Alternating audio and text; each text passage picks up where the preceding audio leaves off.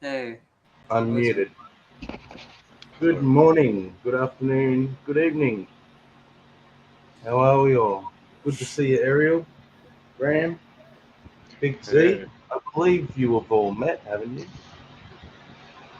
You come hello. on to the stream the other night. Yeah, Here we Good to are. see you all.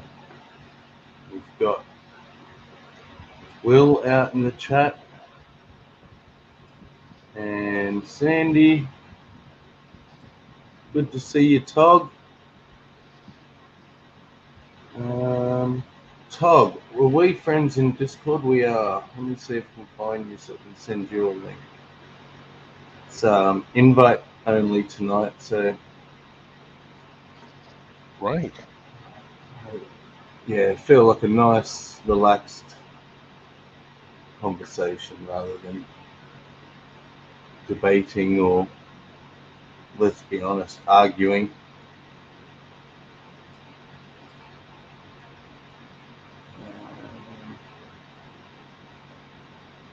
Tog, you'll have to remind me what your name is in Discord. In the meantime, how are we all today? I am very good, thank you. It's pretty early in Canada, isn't it?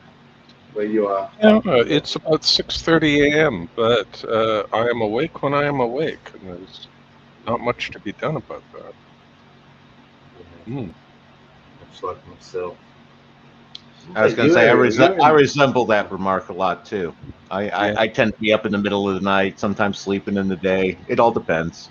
When I'm tired, I sleep. Yeah, it's good if you're in a good position to be able to do that. What about you, Ariel? How's your sleep patterns? ever since I got COVID, it's like set me back like 2, 3 hours each time, and so sometimes I don't even go to sleep until like 7 or 8 in the morning. It's really bad, but yeah, uh, I'm probably just going to be on here for a bit, and then see how the rhythm's going, and then I'll hop off after a bit. But um, Yeah. so but yeah, so I mean, last night was a lot of fun though because it was Purim. I mean, the party I went to was honestly kind of meh, but I mean, it was fun. It was just it's it could have been better, but it's because it was during spring break, and so a lot of people weren't there. Uh, yeah. I was meant to stream last night, and I just thought I thought I was resting my eyes for a moment. Next thing I knew, it was almost today. So yeah, that didn't happen. But I had another idea planned. It's going to be all serious and whatnot, and I noticed that I was just about on 200 subs, so I thought, oh, I'll have to have a 200 sub party. So let's see.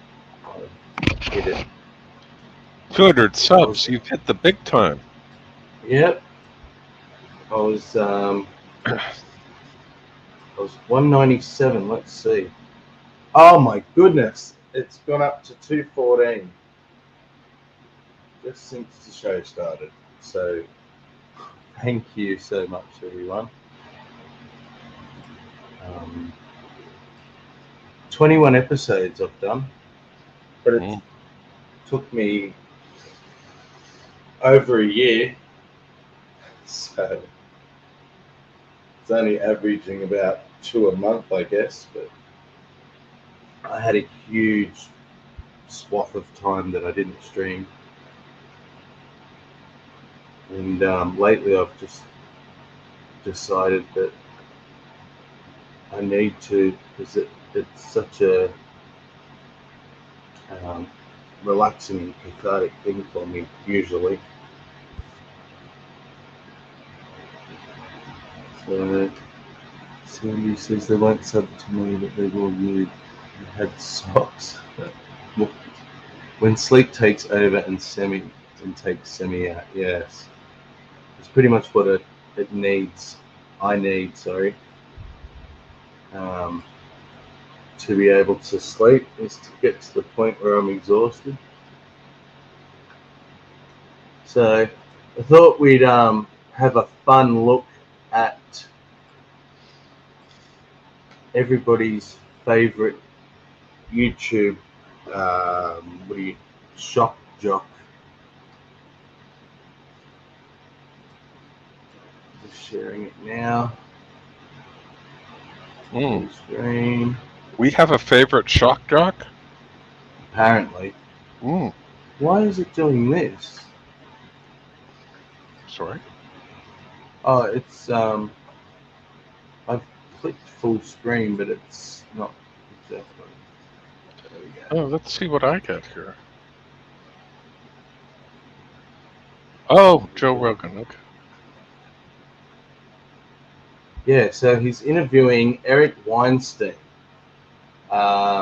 I didn't actually. I should have probably looked the dude up, to be honest. But I just watched the video and seen what he was talking about, and I thought it was pretty interesting. It's probably bullshit, but it's always fun. Let's have a look and see what everyone thinks. And if you just chime in, I'll pause it. I said, okay, you guys keep saying all this stuff is real. You keep saying you've got high quality data that you can't show anybody because it's all stovepipe. You hear this word over and over. Stovepipe, meaning that each little group is isolated. Like Bob Lazar says, yeah. I was only allowed to see this little thing. So I say, okay, am I right that you're telling me that these things are real? Yeah. And then they say, and that nobody could do this that we know of? I said, that's right, because they seem to defy the laws of physics. You hear this phrase over and again, defy the laws of physics. I say, great. I need to talk to somebody who speaks physics. How do you know they defy physical law? Well, we can see that they do. It's like, okay, if they defy physical law, then there should be a physicist to tell me that they defy physical law. Who's seen the data? Maybe he can't release it to me, or she. So just, I mean, off the top of my head, that sounds like a very Graham thing to say. It's like, it's like, it defies the law of physics. How do you know it defies the laws of physics? It might not surprise you, Ariel, but I'm very familiar with Eric Weinstein and his work and everything. His economic and political positions I don't necessarily agree with, but he's got some very intriguing ideas on physics. And how I would spin what he's saying is those physicists are saying it violates currently known laws of physics, much in the way like, the atomic bomb violates, Newton's laws of physics. It doesn't mean that it doesn't violate what we might know in the future as physics. Tagging out on that. I was muted. So he does, I guess, make the point that there's nobody in physics looking at the stuff that he's talking about. So he doesn't make that point yet. Well, he's making the point that somebody's fantasy about UFOs isn't being examined by a physicist. And I would say, well, of course it isn't. I have UFOs he hasn't seen, and no physicist will ever examine them because they don't exist. So I'm not sure what his point is. Maybe, of course, we haven't seen the whole thing. So, well, let's be charitable. Technically, a bird could be a UFO. Sure. Except the moment you know what it is, it's no longer a UFO. Yeah. And let's also not forget we've gone to UAP rather than UFO. The thing is, we spend all this time on, forgive me, UFOs. Well, we don't spend any time on IFOs, identified flying objects. What about all the identified flying objects? Sorry, I'm being very silly, but I was enjoying that. That's fine.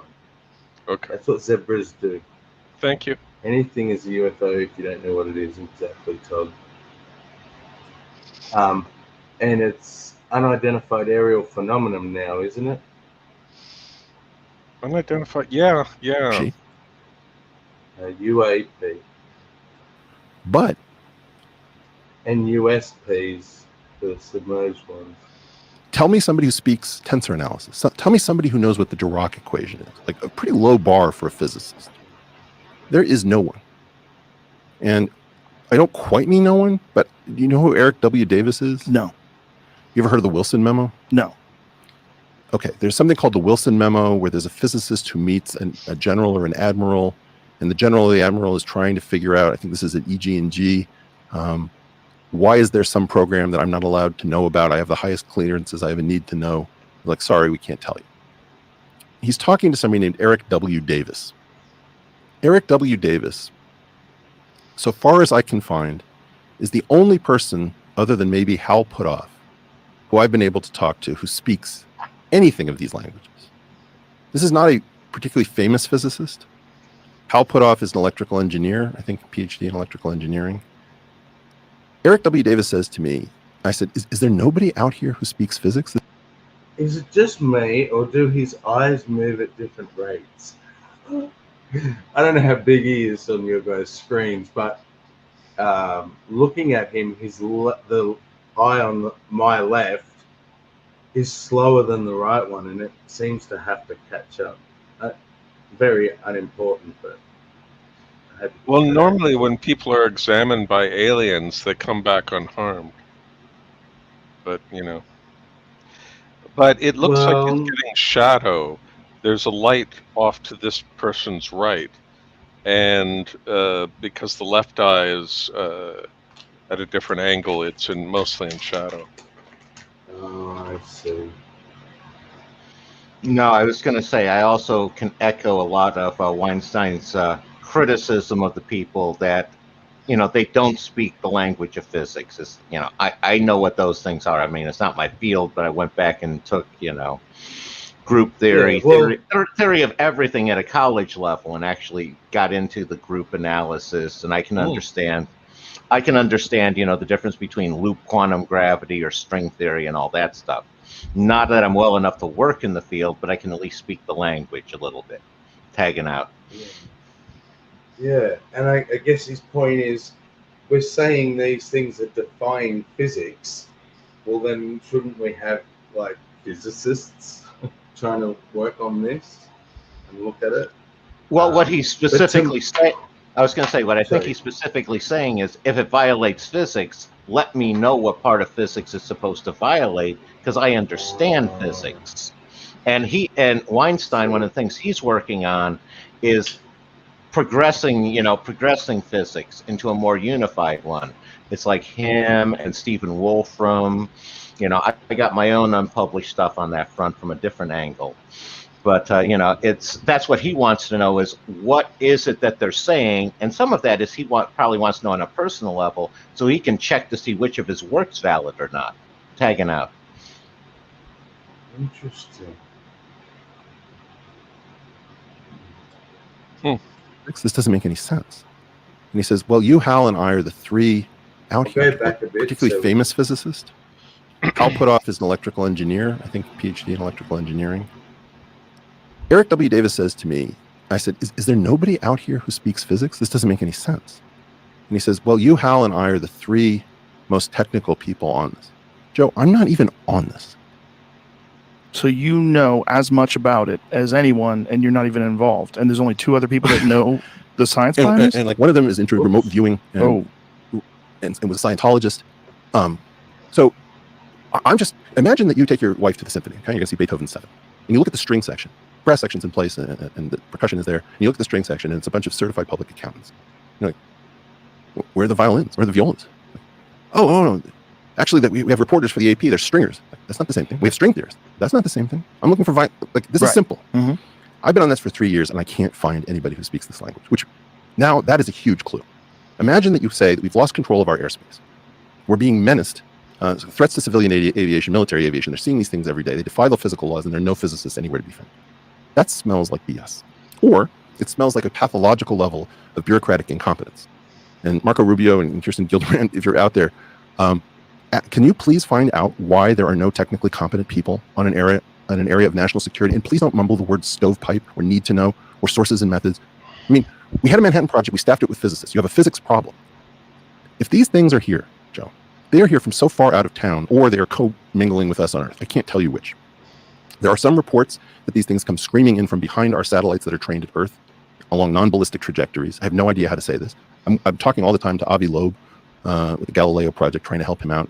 He needs funding and he needs some ability to, just if the government won't play ball, he's going to put out his own sensors in places like Catalina Island, blanket the world, and he'll be able to say, we're seeing these things or we're not seeing these things. But right now we have a puzzle that our government won't release information to its own scientific community. And it reminds me of, you probably know Airplane movie. Yeah. Well, there's this point where they're trying to land this airplane with these people who aren't pilots. He says, turn on the landing strip lights. And it was Lloyd Bridges or something. He says, no, that's just what they'll be expecting. Like he's trying to sabotage the people who are trying to land the plane. It doesn't make any sense. We're sabotaging our own scientists. Do you think this is because there's a level of secrecy that's attached to this technology and they've compartmentalized themselves to death and they've gotten themselves to a point where they don't know how to proceed further because they're preventing people from sharing information, which is one of the most important things about science, right? Is that scientists get to share information and all work together to try to figure out what the problem is. Is that a reasonable? Well, here comes the decision trees. Like, I wish I could say, yeah, that's what I think it is. But it might not be. So one possibility is, let's be honest, if you are faking UFOs, the last people you want are the world's most brilliant physicists. You give them the data, they're going to say, oh, look, I see what you did. You put a couple of flashlights with lasers into the sky, and you can move them really quickly by the angle, and that creates the illusion something is zipping through the world. Right? If you are faking UFOs, if you're... What's everyone's thoughts on that?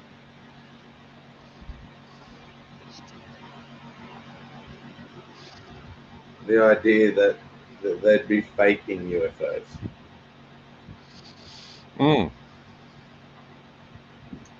I was going to say, my take. Oh, go ahead.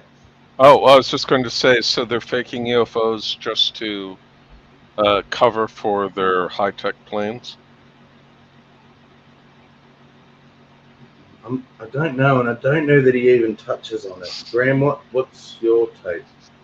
Well, part of it is sort of I don't know if you guys ever saw the movie Watchmen, but it's the same sort of concept there where they faked the alien, it was a fake sort of explosion that then it basically becomes a psyop to create that unified enemy that for people against.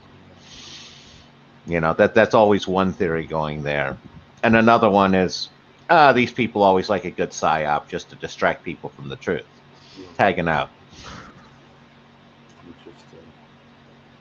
And if you want to go down the deep rabbit holes, I've heard of links about that, now that I know what you talked about, to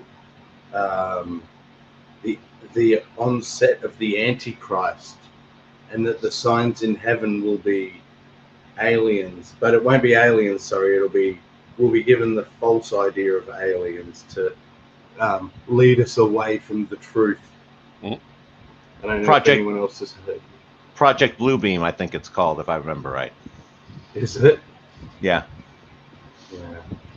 Sort of, it just reminds me of that for some reason. If you're faking a UFO-gasm, the last thing you want is theoretical physics.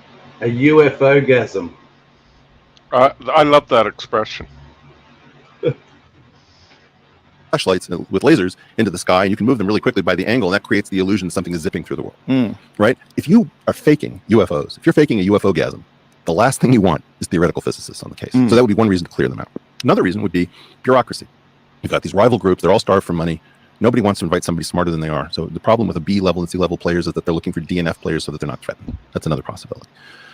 A different possibility is that we do have a Manhattan Project and we don't know about it. So for example, we have a Manhattan Project for decoding cryptographic messages, and it's called the National Security Agency, NSA. And it used to be called No Such Agency because we wanted to deny its existence. But now we know it's got a giant building. How do you know that it exists if nobody told you? Well, you'd look at the number of number theory PhDs and people who specialize in things like elliptic curves. You would notice that a giant number of them after their PhDs disappear. And you track to see, well, where do those people live? Where do those names live? Oh, they live in Virginia. Okay. So you'd start to get an idea. Now, in the case of UFOs, if there was an anti-gravity project, which is it's painful for me to even say these words. Really, what it would be is a post-Einsteinian physics project. If you had a post-Einsteinian physics project, you would want 3 subspecialties for sure. That would be differential geometry, which is the basis for originally general relativity. In 1976, 75. Oh, So okay. did you have some thoughts before we get too far ahead? Yeah. So I'm I'm going to turn actually your volume up. Oops, I accidentally muted you. Start again. So I'm actually looking at this from a bit different of a perspective, but something that's become big, interestingly enough, within of all places, the conspiracy theory community, kind of where it converges with the spiritual community or like the New Age community, but basically, there's this theory among certain people where they think that they basically think that different holy texts are referring to aliens, and they basically think that what is it? They think that like the aliens are going to come back, and that this is going to be like like the revelation or the apocalypse, but like a good apocalypse, and they're going to save us from ourselves or whatever. And given, I don't think that, but this is something that is being pumped into the minds of a lot of really uncritical thinkers. And it's also, I mean, I think you could even argue that there is, like, I mean, it's one of those tricky things because you can even see it in mainstream narratives. Like, for instance, I think Disney or Marvel. I mean, Marvel, Disney, whatever, same thing at this point. Basically, they made this one movie that's based off of a comic series, a Marvel series. But the mortals were basically they imagine a bunch of these ancient gods and goddesses as aliens, and I think that you're going to start to see a rise in UFO religions where they, these experiences get interpreted within these spiritualist understandings, and it basically makes them feel as if they're connecting to this otherworldly thing. But, and this is the scary thing, because of the direction of technology, if you're able to convince people, basically, if you're able to convince people to brainwash themselves, then it's really not that difficult to, make those perceptions come true by using things like media, or even something as simple, or not simple, but like if it would be possible to fake this stuff, which it is definitely possible, then I mean, basically, I'm actually kind of reminded of I think there was an instance of this like with the Russian war against Ukraine, how when Russia was losing really bad at one point, they were basically using these like really shitty like phone CGI effects or whatever, and using it to make it look like they were winning or whatever. But imagine that this is deployed, and you could theoretically I mean, you could start and stop wars with false information. Like, you could cause people to think that you have a weapon that you don't. It's like a whole another level of information warfare, because it also allows for this to be used within like a within an active like real time context. I have one thing to say to that. Has anybody seen the movie Wag the Dog? I have. That sounds like what Ariel's describing, doesn't it?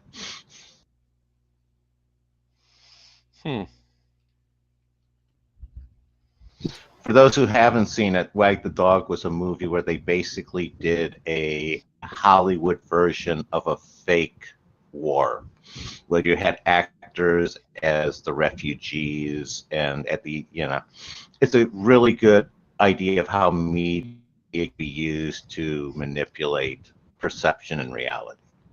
Tag.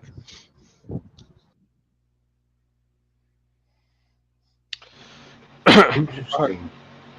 There was a wonderful documentary called In Advance of the Landing. It's about 90 minutes, and it's absolutely brilliant. And it just interviews people who are deep into the UFO culture. And my favorite part of it are the Uralarians. I'm not pronouncing that right. But they're now like really old, and they portray themselves as a prince and princess who've come to Earth to, help us out. And it's just beyond hilarious. And it sort of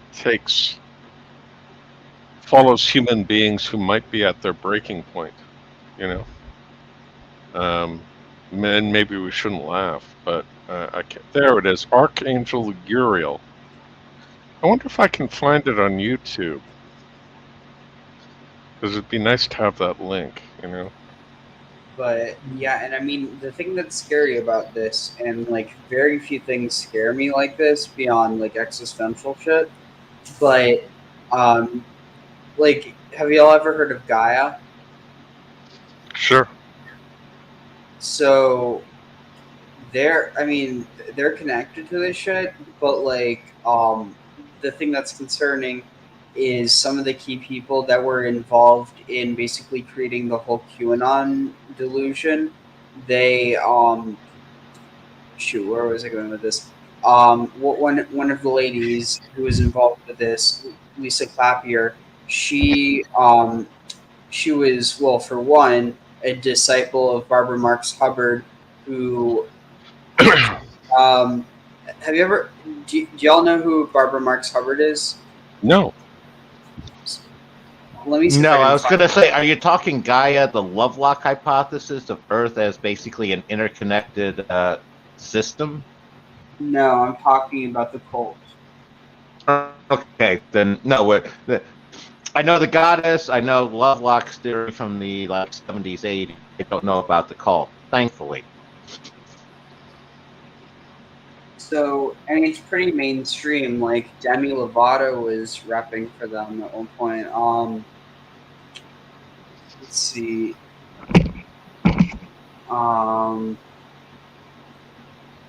Yeah, I'm trying to find a specific video, but it's like fucking disturbing. So, it's kind of like this is the kernel of truth behind, or the very small kernel of truth behind the popcorn of bullshit that a lot of people. So, like, have y'all ever heard of? I forget who wrote it, but the like, beware a pale horse or something. You know what I'm talking about? Well, that's Revelations. No. Oh, okay. Sorry. I'm talking about. It's a modern book, or like conspiracy theory book. Yeah, I know what you mean. Yeah. Greetings, Tug. Welcome. Sorry, go on, Ariel. Yeah. So, who is the one who wrote that? Do you remember? I'm checking right now. Right. William Cooper. Yeah. So. Bill William Cooper. knew it. William. Yeah. This is Ariel. Ariel, mate, William. Ariel's stream, who I was on the other night when we were talking about the Gnostics and the Hypsisterians and that. I immediately went and did a stream on it myself, Ariel. It was so interesting. Yeah. Yeah, you'll have to send me a link to that. But William Cooper. Could I get a quick too long didn't read on the topic? I was listening in and out just so I can know what's going on. Yep, Graham, you could probably do the best breakdown of Weinstein's what he said. What Weinstein's basically questioning is we have everything going on in the press with this whole UFO UAP thing. And he was basically called in as one of those experts and was talking to people. And he's saying that basically there were only two other people there who knew any actual physics. Like, it's like they wouldn't blink an eye if somebody said eigenvalue. They'd sit there and go, oh, okay. You know, and it's like there's just this body of knowledge that, and Eric's basically accurate calling it a language, and nobody there can speak physics, and he's questioning if this is, but the claim that he's questioning is he's being told this defies the laws of physics by people who don't know physics. And he knows physics, and he wants to know, how is it violating the laws of physics? But nobody, you know, and Ariel can tell you that this is one of my pet peeves, is Eric is being told that he's wrong, but he's not told how he's wrong, or what right might be, or any of the reasons behind it. And he's like, wait, how do I know this isn't all a load of BS? And that's sort of what he's kind of doing here. All right, cool. Tagging out. Pretty funny. Yeah, that's why I thought it'd be a good video to have a look at. So, two guys. Sorry, no, you go. Oh yeah, I was just going to say that I think I might have found, I might remember a really good video, on Barbara Marx Hubbard and her, like, and the connections that she has. So I mean, she's dead now, but also another thing, if the name Hubbard sounds familiar, it's not Mother Hubbard. She was married to, I think, the brother of L. Ron Hubbard. Of Scientology. Yeah. Which in theory is could be also another psyop. Wait, you're telling me that they're not genuine? Well, it depends on what they're genuine about, the money they want. Tag. Okay. Cian Yang and Jim Simons. Oh, I was just going to say, I found the stuff whenever we're done with this one. Okay. Who Jim Simons becomes the world's greatest hedge fund manager.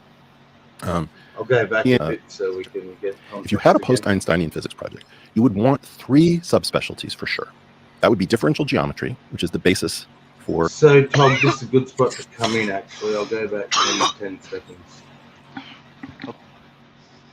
Okay, cool. Oh, they live in Virginia. Okay, so you'd start to get an idea. Now, in the case of UFOs, if there was an anti-gravity project, which is, it's painful for me to even say these words. Really, what it would be is a post-Einsteinian physics project. If you had a post-Einsteinian physics project, you would want 3 subspecialties for sure. That would be differential geometry, which is the basis for originally general relativity. In 1976-75, 2 guys named Cian Yang and Jim Simons, who Jim Simons becomes the world's greatest hedge fund manager, figure out that quantum field theory is also based on geometry, but it's a different version of differential geometry. So that's one specialty that you would want. Second specialty that you would want would be particle theory, or high energy physics, however you want to say it. The third specialty you'd want is general relativity. So if you wanted to detect whether we had a secret Manhattan project, but it wasn't identifiable by a building because we didn't announce its existence, you'd say, is there anything that eats those 3 specialties? Unless you believe that there's a secret university system, because we have lists of everybody who gets produced with a PhD in these fields. If that was the case, the 2 places that you would have a secret place would be Austin, which is the successor to the Institute for Field Physics at the University of Texas Austin Gravitational Group, General Relativistic Group, which has had Archibald Wheeler, Stephen Weinberg, Bryce DeWitt. This is a powerhouse of a place that you happen to live in, and you should have these people who are the successors to these people on, because most of these people have died. But the more spectacular place would be Setauket, Long Island. The State University of New York at Stony Brook has an astounding collection of monster mines, and it's not highly regarded as a university. I mean, it's strong, but you would have no idea how strong this place is. It's got multiple Fields medalists. It's got an institute called the Center for Geometry, Simon Center for Geometry and Physics. Cian Yang, who's arguably the greatest living theoretical physicist, is at this university. He's 101 years old, so he's pretty much on his way out, but this is where he's called home. And it's not advertised as the powerhouse that it is. So shout out to the State University of New York at Stony Brook. If I was going to locate a Manhattan project in plain sight and get U.S. News and World, this is a minor player in research, that's where I'd go. But more importantly, and this is the really weird thing, and again, I don't want to spread this as a rumor, but I am saying, if you wanted to imagine that the government wasn't incompetent, and we actually had great people on this project, my friend and advisor who's now died, Isidore Singer, once said to me, he said, the world's greatest mathematics and physics department is Renaissance Technologies. I said, what? Didn't make any sense to me. It's great people, but it's a hedge fund. Okay, so you've got this weird thing where you've got three basic institutions that are very closely intertwined. You've got Brookhaven National Laboratory. You've got State University of New York at Stony Brook, a mid-level university with an out-of-this-world math and physics program. And you've got a hedge fund that makes more money than anybody can possibly imagine. Like, there used to be 4 fortunes in hedge funds that didn't make any sense. One was D.E. Shaw, one was Bernie Madoff, one was Jeff Epstein, and one was Renaissance Technologies. Whoa. And I guessed that Bernie Madoff had a legitimate business and an illegitimate business, and he was front-running the legitimate business with his illegitimate business. So he was effectively stealing from his own clients in 2 separate in one division. One was the theft, one was the dupes. I got that wrong. He was just running a Ponzi scheme, so shame on me. But I was giving talks about, there's BlackRock and Black. We need to beat down those doors.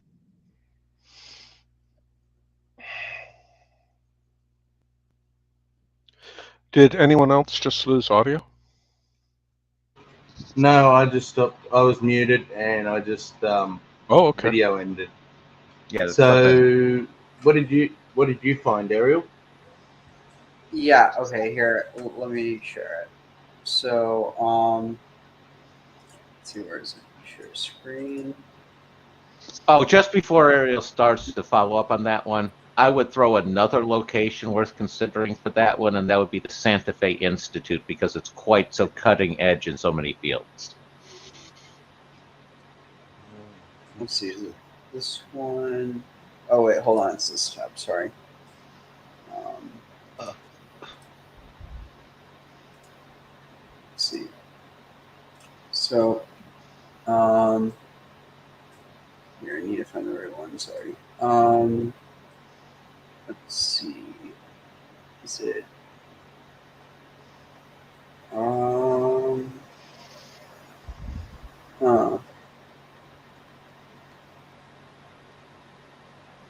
Let me see if this is it. This is just 1 minute, so really short. All right, here.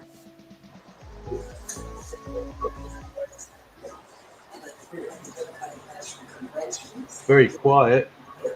Yeah, hold on. Let me see if I can find one that's louder. Oh, here. Hello, Barbara. Stephen Dinan invited me to speak on the Shift Network, and my program, Agents of Conscious Evolution, invited people to come together to understand the evolutionary story and work together toward a plan. Look at that, Deepak Chopra. Oh, God. Jesus. Gary Zukav is one of the authors of the, I think it's called The Heart of the Soul or The Seed of the Soul. It's very much a New Age sort of book. What do they mean by Ken Wilber- evolutionary leaders? Well, Ken Wilber is also another Evolutionary brother. leaders. What this is basically the people who it's the ascension, humanity's going through a period of evolution and transition into a new phase. This is tapping into that whole Age of Aquarius sort of concept. Okay, please just fucking hang me now. All right, I've heard enough. I found a link and I'm putting it into private and public chat. It might be fun, something to watch later, if you guys are interested. Earth. She's been given glimpses of the future, templates that she's lived in her own body. And sometimes there were frustrations that she was given these templates and they hadn't manifested, but her time was really not fully until now. Wait, pause. Yeah, I need to process.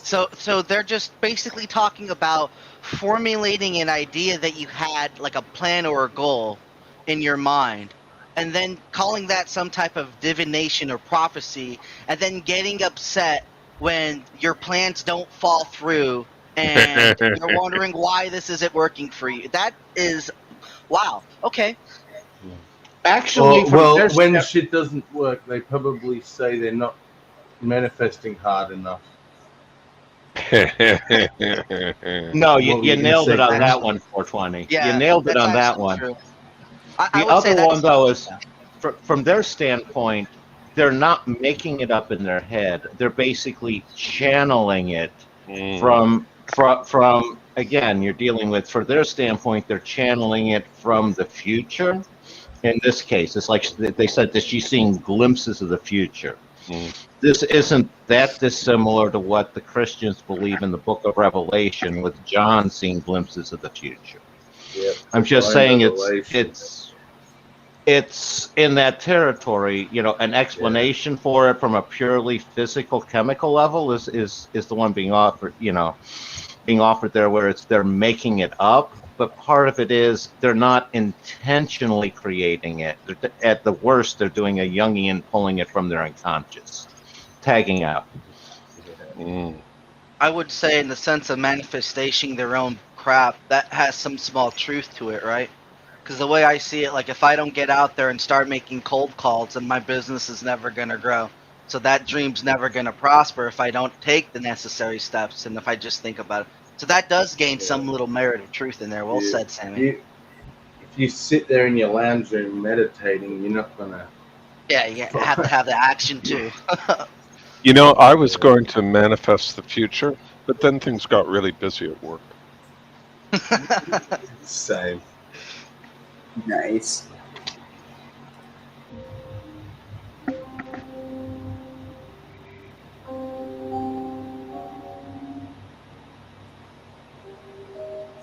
The Mayans, they had a long calendar that ends on December 21st, 2012. She's the one who created that shit. The media has made it into a possible doomsday, an end of civilization, and there's a lot of attention to that. The film 2012 is apparently scaring people who actually think the world may end soon. So Barbara realizing that all of this focus and attention was being put on this date, the end of the Mayan calendar. So people were really focused on what's going to come next? What's going to come next? Oh my God. So she thought, well, if they're all focused, what's going to come put on this date? Wait, what's this? President of the World Business Academy? That totally doesn't sound like a scam. What? Wait, there's someone so people were really I don't recognize in the chat. Putin Master. Oh, great. New Age metaphysic repackaged for atheist consumption. Does the Bible not predict this? Would be your response. And another Marxist who can't stand the Christian worldview. What? He's a lawyer. I looked him up. Rutico. Does anyone know what they're going under? He's been in some important lawsuits and fighting the man, as it were. Wait, this guy? I meant the dude in the chat. Oh, Ronaldo. Oh, it's Jill on screen briefly. Never mind. Yeah, I was gonna say it looks like Jill's writing. What's going to come next? Oh my God.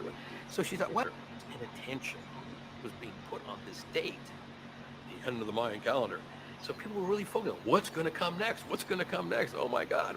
So she thought, well, if they're all focused on something's going to shift, something's going to change, why don't we give them something really valuable to embrace as what's beyond that day? December 22nd. So let's latch on. It's so. Day one of a new era. They've just latched onto the whole Mayan thing, rode its coattails. I was going to say, I got to give her a certain amount of marketing credit there. That whole idea that everybody's going to be advertising, December 21st. You get a lot of free advertising if you're going to sit there and say, hey, after that date, everybody come check my December 22nd thing out. Yeah. Tag. That's an interesting point. Yeah, she definitely was a smart woman. A very, very strange woman, but smart nonetheless. The idea was planted in my mind that I should be telling the story of the birth on December 22nd. Oh, that's what you said, Graham. However that's done is still a mystery to me, but and so I partner with a fellow visionary, Stephen Dinan, to plan a big media event. We're calling it Birth 2012. We'll host a large gathering in Los Angeles, and people around the globe will celebrate locally. For birthing a whole planet, you have to. So the thing that I'm trying to find, and I do have the quote. I don't know exactly where it is that she said this. It definitely seems sensationalistic, but this let's see.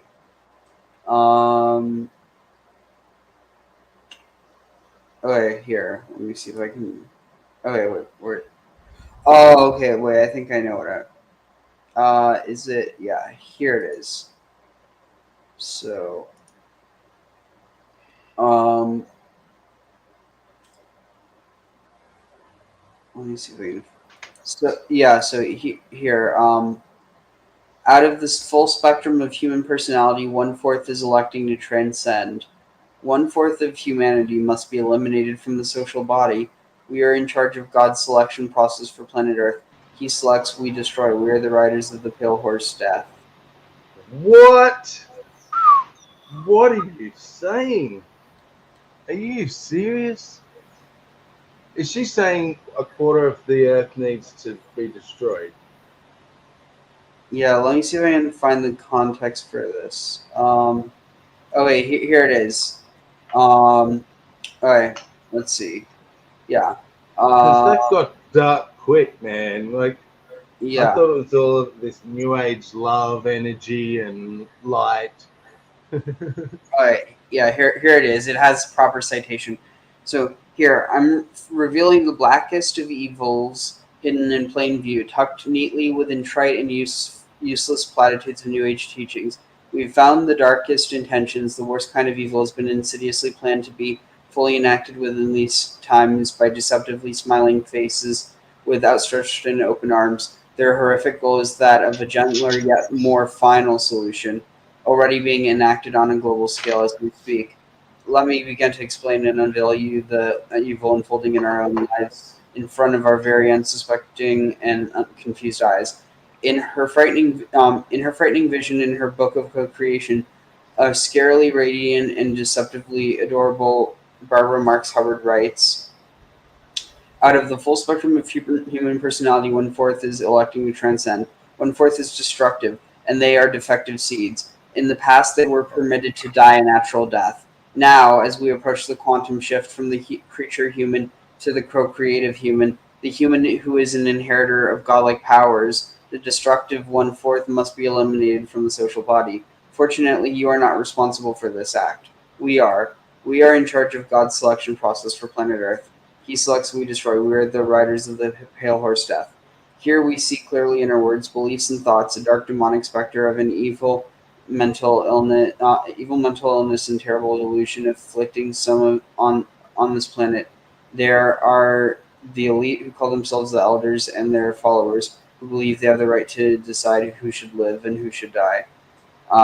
Here. These people will eventually be replaced by the new root race, about to make its appearance in a newly cleansed world. Nevertheless, for the moment, this is a tragedy. That's from Cosmic Countdown, Guardian Action Publications, 1982. And so I know this all sounds completely fucking nuts, and I would like when I first saw this, I was skeptical, like extremely skeptical, and the thing that just like really shows how here let me see if I can find this article real quick. Let's see, shoot, what was it? It's called The Rainbow Swastika, and so I forget when this was written, but let's see, uh here, uh Newman, I think that's her name. Yeah, here it is. So let's see, where is it? New Age views on. Or wait, is it? Sorry about this. Okay, yeah, here. Nazism in the New Age. So here, let me just set up like this, and y'all tell me when to stop if you have any thoughts.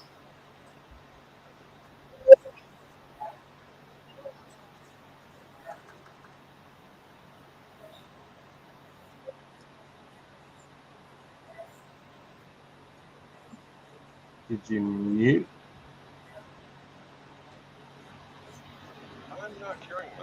I'm not hearing much of anything. No, I'm not hearing. That's quiet. Yeah, one second. Here, let me see. I might have to. Sir.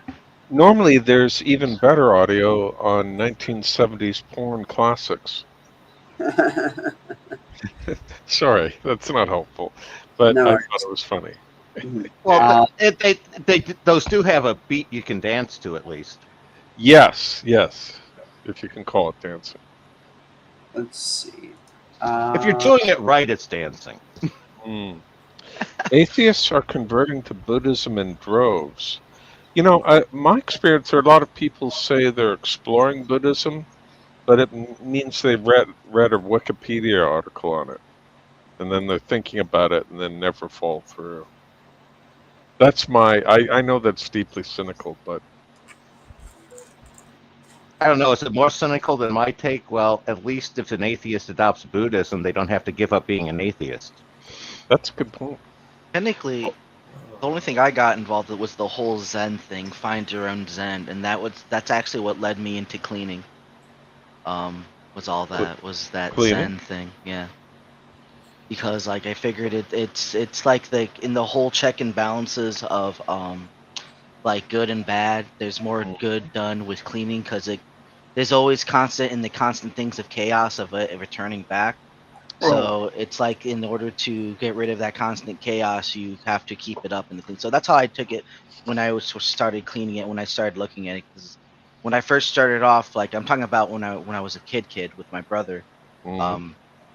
He used to work at a mall, and he was a supervisor there during maintenance. So he called me up to work with him one day because I used to be like a cashier at like a Walmart or something. So I went down to where he lived to work for him as a janitor maintenance guy for the mall. And like again, just doing the routine. And I was atheist at the time. I got into that whole Zen crap. So it's like, oh yeah, this is Zen, Zen, Zen. So like, yeah, that's not the same, I don't think, as Buddhism. I know it's like derived from that, but yeah. Well, there is such a thing as Zen Buddhism, which is a particular type of Buddhism. I think there are two main branches, but I'd be butchering their names. One was Mahayana Buddhism, and there was another type. So there's Mahayana, there's Vajrayana, and there's Theravada. There you go. I wasn't much looking into this stuff online. I was just like a 18-year-old kid, so I didn't even bother watching YouTube videos like that when I was a kid. I didn't get into YouTube until I was an adult, to be honest. So it's quite still new to me. Looking up the videos, like I don't have many subscribers and all that. I hear people have like thousands of subscribers. I'm like, that's fucking insane. How do you keep track of all that? I only have like 100 of that. It's crazy. All right. So here, I found what I was talking about. So, I'll just read it myself. But let's see.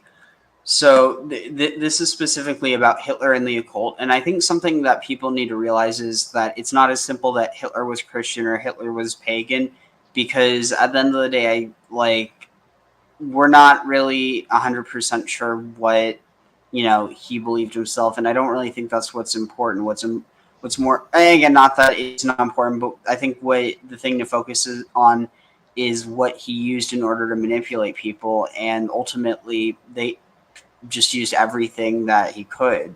And but where a lot of these ideas come from, and this is the reason why eerily you see a rise in Nazism simultaneously as you also see a rise in these ideas as well.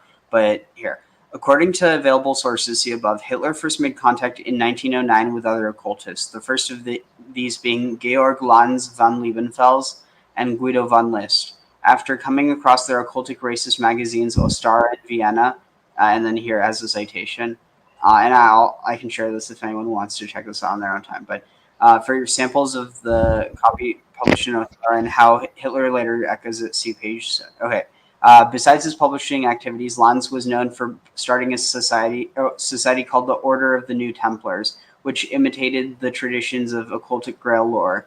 Lanz would later claim credit for influencing Nazi ideology, a claim which has some merit considering that one of his books was found in Hitler's personal library, now archived in the Library of Congress in Washington, D.C. As for Liszt, he founded the Armamen, a Germanic pagan priestly order which apparently accepted Hitler into their brotherhood. Evidence is in another occultic book from Hitler's library bearing an inscription from a comrade to Adolf, my dear Armanen brother. Books by Liszt were found stamped with the insignia of the SS Ahnenerbe, the Nazi Ancestral Research Division, indicating that his teachings were studied by SS candidates. As an aside, Engelbert's notes that the documents dealing with the Ahnenerbe itself, which they identify as the Nazi Occult Bureau, are listed in the U.S. National Archives, but for some reason are not available to researchers. Both Lanz and Liszt were obsessed with blood purity, the Jewish threat, Grail legends, and a New World Order. Both embraced the swastika as a central symbol, borrowing it from Hindu mysticism. By 1913, Adolf had passed the novice stage in his occult pursuits. In 1918, he claimed to hear, and again, all this stuff has citations, mainly to Carr, to Sklar. I mean, all these references are here. I just, it's a bit of a mouthful to go through all of them. But in 1918, he claimed to hear voices announcing that he was selected by God to be Germany's Messiah. Later, he made contact with a quote-unquote ascended master whom he identified as Lucifer, or the beast from the pit. He eventually became convinced he was the reincarnation of Woden or Wotan, and at some point he discovered two German occultists who eloquently expressed his own understanding of Aryan religion and destiny, Richard Wagner and Friedrich Nietzsche. And again, so it's not as like Nietzsche pushed back against a lot of these ideas, but the thing is, his sister, Nietzsche's sister, was a devout Nazi, and so she twisted a lot of her brother's work when he was basically locked up, going insane. But yeah, these influenced Nazi thought so heavily that the authors of the occult and the Nazi Reich named them as the two prime initiators of the Third Reich, and devote 2 entire chapters to documenting the claim. To these can be added a third, who lived before Hitler and who tried to weld Wagner and Nietzschean thought into one work. The British occultist Houston Stewart Chamberlain, who wrote in his epic Foundations of the 19th Century, every mystic is, whether he will it or not, a born anti-Semite. And this is where it really becomes just key. Another occultist to influence Hitler's thinking was Dr. Karl Haushofer, who was introduced to Hitler in 1924 while the latter was in Landsberg prison.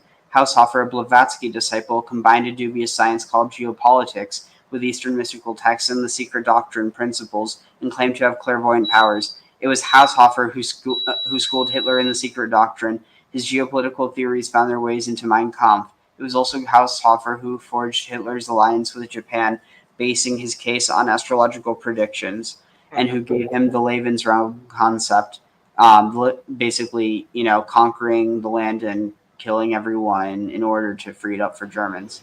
As the Nazi conquest advanced, Haushofer applied his theories through prophecies which overruled the military leadership in directing troop movements. Besides Hitler, Haushofer had other prominent disciples, Rudolf Hess, later to become Hitler's secretary, and Anton LaVey, who gained notoriety in later years for his promotion of Satanism. LaVey dedicated his work, The Satanic Bible, in part to Karl Haushofer, a teacher without a classroom. Haushofer's fortunes fell, however, when his son, Albrecht, conspired in the 1944 coup against Hitler and was arrested. Father Karl was sent to Dachau. It's really... And I mean, there's fascinating. Yep. So, hey, send that to all me the if Christians you can, who like to say that Hitler was an atheist, I always knew he was into occult stuff, but I didn't know the detail. I'm going to let everybody go first because I have something to say at the end. Yeah, I don't have anything else to say. So I wasn't going to add to that. I was just listening carefully. Tom? I listened through there then, Ariel, and I have chills down my spine because of what's missing from that article. And that's the single biggest occultist and the single biggest occult society behind Hitler. The society was the Thule Society, and the person was Dietrich Eckart, who created the blood flag and died just after the Beer Hall Putsch. He was basically Hitler's right-man occultist before the other one that came in that they were talking about in 1924, because Eckart died in 1923. It sounds like he slid into Eckart's place. So just before you continue, there is a section on that if you want me to read it. Okay, yeah. No. Ariel, can you understand where if that's what they were saying was behind it, it's like, oh my God, how can you miss Eckart? Okay. I just go ahead and would read that part. He's important. Acknowledge the idiocy on the screen at the moment.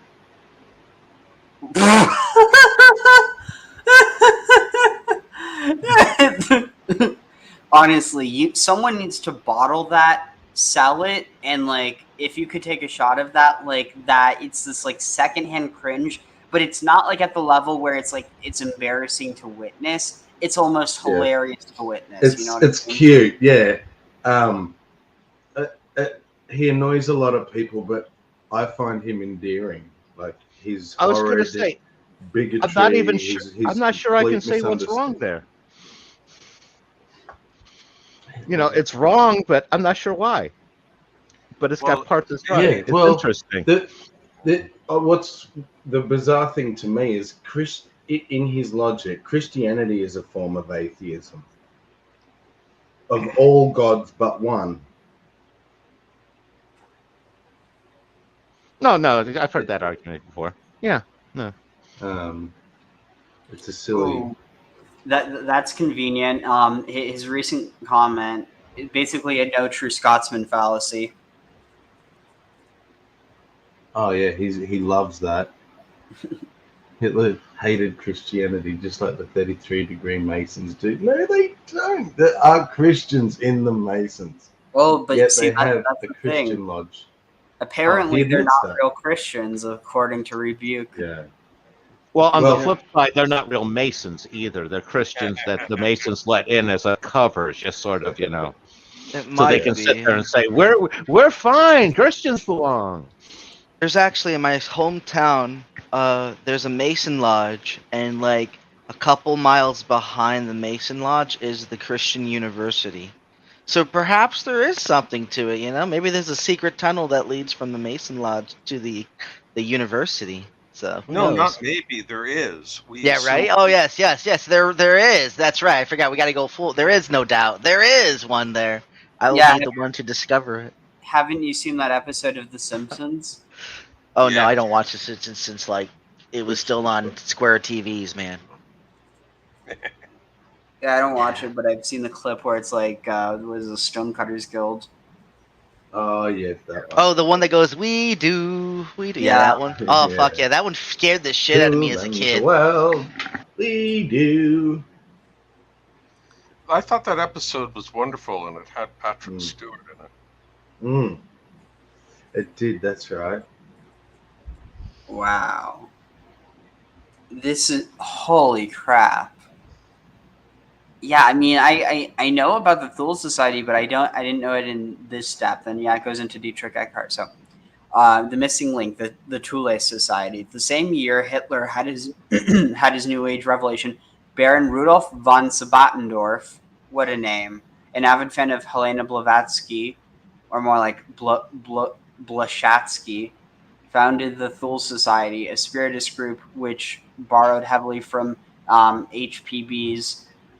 Not HPV, HPB's, the secret doctrine. Thule, in occultic Greek and Viking lore, was the capital of an ancient ice island near Hyperborea, known in Hindu legend as the White Isle, inhabited by superhumans with psychic powers who eventually founded the Aryan race. After an unexplained disaster, survivors of Hyperborea took refuge first in the west, meaning west of India, perhaps Babylon, then in the Gobi Desert, and later in Tibet. Their spirit mentors retreated to a hidden spiritual center called Asgard, variously located in space or in a subterranean city, Fans of the TV series Stargate will recognize this as the name of the benevolent alien race, which offers hidden knowledge to the Stargate 1 team in times of need. In Scandinavian myth, Asgard was the abode of the gods, connected with Earth by a rainbow bridge. These beings, headed by one known in Hindu or Buddhist traditions as the Lama of Lamas or King of the World, can only be contacted on the spiritual plane. This symbol of this master is the swastika, symbol of the central power of the gem of heaven. Let's see, where is this? Note the similarity to the New Age history of the White Lodge retiring to Shambhala. I would also guess that the gem of heaven is a symbolic reference to Lucifer's stone or the Grail. The Thule mythology was apparently embraced long before the Tulist by Nietzsche, who began his final work, Antichrist, with the words, "Let us see ourselves for what we are Hyperboreans." The goal of Thule members was to break the barrier of the small self consisting of physical reality, and upon promotion to their inner circle, moral constraints, so as to merge with the divine self in the unseen spirit realm. That in turn allowed the initiate to reach the universal energy fields, which would awaken the sleeping powers within and access superhuman psychic abilities, which had once belonged to the proud Aryan race. Attainment to this new level would lead to their 1,000-year mastery over the earth. Thulist powers were embodied in pagan deities, specifically Woden or Wotan. Their symbols were the swastika, an ancient rune symbolizing the sun, the moving wheel of life in the process of transmutation, and the red eagle, which Sabbatendorf defined as a symbol of death to life experience. Thule discipline required blind, unquestioning obedience to the enlightened master in whatever he may ask, which would create conditions for personal transformation. Sabbatendorf called this the Führerprinzip, or the Führer principle, and he concocted a formal response by which to salute a godman, Sieg Heil, glory, or Hail Glory. Thule initiates fervently awaited someone worthy of that title to whom they could submit. When Hitler joined the society, Thule member Dietrich Eckart prophesied that the day had come. He began introducing him in Munich occult circles as the long-awaited savior. To Alfred Rosenberg, he said, "I believe in Hitler. Above him there hovers a star." Eckhart was following his own mission revealed to him in a seance, that when Lord Maitreya, none other, would make his appearance as a German messiah to lead the Aryan race to final victory over the Jews. He, Eckhart, was charged with the responsibility of nurturing him. The Thule Society considered the Jew, Judah, their cosmic enemy. As early as 1920, Sabbatendorf advocated a final goal of cleaning out the Jews once and for all, using the most ruthless measures, including Sammellager, concentration camps, and sweeping out the Jewish vermin, this is a quote, with an iron broom. Readers will recognize the same terms made infamous by later Nazi propaganda. Thule did not stop with a war of words, however. Society members were implicated in the assassination of then President of Bavaria, a Jew named Kurt Eisner. Wow. I mean, I'm just going to stop there if there's any thoughts. Like, what? Did y'all know about that? I knew, I've read a little bit about Nazi occultism. I remember Himmler was very much into creating rituals for elite SS folks. But these details, no. These are new to me. Yeah, I was going to say, obviously, I knew most of this. A lot of this I was investigating because I was looking into Rudolf Steiner, who was basically, I see, as the other path Germany could have taken between the two wars. They took the Dietrich Eckart Nazi route. What Steiner was doing, he was pretty much a Goethe scholar who had basically, again, I gravitated to him because he had another one of those late 50s spiritual twists in life like I have. And he followed up on Blavatsky, but he took it much more rational and scientific and came up with anthroposophy, which was basically an education system and a whole sort of, very grounded. And one of the big reasons he lost out was anti-Semitism. They basically branded him a Jew lover and with the split between the Nazis and that one, that's where the German people went after the war. Tagging out on that. So another thing that I think really ties this together that can't be ignored. Have y'all ever heard of the Protocols of the Elders of Zion? Oh, yeah. I've heard of it, never read it. So it's definitely a forgery, but the thing is, originally it's thought to have been an anti-Masonic tract, but it was most likely deemed to what's the word? Also, I think you can set up where it just shows like all of us at the same time. So if someone else changes speaking, you can see who it is. But what was I saying? Shoot, what was I saying? Sorry, did I do that because I made you full screen? Yeah, kind of. Someone was asking in the chat who you were, so. Yeah. Ariel has his own channel. I recommend people check him out. Thanks. So carry on. Yeah. So, shoot, I'm trying to think. Also, if you can show what I'm sharing right now. Oops. So here, let me zoom in on this. So this is from Unholy Alliance: A History of Nazi Involvement with a Cult by Peter Levenda.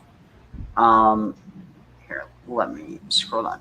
So the thing that's so it was most likely originally an anti-Masonic tract, but what ended up happening was a lot of influential people were Masons, not as many influential people were Jews, and the whole point was not so like basically the point of what is it? The point of this text is using this idea of the enemy as a foil in which to establish a legitimacy for the actions of why you're going to, establish this quote unquote, new world order, because that's basically what the Nazis wanted to do.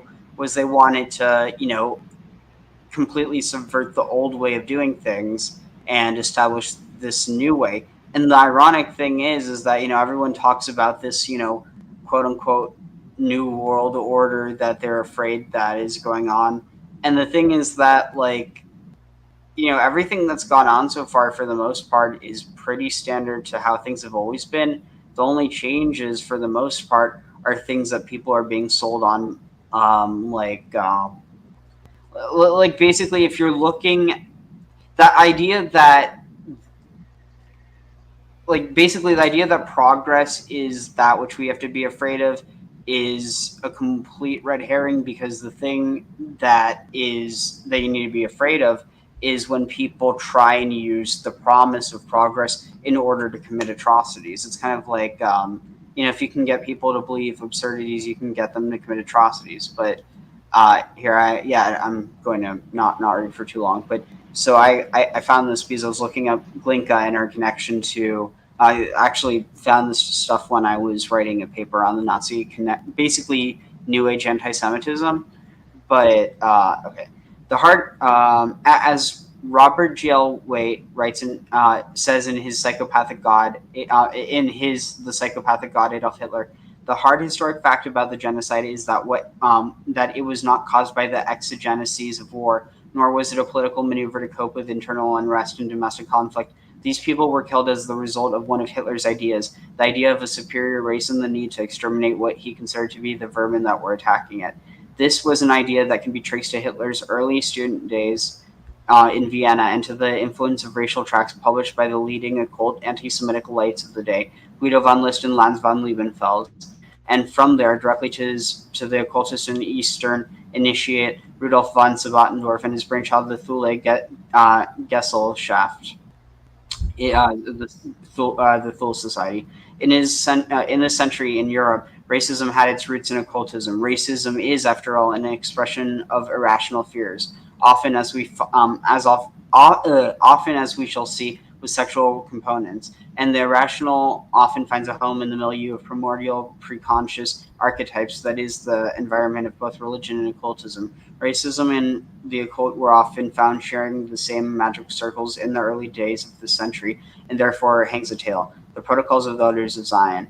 It has been the refusal of historians to view the Nazi Party as a religious or at least a mystical organization, a cult, not a cult, but a cult, that has contributed to so much confusion over the problem of neo-Nazism, ethnic cleansing, the white supremacy movement, and the skinheads. Indeed, yet another Blavatsky protege during the time of Hartmann, Hube Schleiden, and Volrat was the mysterious Yuliana Glinka, a Russian noblewoman. She was also she was one of Blavatsky's proteges, but a Russian noblewoman who donated enormous sums of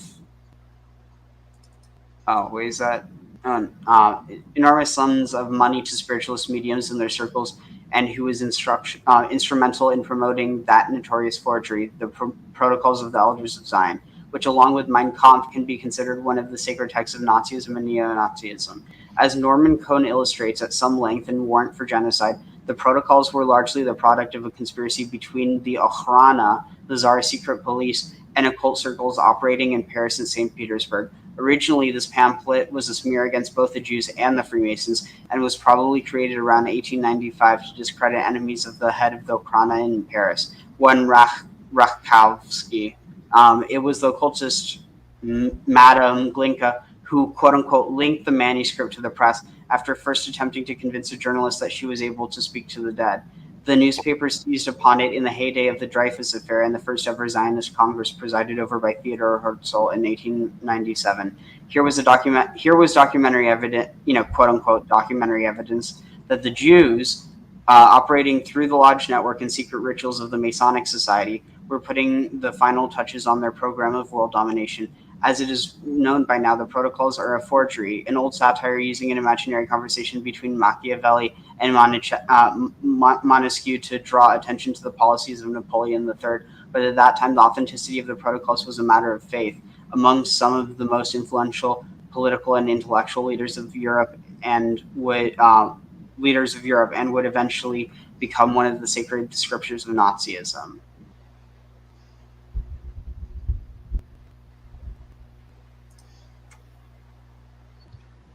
Now, Ariel, Mm-hmm. I had a very surreal experience about 30 years ago where I was friends, very good friends with a Jewish couple and their kids. And Protocols of Zion came up. And I said pretty much exactly what this one, about how it was a forgery.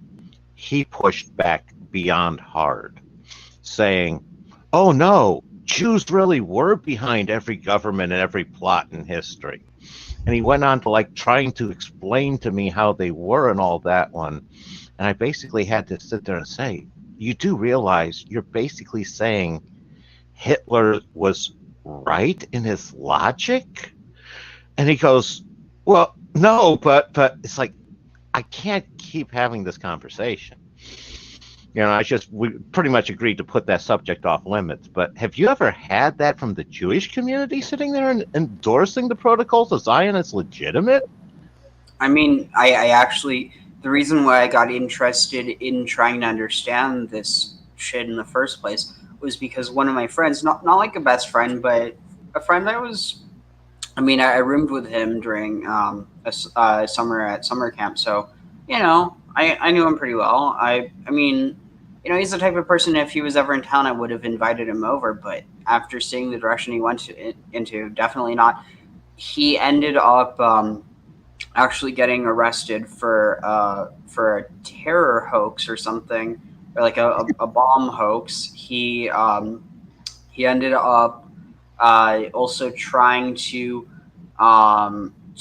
convince a bunch of people at the headquarters of Chabad, just random people who happen to be there, to go with him and do a citizen's arrest of Bill de Blasio because something to do with COVID. I don't freaking know.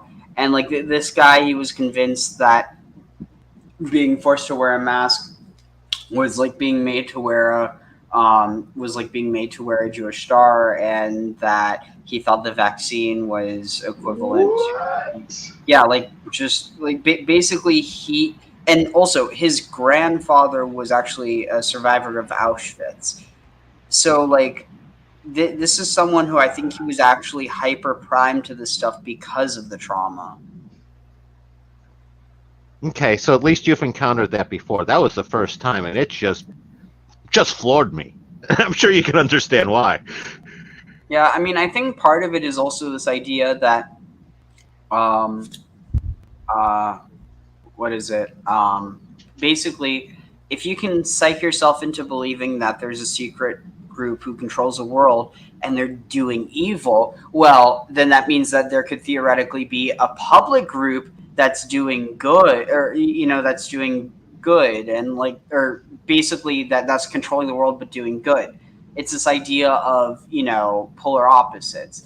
And so if people realize that the world is sadly, I mean, maybe for better and for worse, the world is too complex to control. Like, you can try and control elements of it, but at the end of the day, it's like it's too large for us to grasp, whether in power or in just sheer complexity.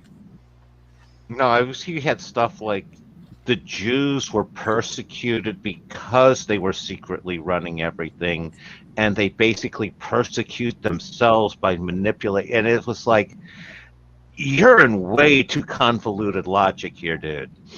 You know what I'm saying there? It's like you're in charge, but you're persecuting yourself. So it sounds like internalized oppression. That concept where you sometimes, for example, there's a guy on YouTube who is black. And sorry, I moved my microphone. There's a concept called internalized oppression where people end up becoming self-hating. So women who insist that the man must take charge in the marriage and the woman must be submissive. The black guy who insists that black culture is all bad and that they should listen to whites more. And it's where you sympathize with the oppressor. And this sounds like a variation on a theme, And a lot of it I was getting from him was the idea of pride out of the being in charge, sort of the almost taking the oppression and turning into an object of pride because they were behind it and in charge of it in a twisted way. That is weird. Yeah. No, it was a weird conversation. That's why I didn't have it after that one day. Yes. Just can't go there. Can't go there again. We can be friends, but we just can't talk about this again. Yes. That's an interesting comment from Halsey. I'm not sure how much time I want to dedicate to Hitler's obsession with the occult. He knew the power of symbols. He chose the swastika for a reason. Interesting. It was a very ancient symbol. Yeah, there's a famous picture of a hockey team in Canada, and this was before World War II. And they're all wearing swastikas as a central part of their uniform. And I can't even remember. But the symbol, of course, predates any Nazi movement. Yeah, and it's universal, which is another thing. It's literally just the progression of the equinox. And another one worth noting is the Nazis reversed the orientation of the. They instead of going, I think instead of it clockwise, I think they took it counterclockwise. Hey, I found it. I'm posting the link in private and public chat. You may get a laugh. Okay, why am I having trouble? Oh, there it is. Also, like, probably talk for a bit, but there is one thing that it's another chapter that and this is the reason why I brought it up in the first place, is because these narratives are still alive and well. I mean, you literally can see them like flaring up today. And part of the reason is that you have the ideas that the Nazis held being espoused by people literally during the Holocaust and after the Holocaust in America. But these people aren't Nazis. They just happen to have strange spiritual beliefs, and we have to respect them because, religious freedom. But the thing is, these religious beliefs end up influencing fascism, and they lead to fascism. Given, I don't think it's as simple as this is the only thing that leads to fascism, but this is the type of thing that leads to the fascism that we saw in Germany, and arguably that we're seeing rising today.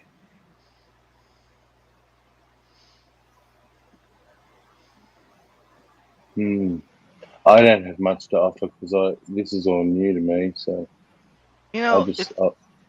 Sorry. No, go Todd. Like I say, I find it weird. Like, how are these fascist organizations like coming together? Because you would think that if it's any dealing that's going on online, the government would be fully aware of all these conversations. They really are watching what everyone is saying. Then you would think that they would already know who is who and like how to stop them. Because again, that doesn't make sense to me. Where is this like big group of people that are collaborating all over the world? And it's like, you can't be the poor people because they're too poor. It can't be the layman because they don't have the resources. They would have to be the grunts, the underlings, the subordinates. So you have to look where the money is, I would say. And that's the head of the serpent that you need to chop off, so to speak. Yeah, so for context, y'all know about Mike Flynn? So let me see if I can find that video. And this is like literally, I mean, you cannot make this shit up. And this man is still receiving a military pension. He could be shoot, what's the word? He could be recommissioned in court. Sorry, what's it? Bless you. Again. I'm good.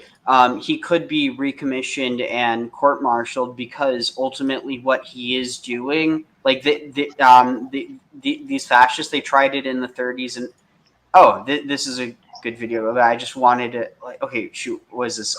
It is okay, wait, we're talking about Flynn, right? So, Michael Flynn. And so this man is also. Do you want me to remove this one? Oh no, I'm going to switch the tab. Oh, okay. Okay, here. Here. Oh, 1 second. While you're doing that, Ariel, I was going to sit there and say the way that these subversive organizations have gone since 60s with the Linsky's rules for radical is basically decentralized autonomous cells that tend to be basically siloed. They don't know the rest of the system, so they can't expose people. And it's run on basically a skeleton of personnel tagging out. All right, so it's interesting because this is one of those like memes where it's like, everyone's like, the Spider-Men all pointing at each other or whatever. But so this is True News, which are Christian fundamentalists calling out another Christian fundamentalist for being a Satanist. Michael Flynn's not a Satanist, like people who think that Satanists and Luciferians are the same thing are missing the point. And again, just because you're one religion or the other doesn't mean anything, because at the end of the day, it's what you believe, not what you happen to, not what God you happen to believe in. It's what you believe about that God. We are your instrument of those sevenfold rays and all your archangels, all of them. I am here, O God, and I am the instrument of those sevenfold rays and archangels. We will not retreat. We will not retreat. We will stand our ground. And I will not retreat. I will take my stand. We will not fear to speak. We will be the instrument of your will. whatever it is. I will not fear to speak, and I will be the instrument of God's will, whatever it is. In your Why is it always like, in the sense, are they saying that because they don't actually know what his will is, or are they just simply stating whatever that will may be, and they're just being vague on purpose without giving cause to what his, without actually revealing what his will is? You know what I'm saying? Like, that's so. Well, how am I supposed to take yeah, that as the listener? yeah. Like, what the fuck do Well- you mean by that? They're basically agreeing to unconditional, to following this force unconditionally. They don't even know what they're talking about. Like, and see, here's the thing. At the end of the day, you can be a Christo-fascist and, you know, be talking about Jesus and his angels, and then you're, you know, then all of a sudden you're right with these people. But the thing is, he got caught on this because he tried to claim it was a Catholic prayer. It's not. He and also, so they're going to mention sevenfold rays, and he oh my god, that squirmy motherfucker. What the fuck did he say it is? Yeah, that's what I was questioning. Because I get the 7 archangels, but what? Yeah. He tries to say that it's the 7 gifts of the Holy Spirit. I want to stab him. Wow. Oh, I was going to sit If there he and say wants to that at the interpret very like that, least, yeah. at the very least, they should get him for plagiarism on the speech, man. But yeah, Never Again said, yeah, plenty of people saying God told them to go kill people. And I mean, think about it. They're saying we'll do whatever God tells us to do. And they're not actually talking to God. They think that he is, because this is like a very specific, it's not as simple as like that he's literally talking to God, but like this idea of prayer, that he's a channel. And right, yeah. Yeah, it's really, really fucking disturbing, but listen to this. Your name and the name of your legions. Here I am. Ooh, fucking A. Yeah, because legions of angels or legions of demons. Right, yeah. That's kind of, yeah, it's kind of a, I get what he's saying, but still, like, that's a touchy, especially the Christian here, so that's like, oh, buzzword. I get it, yeah. So help me God, in the name of Archangel Michael and his legions. We are freeborn, and we shall remain freeborn. I am freeborn, and I shall remain freeborn. And we shall not be enslaved by any foe, within or without. And I shall not be enslaved by any foe, within or without. So he literally plagiarized this New Age prayer. And this is someone who claims to be against all of this stuff. Oh, it's Elizabeth Clare Prophet. She's Yeah. the lunatic who created these silos in Montana so that people could escape the coming Holocaust of hydrogen bombs. I guess in some way, if he's using it in a sense, because I don't want to evil eye the man, if he's using it in a sense, taking what her quotation as a can't say the word, Lament? no, it's what they say, polemic. Yeah, if he's trying to use it as a polemic, I can't blame him, but what you said about him trying to define it as a Catholic verse doesn't sound like that, so. Yeah, that's only lie I could share to that, is that he's just trying to polemicize what she's saying, and, you know, using evil for good and all that whatnot. But just in that, yeah, I could see where if he's trying to say it, then whatever. But my question is, what is he talking about? What does he take the gifts of the Holy Spirit to be? Like, is he talking about just the 7 themselves, or the actual, like, gifts? Like, not the fruit of the gifts, but the actual gifts. Because there's a difference between, like 3 different things you can get talking about there, and which one? Honestly, I mean, I don't know, because it's so it's so obscure, and he basically is Weasley about every time he's asked about this. But so have y'all ever heard of the business plot? Because this is basically, this is what they it's not a perfect parallel, but it's more or less what Michael Flynn's been doing with QAnon. except 100 years ago, except the person that they that these like business leaders tapped. And this also ties back to like some of the people who support this agenda. I mean, it's like, for instance, if you've ever heard of Foster Gamble, he's one of the Foster and Gamble trust fund babies. But basically, he went to he's a film producer, and he made this one film. I forget what it's called. Is it Thrive? I think I might be wrong, but basically, they try to propagate this narrative that the world is supposed to be a torus, basically a donut, and that the holes are supposed to be unplugged, and that the ice caps are plugs, and so there's this like basically energy butt plug in the world, and it's not like you cannot make this shit up. And so basically, it's actually good that the ice caps are melting. That's what I was thinking. Global warming is an old-time plot now. It's just not a new phenomenon. I wanted to comment on the previous one. What jumped out to me at the end when he was talking about we will not be enslaved by all these people, it jumped out, no, you've already enslaved yourself. Did anybody else notice that part? Yeah, I mean, they're already slaves for Christ.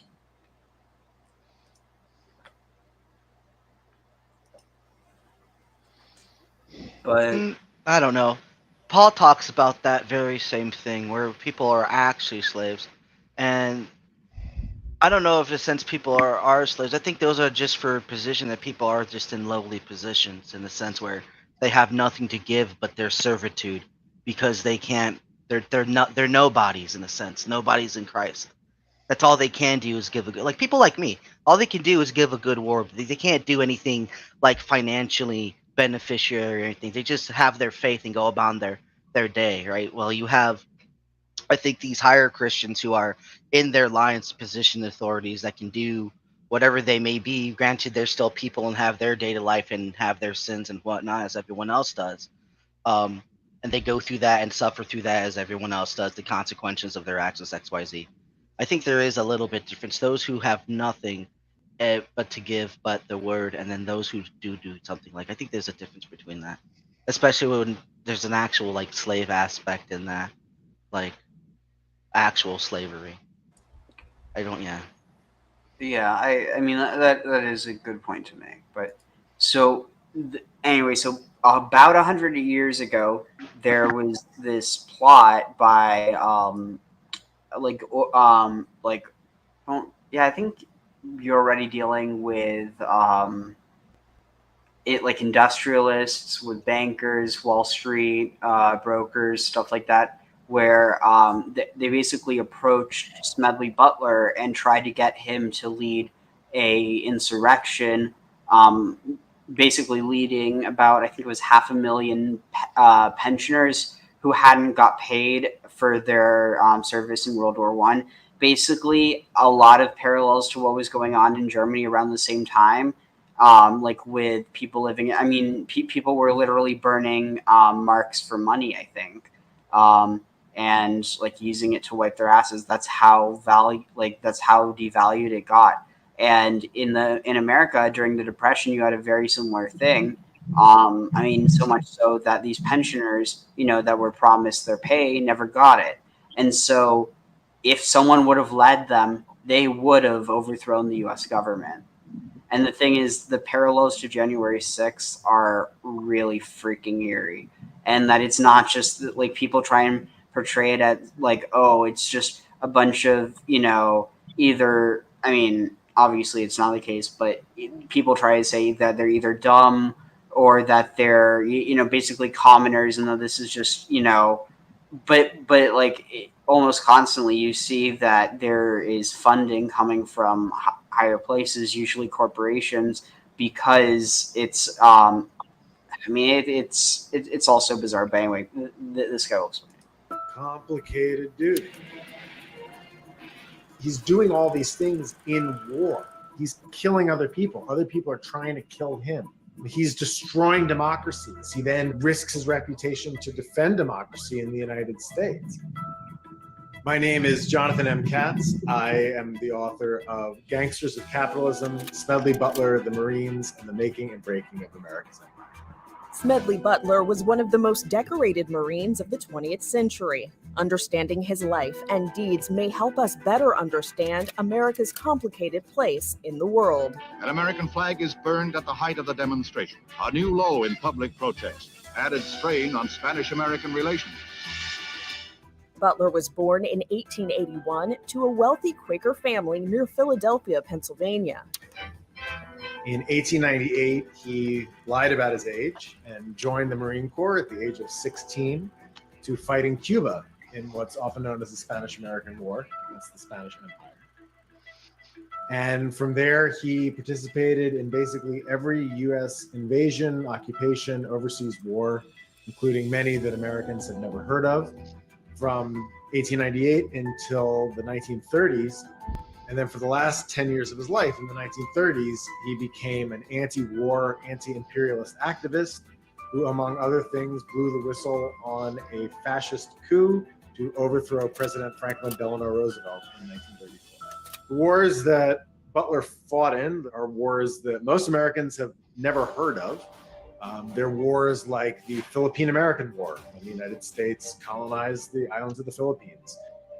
The U.S. invasions and occupations of Nicaragua, Honduras, Haiti, the Dominican Republic, the U.S. conquest of Puerto Rico, the U.S. invasion of Mexico in 1914. Butler participated in not one, but two invasions of China, first in 1900 in response to what is known as the Boxer Rebellion, and the second was in the 1920s during essentially a kind of an internal civil war that then becomes what is known by historians as the Chinese Civil War between the communists and the nationalists in the late 1920s. Why aren't these conflicts better known in the States? I think the reason why Americans, for the most part, have never heard of these wars is because they have been actively forgotten. They're wars that Americans aren't proud of. They're wars in which we did bad things for bad reasons. We were not going to spread democracy. We were not going to liberate peoples elsewhere. We were going to exploit and rob. And Smedley Butler realized that to a certain extent as it was happening, and then to a larger extent after he retired in the 1930s. Butler retired holding the rank of Major General. He became really, really famous and really, really popular for the things that he did in the Marines. Butler even consulted with Hollywood on an MGM film called Tell It to the Marines. It starred actor Lon Chaney, one of the famous screen legends of his time. In Tell It to the Marines, he plays essentially Smedley Butler. He mimics Smedley Butler's mannerisms. But for all his successes, Butler grew disillusioned with the work of the Marines and the U.S. Major General Smedley Butler, retired of the U.S. Marine Corps. In the 1930s, Butler undergoes something of a change. I never saw such discipline. I never saw such fine Americanism as is exhibited by you people. It actually starts in 1931 when he's court-martialed for insulting the He had a few drinks before he got up there. Then in 1934, he blows the whistle on the business plot, a fascist coup to overthrow President Franklin. Wow. So I want to highlight that. Listen to this. 1931 when he's court-martialed. As is exhibited by you people. It actually starts in 1931 when he's court-martialed for insulting the fascist dictator Benito Mussolini. He was court-martialed for insulting Mussolini, a dictator in a complete, in a completely other nation. Now, just think about this. You literally have an active general, or not active, but like he still is like, he's still a general in the U.S. Is it Navy? I forget what Flynn's in, but Army. I think he was. Yeah, he was also in the what was it? He was like trained in psyops, which is another thing. But the point is, he's literally speaking out against the U.S. government right now, and he hasn't been court-martialed. He's you have this guy who was speaking out against a foreign dictator, and he was court-martialed. Like, just like, just think about how ridiculous that is. That one was and the other isn't. I was going to say, from my standpoint, you can't have a general insulting a foreign leader. That just, you can't be a general and do that. He's got to have more control. Now, was Smedley right to insult Mussolini? I'm willing to bet every dollar I have that he was 100% in the right with what he said. Tagging out. Hey guys, I'm going to sign off, but it's been real. Thanks for having me Good on. to see you, Big Z. Take care. Yeah. Thanks. Been a pleasure. See you later, Zebra. I'll take the opportunity to say, hey, Meth Pig, on Evening. your lunch break. Afternoon. Yeah, another 10 minutes or so. Nice. Yeah, we went from. Just started to snow. Oh, nice. It's nice. So we've got Cold, I aliens imagine. and then Nazis. Yeah. What was the Weinstein guy? What was his name again? Was it Jeffrey. Eric or was it? Eric. No, not Jeffrey Epstein. Eric. Eric Weinstein on Joe Rogan. And then what was that chick's name? Julia. Oh, Juliana Glinka. Sorry, what was the last name? Glinka.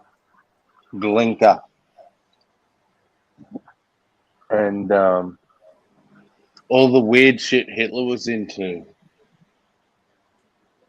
And he was fascinated by the occult. Like. Yeah. And you have that same shit with the fascists today. Given it's not just fascists that are interested in the occult, but it typically is you have the fascists who are into the occult and the anti-fascists who are also into the occult. And it's kind of like, it's like with any religion, there's people on the left and people on the right, not just politically, but religiously and in all regards. Like, did you see Hillary's emails comment? I was in the private chat. Let me go back. Streamlink. Will sent it to you somehow, Hillary's, because I don't have a way to connect to you. So check your messages from Will. Yeah. Let's finish this clip. Yeah, so carry on. Then in 1934, he blows the whistle on the business plot, a fascist coup to overthrow President Franklin Delano Roosevelt. My main interest in all this is to preserve our democratic institutions. I want to retain the right to vote, the right to speak freely, and the right to write. He takes a little bit more of a radical turn. In 1935, he writes a book called War is a Racket. He's talking about the collusion between essentially the U.S. government, the U.S. military, and big business. He says, looking back on it, I was a muscle man for big business, for Wall Street and the banks. I was a racketeer for capitalism. It was a striking admission for a war hero to make. The fact that he then has this burst of insight and then, spends years really taking himself to task, kind of wearing the hair shirt.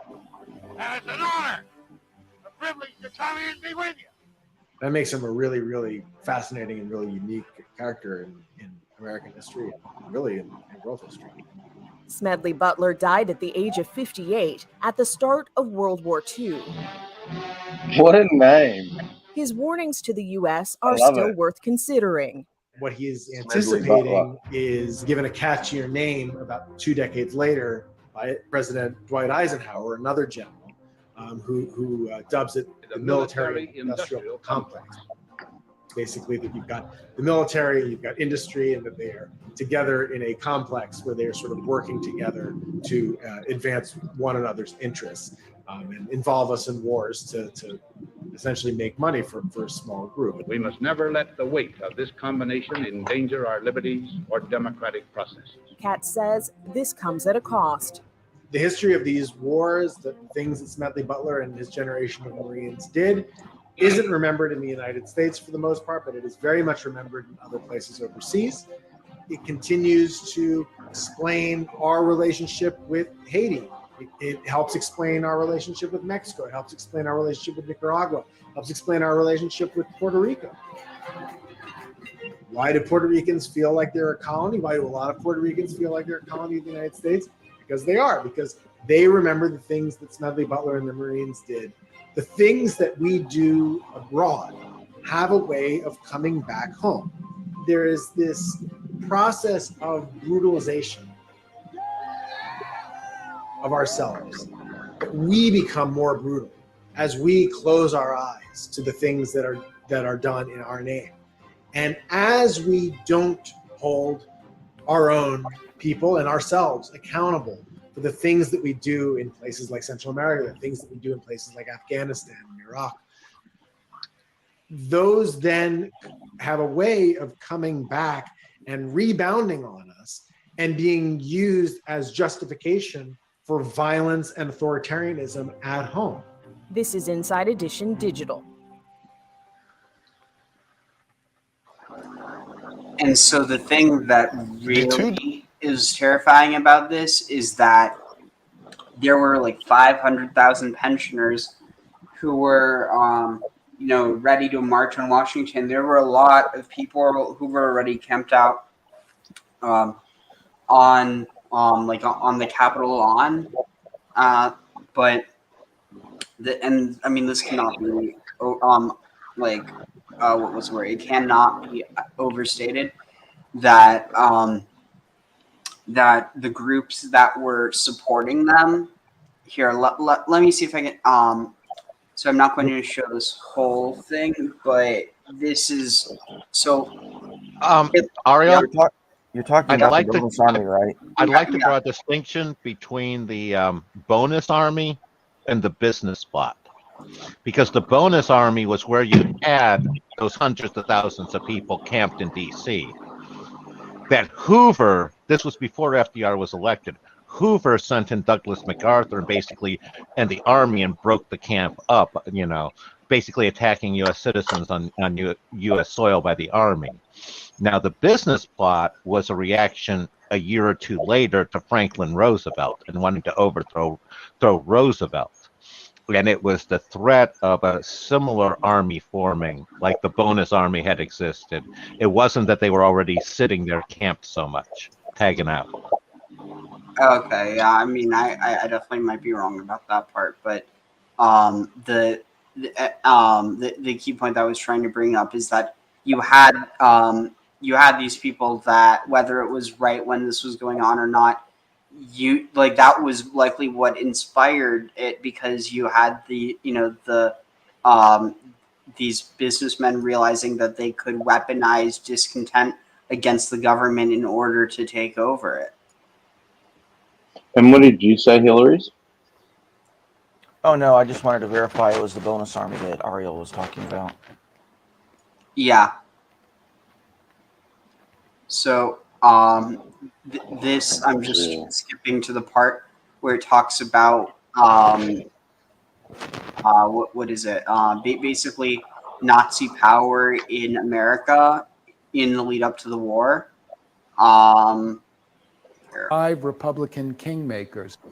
Here, I'll just and I have actually other pictures. Here, one second. So that Dr. Long, Los Angeles armed them in court, felt angry at Congress for cutting them off with virtually no national division to monitor anti-Semitism, giving the swastika salute, and they did.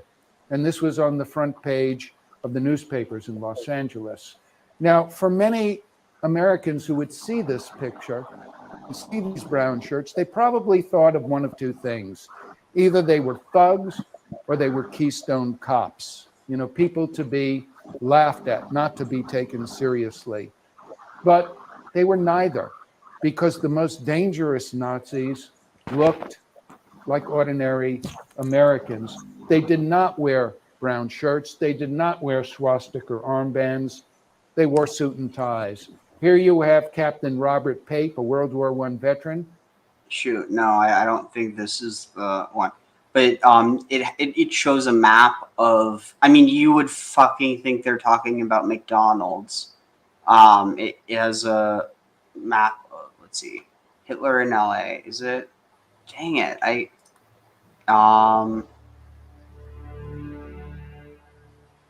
I suddenly realized as I'm going through the archives that I had found something that every historian dreams of, which is an important story that's never been told before. I wanted to tell a story that was a human story, and a story that people could relate to, and a story that would both frighten them and encourage them. It's ultimately a story of what happens when hate groups move from the margins to the mainstream of American society. The name of the book is Hitler in Los Angeles: How Jews Foiled Nazi Plots Against Hollywood and America. It wasn't just Jews. What I discovered, there was a spy ring being run out of Los Angeles from August 1933 to the end of World War II. Leon Lewis, who had been the founding executive secretary of the Anti-Defamation League, was frustrated with all the talk from Jewish groups and not enough action. And when Nazis in Los Angeles held their first open meeting in late July 1933, he said enough is enough. And he went and he recruited, to begin with, 4 World War I veterans and their wives, and asked them to go undercover and spy on every Nazi and fascist group in Los Angeles. And over the next 12 years, he discovered plots for sabotage, destruction, mass murder, and hanging and execution of famous Hollywood figures and their Christian sympathizers. Yeah, here it is. Look at this. So this was his law office.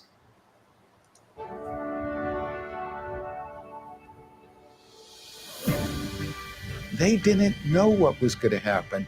They didn't know if there was going to be a war. They didn't. Look at that. Wow. So, so here you have, American Nazi Party and the F. I'm pretty sure that the F is the. Oh, yeah. But there's a more detailed. Yeah. I was going to sit there and say, one of the big points that this is my economic specialty that you need to take into account. Fascism, there was a lot of concern about economic systems at the day and what economic system a country was going to run. And fascism, with its link between business and government, was very much favored by people. Communism was another option that were favored by people. And again, free market was yet a third one. So capitalism. So you had a lot of question and lack of dedication into a single one. So that's why some of the distinction between fascist and Nazi is worth paying attention to, tagging out. Yeah, so I think that it's kind of poor to just use the F label, like maybe use but here, look at this. So this is what I want to point out. Silver Shirt Metropolitan Post. So the silver shirts were one of the key factors.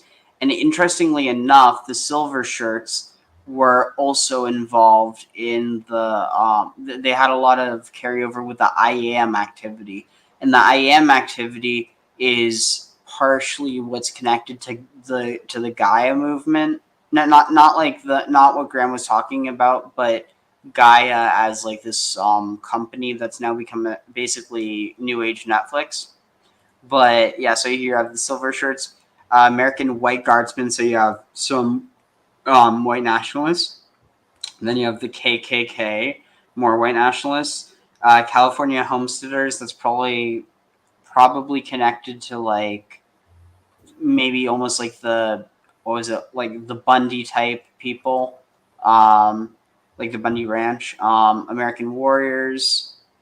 Honestly, I don't know. I don't want to guess. American Nationalist Party headquarters. probably like the Nick Fuentes type people. Again, might be off with that. And then you have Deutsche Haus Terver Hall, Alt Heidelberg Inn, and the what's this American Freedom Association. It's really really bizarre. But wait, what? All right, so, but yeah, to answer the question, though, this was before the war.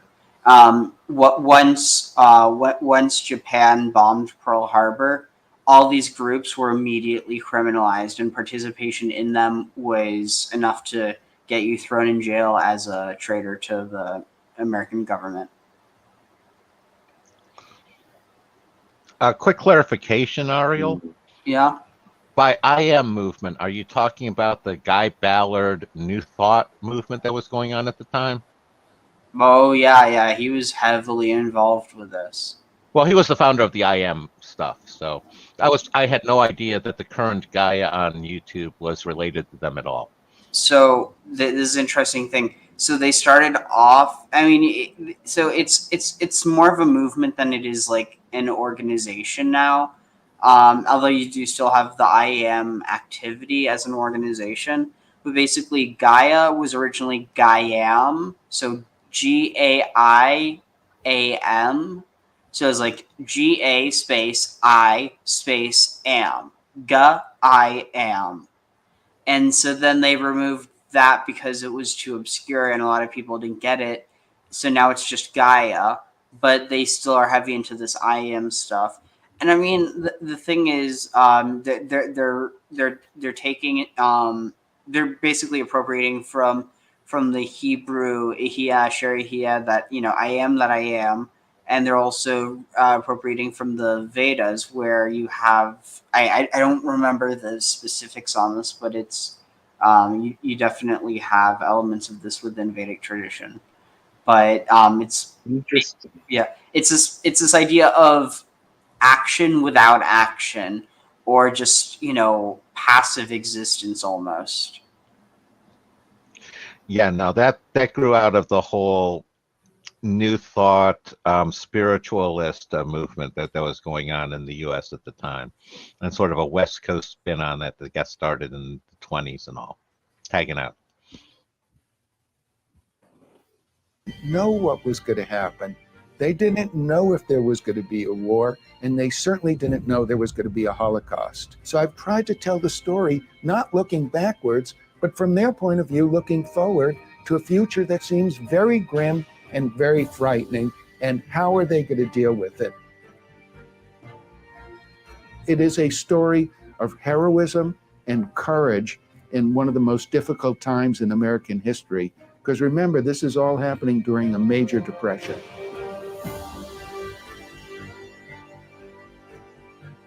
But LA remains safe largely because of the work of 2 Jews and about a dozen spies who are willing to risk their lives for their country.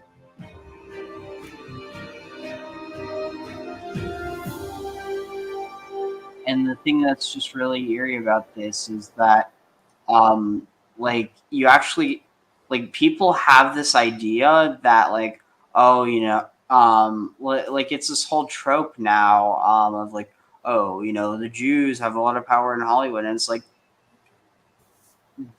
in elements of it, but Hollywood isn't a monolith, and there was a lot of, and arguably still is a lot of anti-Semitism in Hollywood. So like it's so mainstream that it's actually like you literally have companies that were founded by Jews propagating anti-Semitism, not because it's like, oh, we're going to be anti-Semitic, but just because it's stuff that, like, I mean, for instance, Warner Brothers. The Warner Brothers were Jewish.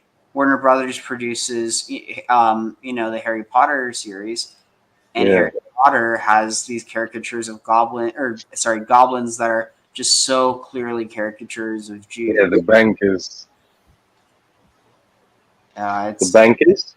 The Dublin bankers? Yeah. Yeah. But yeah, so like there was literally a military bunker that the Nazis had in the U.S. And these are silver shirts. The L is for Legion. Or, actually, no, I think it might be Liberty. The pleasant-sounding Rustic Canyon lies in the eastern Palisades on the west side of Los Angeles, California, lying between the Pacific Palisades and the Brentwood neighborhoods of LA. It's a mixture of residential properties and natural habitat, Rustic Canyon and Santa Monica Canyon cutting into the Santa Monica Mountains facing the Pacific Ocean. Heavily wooded and lush, it has a cooler microclimate compared to most other areas of LA, being humid and often Hey, foggy. John.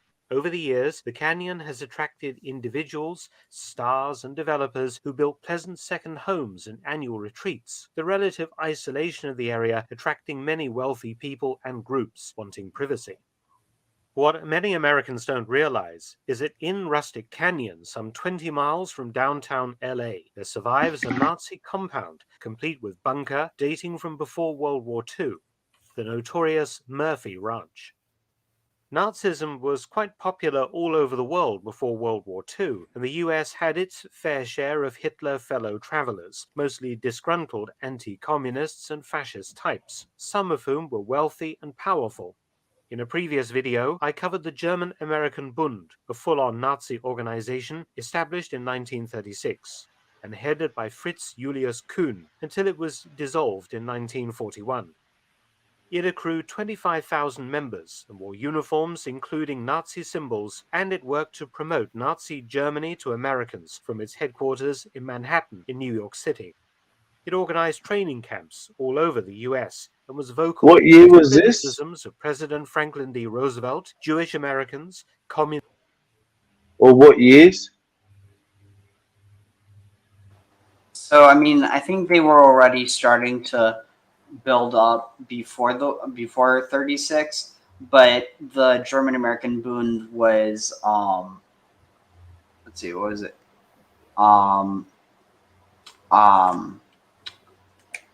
I mean, you definitely had like movements around this before, but it really has a centralization and also the authority or like permission of the German government to basically covertly run these organizations abroad.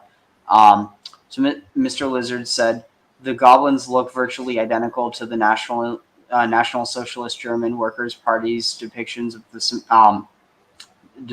Semitic group, the Jews.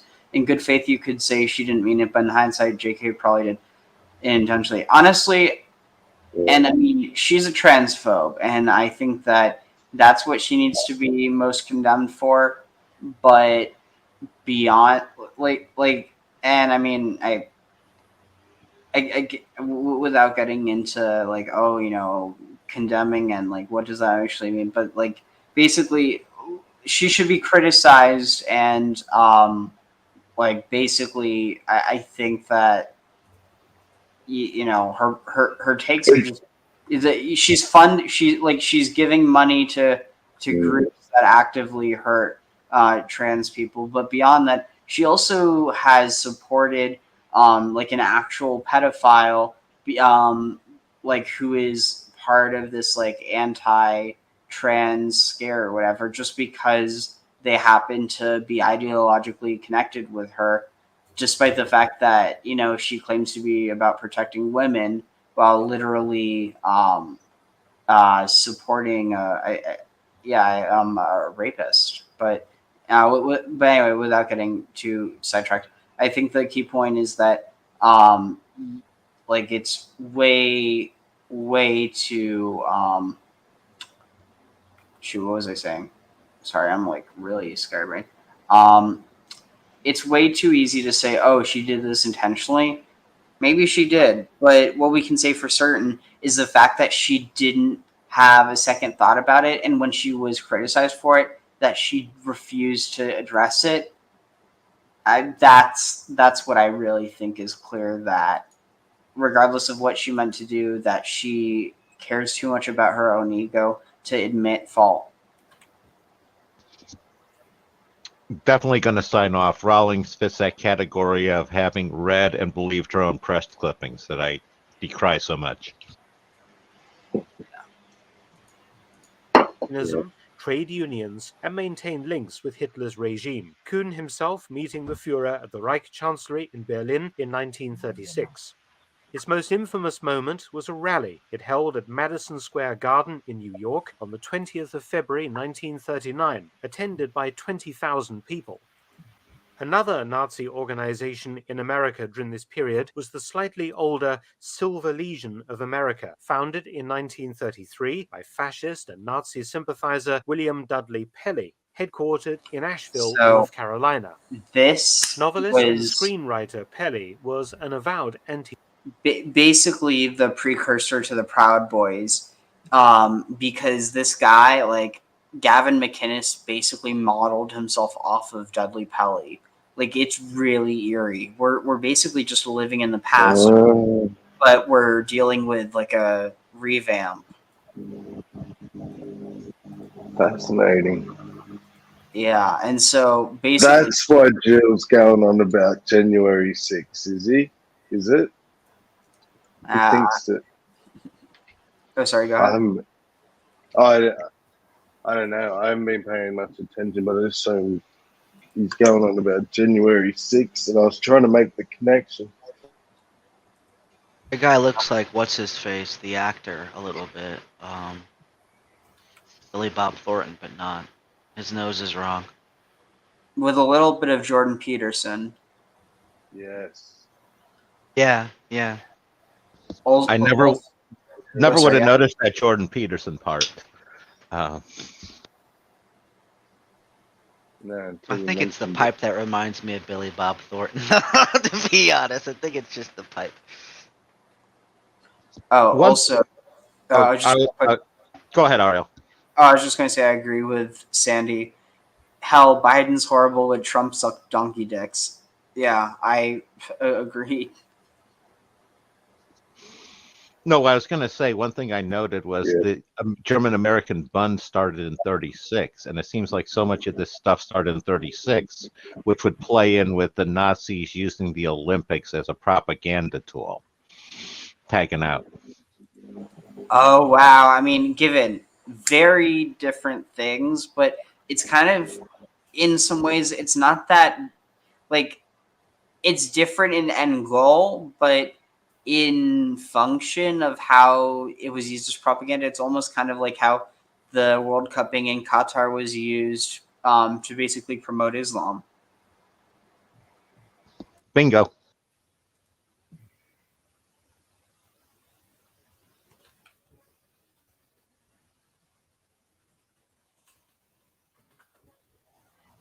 Semite and founded the Silver Legion to bring about, quote, spiritual and political renewal in America, end quote, inspired by Hitler's coming to power in Germany.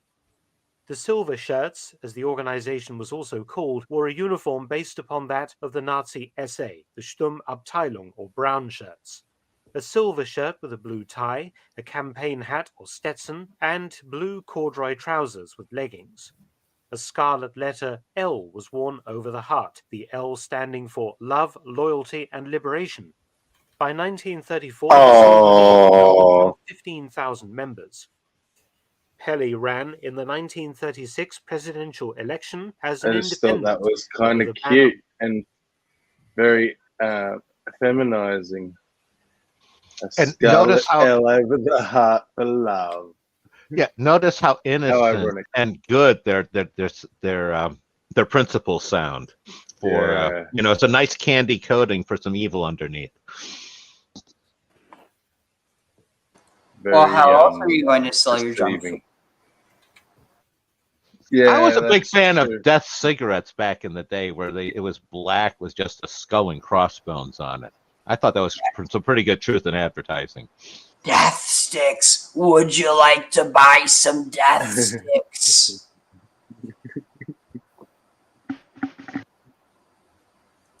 Of a Christian commonwealth in America that excluded Jews and non-whites. He claimed he could save America from Jewish communists. Needless to say, Pelley did not win. By 1937, the Silver Legion's membership had shrunk to some 5,000 members.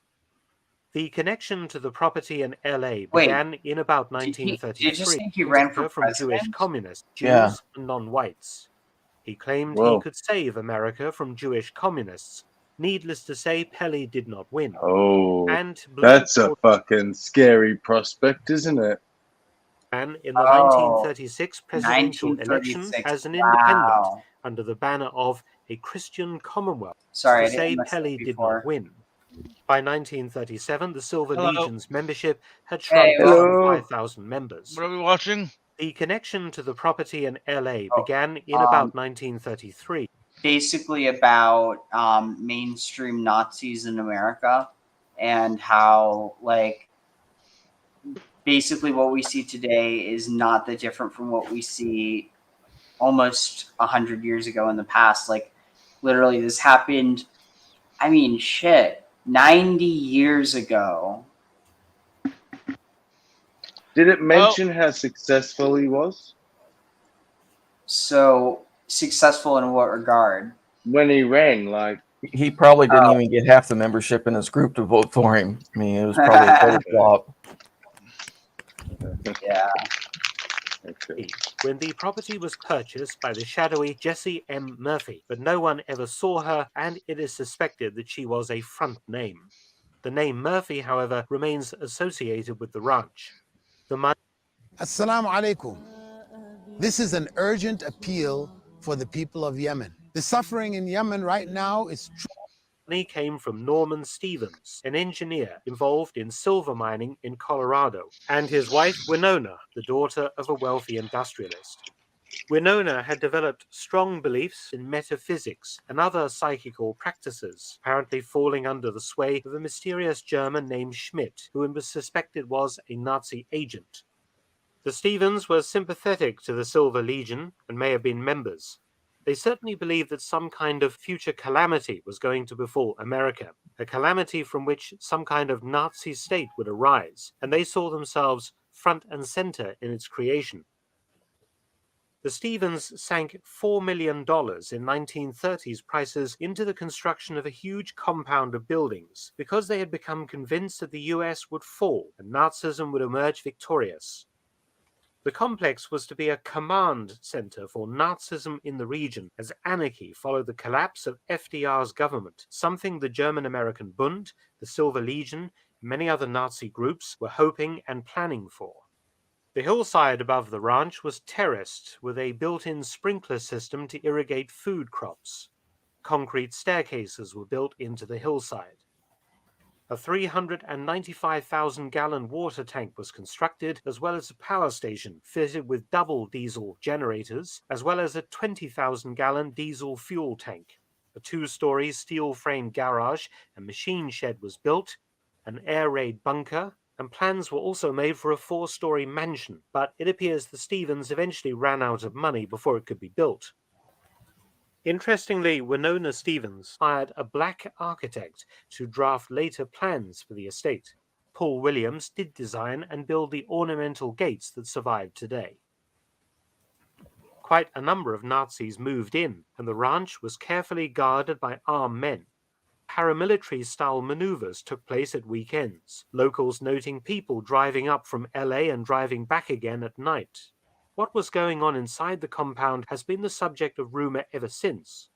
But the Stevens Nazi colony did catch the attention of the FBI, who watched the place and its comings and goings with interest and growing concern. On the 8th of December 1941, the day after the Japanese attack on Pearl Harbor, J. Edgar Hoover ordered his agents to raid the Murphy Ranch.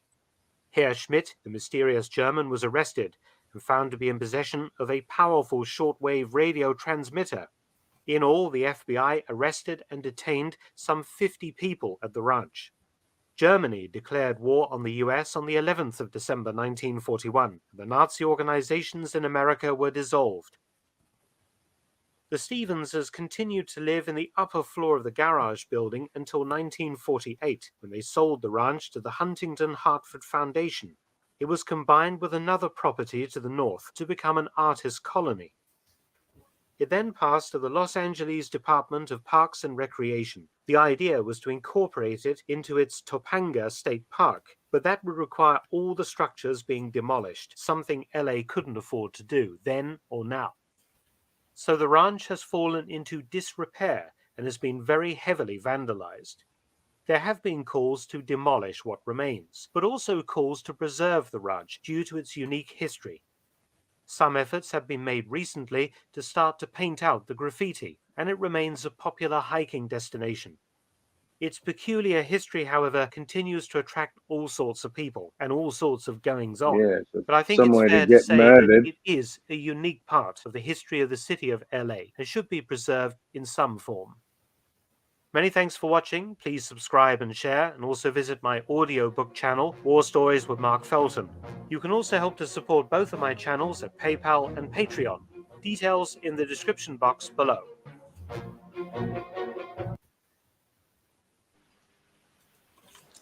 So yeah, and like that's the I think that's a good transition to. I'm going to try to just get through this quick because I don't want to hog and monopolize everything, but shoot, where was it? Fascinating. All right, wait, here is it. No, it's a different. Here it is. Yeah. Oh, fuck! I have a tongue cursor in my mouth, and it's like I just accidentally bit down on it. It's probably from eating too much spicy food. All right, so any thoughts on that though? I need to catch my breath a bit. It serves as a dot connector. How so? Like a lot of the stuff I've heard before, but then there's like bits and pieces I hadn't heard before, and it kind of connects the dots like between the German-American bun and several other things. Or like they even mentioned like the whole trying to say it's like some kind of communist plot or something. They said Jewish communist plot, right? And that goes straight into the whole term that the Nazis coined, aka cultural Marxism or cultural Bolshevism. Interesting connection. I didn't even think about that, but yeah, you're right. The two things that jumped out on me there was one, I was impressed with how fast Hoover was able to put that raid together, where he was basically doing it the day after Pearl Harbor, and the U.S. government was totally on its heels. That tells me Hoover had had his eyes on that spot for a while. Sure. Second one is, I kind of, my personal thing when I saw that ranch at the end and the idea of preservation, kind of like the idea of keeping it as like a graffiti wall sort of thing, where people could basically do it as a fundraiser. You can come in and you can put up graffiti on part of the wall and it stays for a certain period of time and use that to sort of fund it, because it kind of graffiti over, modern graffiti over an old evil Nazi place kind of has a certain sensible ring to it to me. Tagging out. If you see a swastika, put nice. 3 arrows over it. Yeah, that is a cool idea. What do you mean a swastika with 3 arrows? No, I said if you see a swastika, put 3 arrows over it. Oh, What I does see it what you mean? mean. What do the arrows mean? It's basically a method meant to, basically defile the whole swastika artwork that the Nazis will put up and basically cover over it. But what are the arrows supposed to mean? Heck, if anything, I'd probably make it a male-female symbol. Be like 3 arrows meaning. All right, so let me see. Yeah, it's in the back of my mind. But I forget too. I've never heard of 3 arrows. I just make it simple. It's a symbol. It's a symbol that's used by Antifa to, cover over, swastikas and whatnot. Oh. Yeah, but it goes. There's a back meaning for- behind it. I forgot what it was. Oh, so you're telling us trade secrets? So Not really. That's kind of obvious. Like if you've known it. Yeah, So- but you can only know that if you're in the know. Yeah. So here, 3. Yeah, I found it. So 3 arrows. Targan Lizard, what are you doing here? Okay, so yeah, here's the context. the Dreifeile, used in the late history of the Weimar Republic, first conceived for the SPD-dominated Iron Front as a symbol of the social democratic resistance against Nazism. So that's interesting. So it was a symbol of resistance against Nazism before it was ever associated with Antifa. yeah. And this is interesting because they're also opposed to Marxist Leninism, which is completely contrary to most people's perceptions of what Antifa is. But anyway, That's some dank history. yeah. So let's see, where is this? Oh, right. So let's see, view tab. Oh wait, no, I changed tabs. So like and I'll share you this article because I'm telling you, this stuff was the first thing that really started. Honestly, my journey into the occult, like for better, because I was having to learn about it for worse. But so the rainbow swastika reports in Jewish people about New Age anti-Semitism. Quote: the Jew has, and basically you'll see how the stuff, how it survives even past the destruction of the Nazis. Like so much so that it doesn't even require neo-Nazis for this stuff to thrive. It literally just requires someone like J.K. Rowling to passively repeat these ideas without ever realizing that they're literally a repeater for genocidal ideas. So the Jew has ever been, could he but usefully remember it, the symbol of humanity, evolving, seeking, restless, materialistic, separative, and greedy. I have enlarged thus upon the Jewish conflict because it is the symbol of all past conflicts in human history, based upon universal selfishness and the greed of undeveloped humanity. The Tibetan master via Alice Bailey, a treatise on the seven rays. Notice this, those sevenfold rays.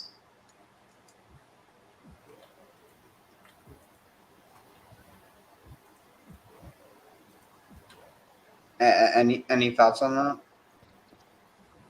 Well, seven rays is a common spirituality, theosophy sort of thing. And again, the concept of seven primary ones like that's an old school sort of concept. It's just being twisted to evil in this case. Hey. Yeah, no, I was talking about the other parts.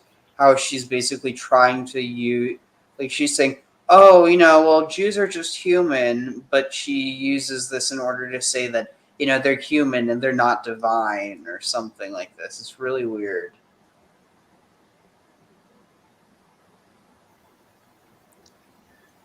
But yeah, and it also gets into that twisting of, Hinduism and whatnot. Yeah. So, New Age views on Jews and Judaism. Notes to keep in mind in this section. 1. New Age doctrine makes a separation between Christians and Jews in racial matters, but Christians who embrace... And again, I think New Age is a bit too general. This is specifically like the fascist theosophical doctrine. Not saying theosophy is fascist. I'm saying fascist theosophy. Well, if you at least seen some of what Blavatsky wrote, then it kind of goes into a lot of theosophy, but primarily well seen in German theosophy. And we also sometimes tend to forget, like, yeah, you're mentioning the whole German American bun and those people coming in. But at the same time, we also forget that, yeah, America, they were pretty fine with a lot of these ideas. They didn't really care. Yeah, I mean, Germany was inspired by America. Yeah, no, what I mean, though, is not all theosophy is even theosophical society theosophy. Like, so that's the reason why I make the distinction. But yeah, good point. Anyway, so New Age doctrine makes a separation between Christians and Jews in racial matters, but Christians who embrace their historical Jewish roots and the Jewish scriptures are ranked as the same spiritual level as Jews, and they are likely to receive the same treatment.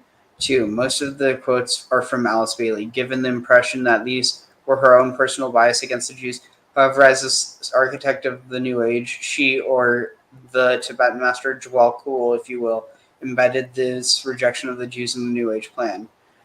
3. Therefore, rejection of the Jews is implicit for everyone who supports this blueprint for new humanity, and that applies to every prominent New Age spokesperson, including Bailey's apparent successors, Robert Mueller, not the one who is the council, recently, and the UN. 4. New Agers sincerely do not consider themselves anti-Semitic, since in their view, this means hatred of the Jews. They do not hate the Jews any more than we would hate someone who is severely deformed or mentally deranged. It's just that one doesn't allow the spiritually unbalanced to assume leadership or to run about unrestrained, damaging the spiritual potential of those around them, especially if they can be sent to a better place where they will get help and be happier.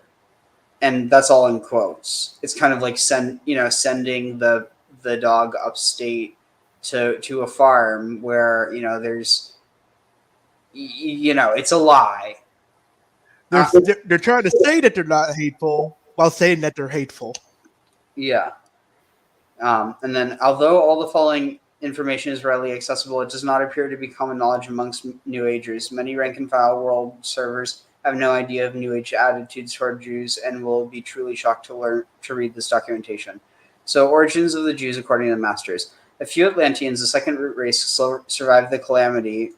Wait, what's this? I just want to see what it's saying. The calamity is this? Oh, the planet of the New Age. Okay. But no, survived the calamity which wiped out their civilization, in the process losing many of their spiritually advanced powers. For some unexplained reason, descendants from an older, inferior root race also survived, the Jews. Bailey variously identifies the Jews as the first root race of Lemurians, the fourth Aryan subrace who ruled the Age of Aries, a race originating in the previous solar system and a reincarnated species from the moon and other planets.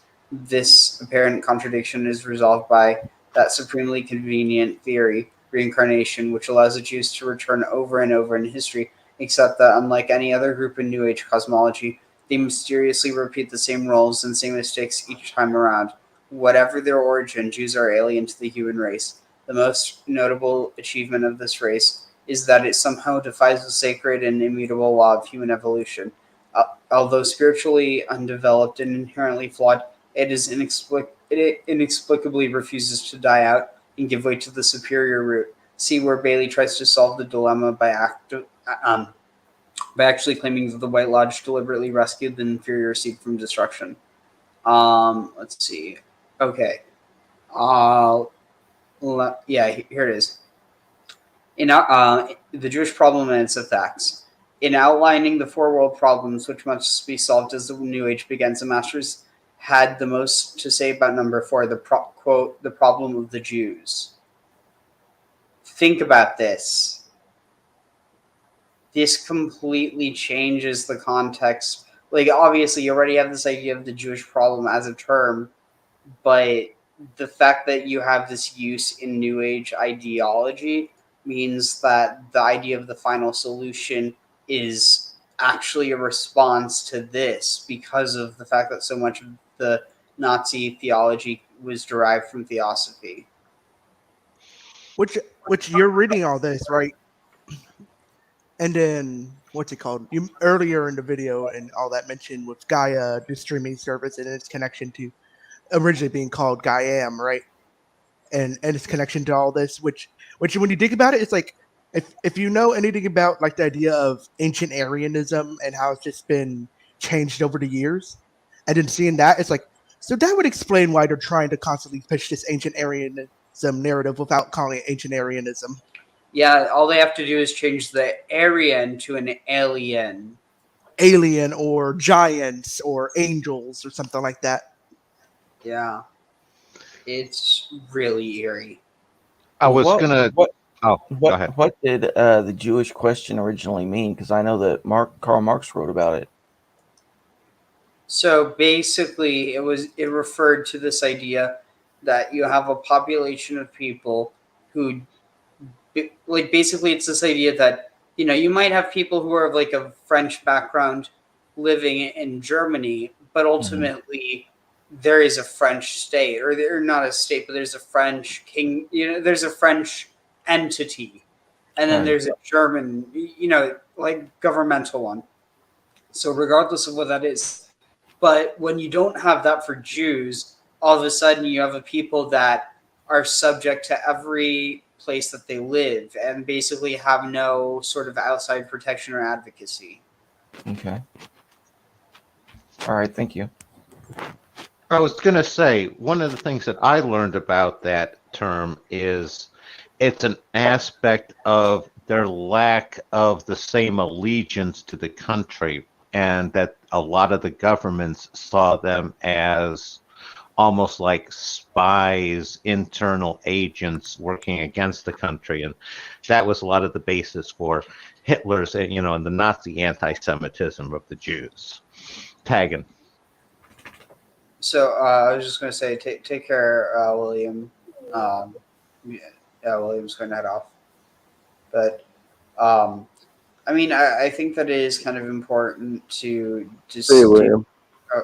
It is kind of important to distinguish that. Wait, what was it you were just saying, Graham? I forget which point I was making. Oh, there. right. That wasn't actually something that was like institutionally believed. It was used as a justification for the persecution of Jews. Well, I thought that was Marx's point from an economic standpoint. And that was the specific Marxian criticism. The other one I wanted to bring up about theosophy is you need to look at three different strands here.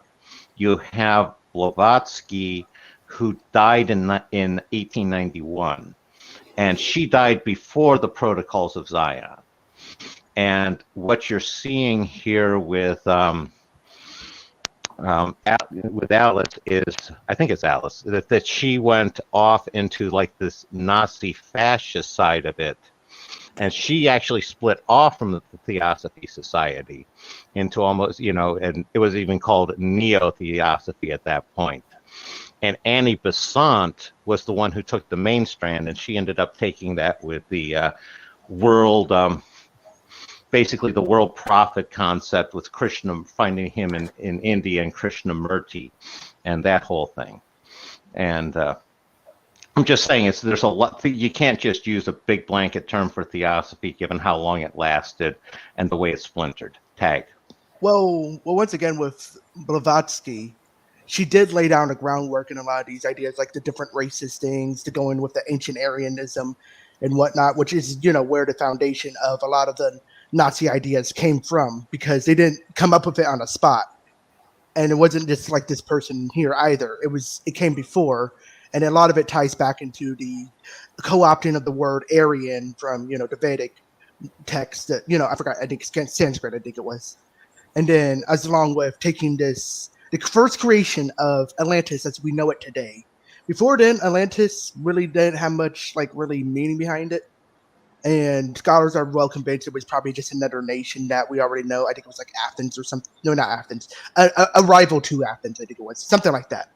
But with the idea of this ancient lost civilization, highly advanced technology, or some other stuff like that, this is what started around this time with people like Blavatsky, but not exclusively Blavatsky.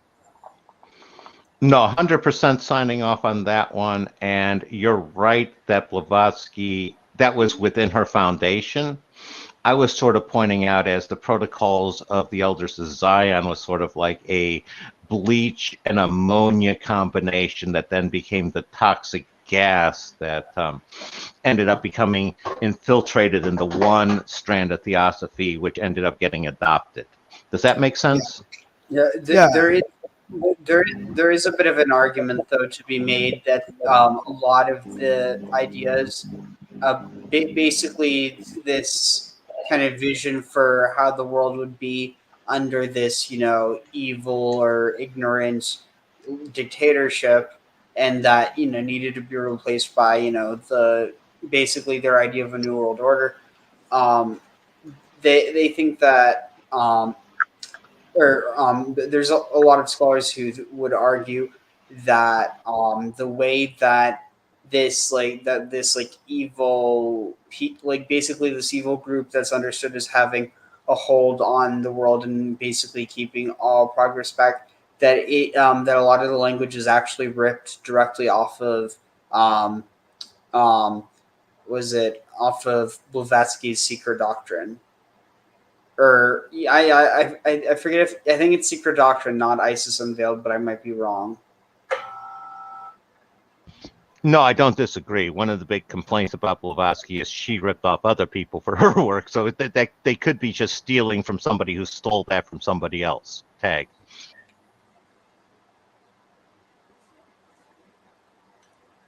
Yeah. Let's see, where was it? That comment was for you, I believe, Ariel. Oh, thanks. Yeah, I mean, I've spent, I don't even want to know how many hours researching this stuff. It's honestly, when I find something like this, a rabbit hole like this, I sink hours into it. But oh yeah, let's see. So where are we? So Question: have you ever heard of and read the book Hitler's Monsters? No, but I've heard of it. It's actually a pretty good book that goes into the whole occult obsession the Nazis had. And I actually saw a stream with the guy who wrote that book. And in that stream, he actually did say that like the whole stuff like you see at January 6th is very reminiscent of what happened back in the time of the Nazis. And he used like the what's his name, QAnon and Shaman as an example of that obsession with the occult. Yeah, that's I mean, wow. And it's also part of the reason why good scholarship into the occult is so important, because if no one talks about it except for fringe people, you're going to get fringe ideas that get inserted into those already, perceptually fringe things. And that's only going to lead people down that, route. Anyway, so let's see, where's this? Oh yeah.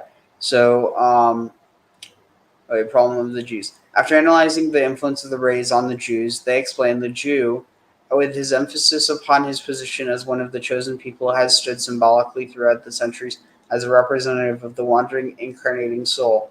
But the Jewish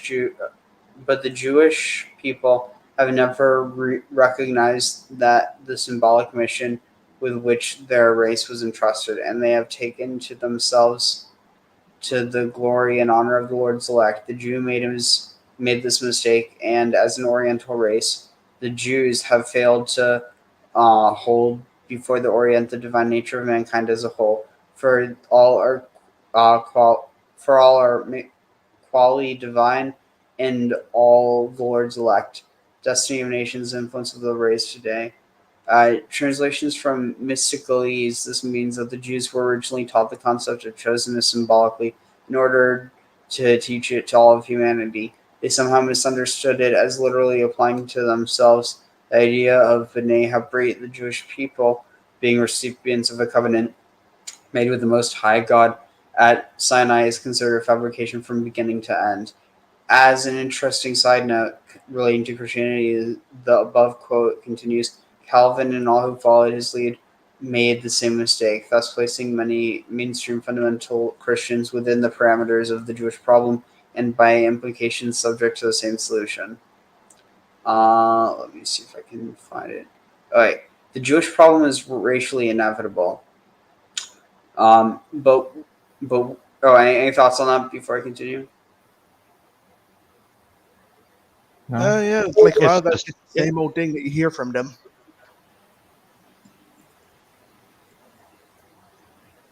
Right, so, but we're not to think that only religious Jews and Zionists are the evil separatists. And so I skipped the part about Zionists. And it's interesting because you definitely see that, although, and this is one of the points of contention, because there's a lot of people who they argue, well, if you're a Zionist, you can't be anti-Semitic, or and again, it's like there are Jewish Zionists, there's non-Jewish Zionists, there's Jewish non-Zionists, and there's non-Jewish non-Zionists. So it's not as simple as one or the other. But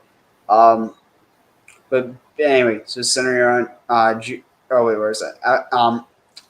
After Bailey identifies the Jewish people as a problem, she or the Tibetan master hastens to add, "When I say here, there has no specific reference to any individual. I am not referring the world problem centering around the Jews as a whole. by calling it a world problem, she means that the Jews are unique or the Jews' unique and collective racial karma. Those not familiar with this term, see humanity section, will trouble the entire world until the race itself disappears, or until it is in the world's interest to put an end to the separate and distinct identity with which Jewish people cherish. Bailey alternatively blames this Jewish problem which at this time causing. Wait, let me see if there's.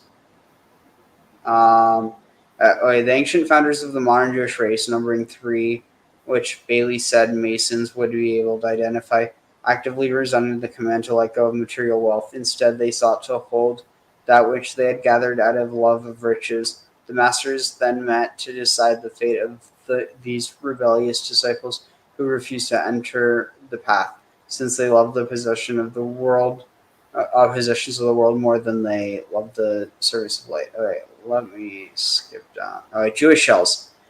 Nevertheless, the enlightened ones. Here's it. How did Jews perpetuate their separation and provoke near universal hostility? For one thing, their extremely materialistic tendencies have caused them to adopt undesirable and devious business methods, which have made them greatly disliked and mistrusted in the world of business. Although at the time they somehow built a reputation as patrons of the beautiful.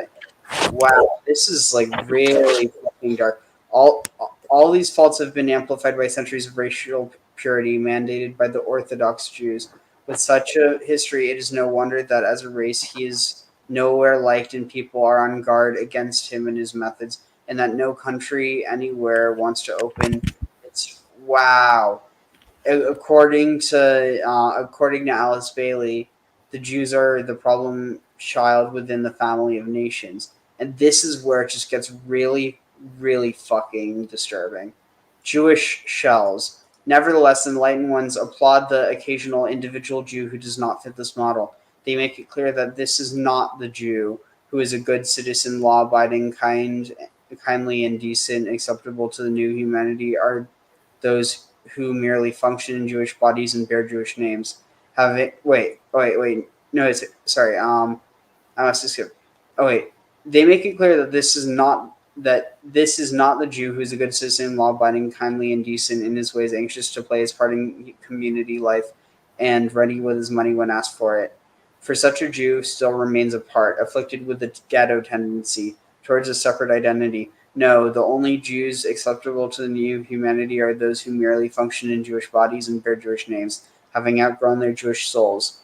However, even these individuals cannot escape the racial debt owed by them as a former part of the Jewish people. They will simply be expected to accept physical purging, what the unenlightened view as death. You see this shit? Oh my fucking gosh. Oh, and then it's also like I want to let everybody. I want to. Oh. I was just going to say, let me let everybody else go first before I do my old man get off my yard rant. Go ahead, guys. I was going to say, it's like with the whole thing right there, it's like, there's like, oh yeah, even the poor Jews we're going to go after. It's like what it's basically saying right there.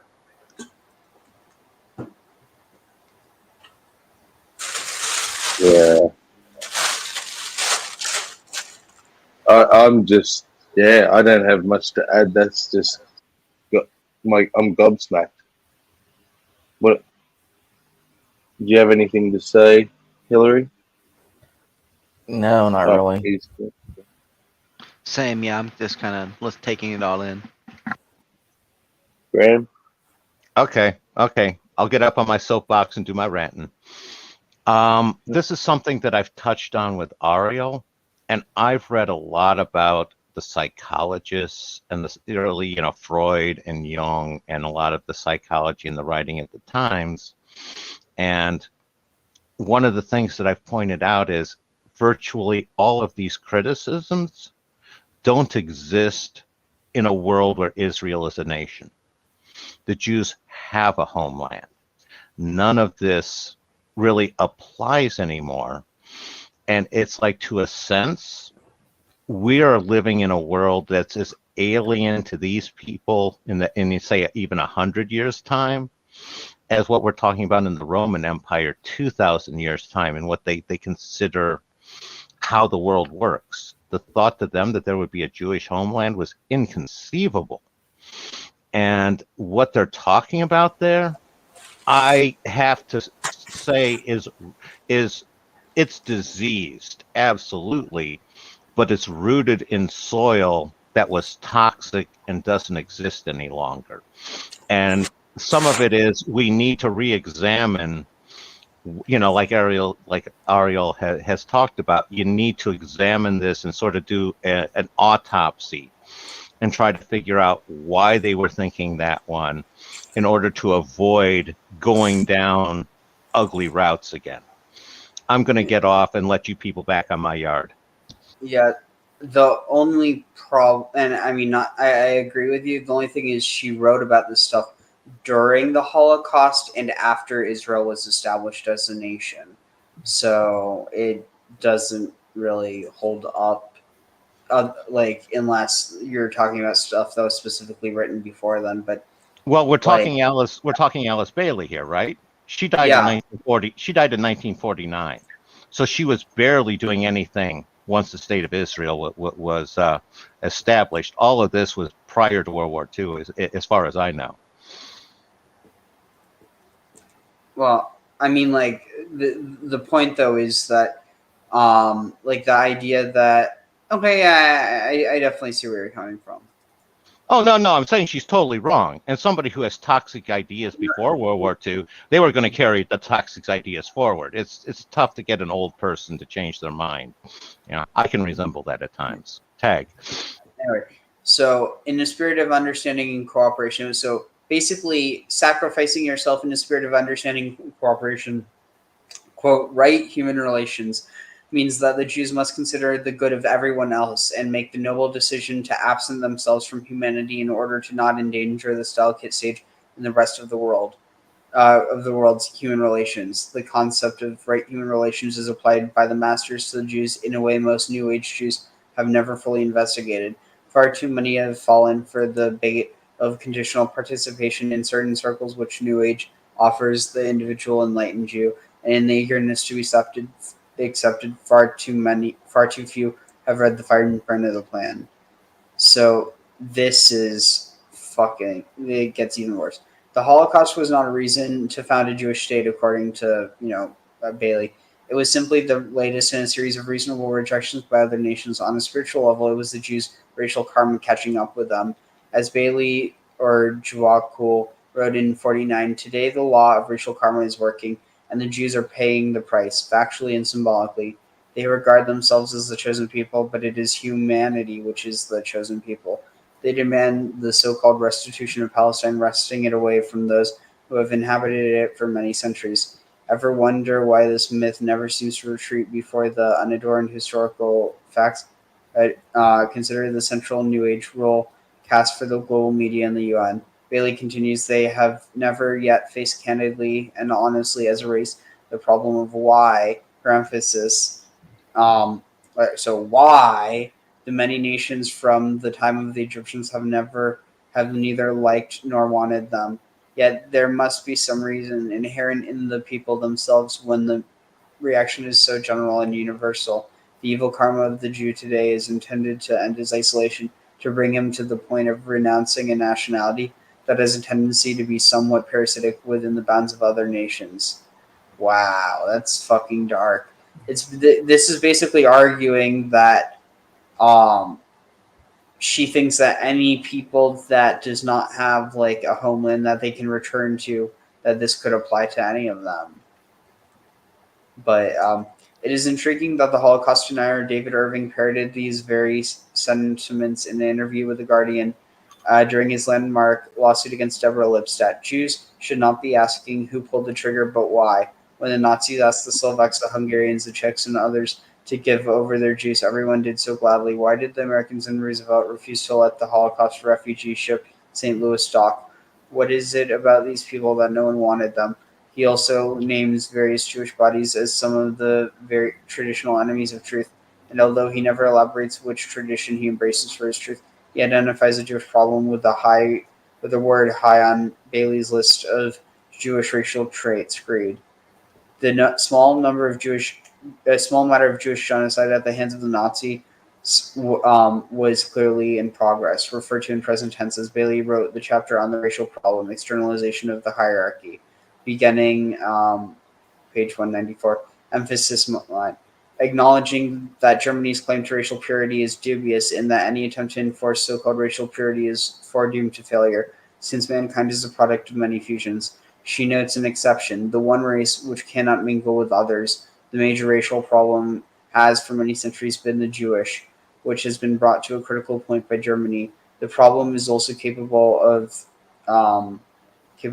solution if properly recognized for what it is, and if coupled with an effort by the Jews themselves to solve it and to be cooperative in the world efforts to adjust their problem.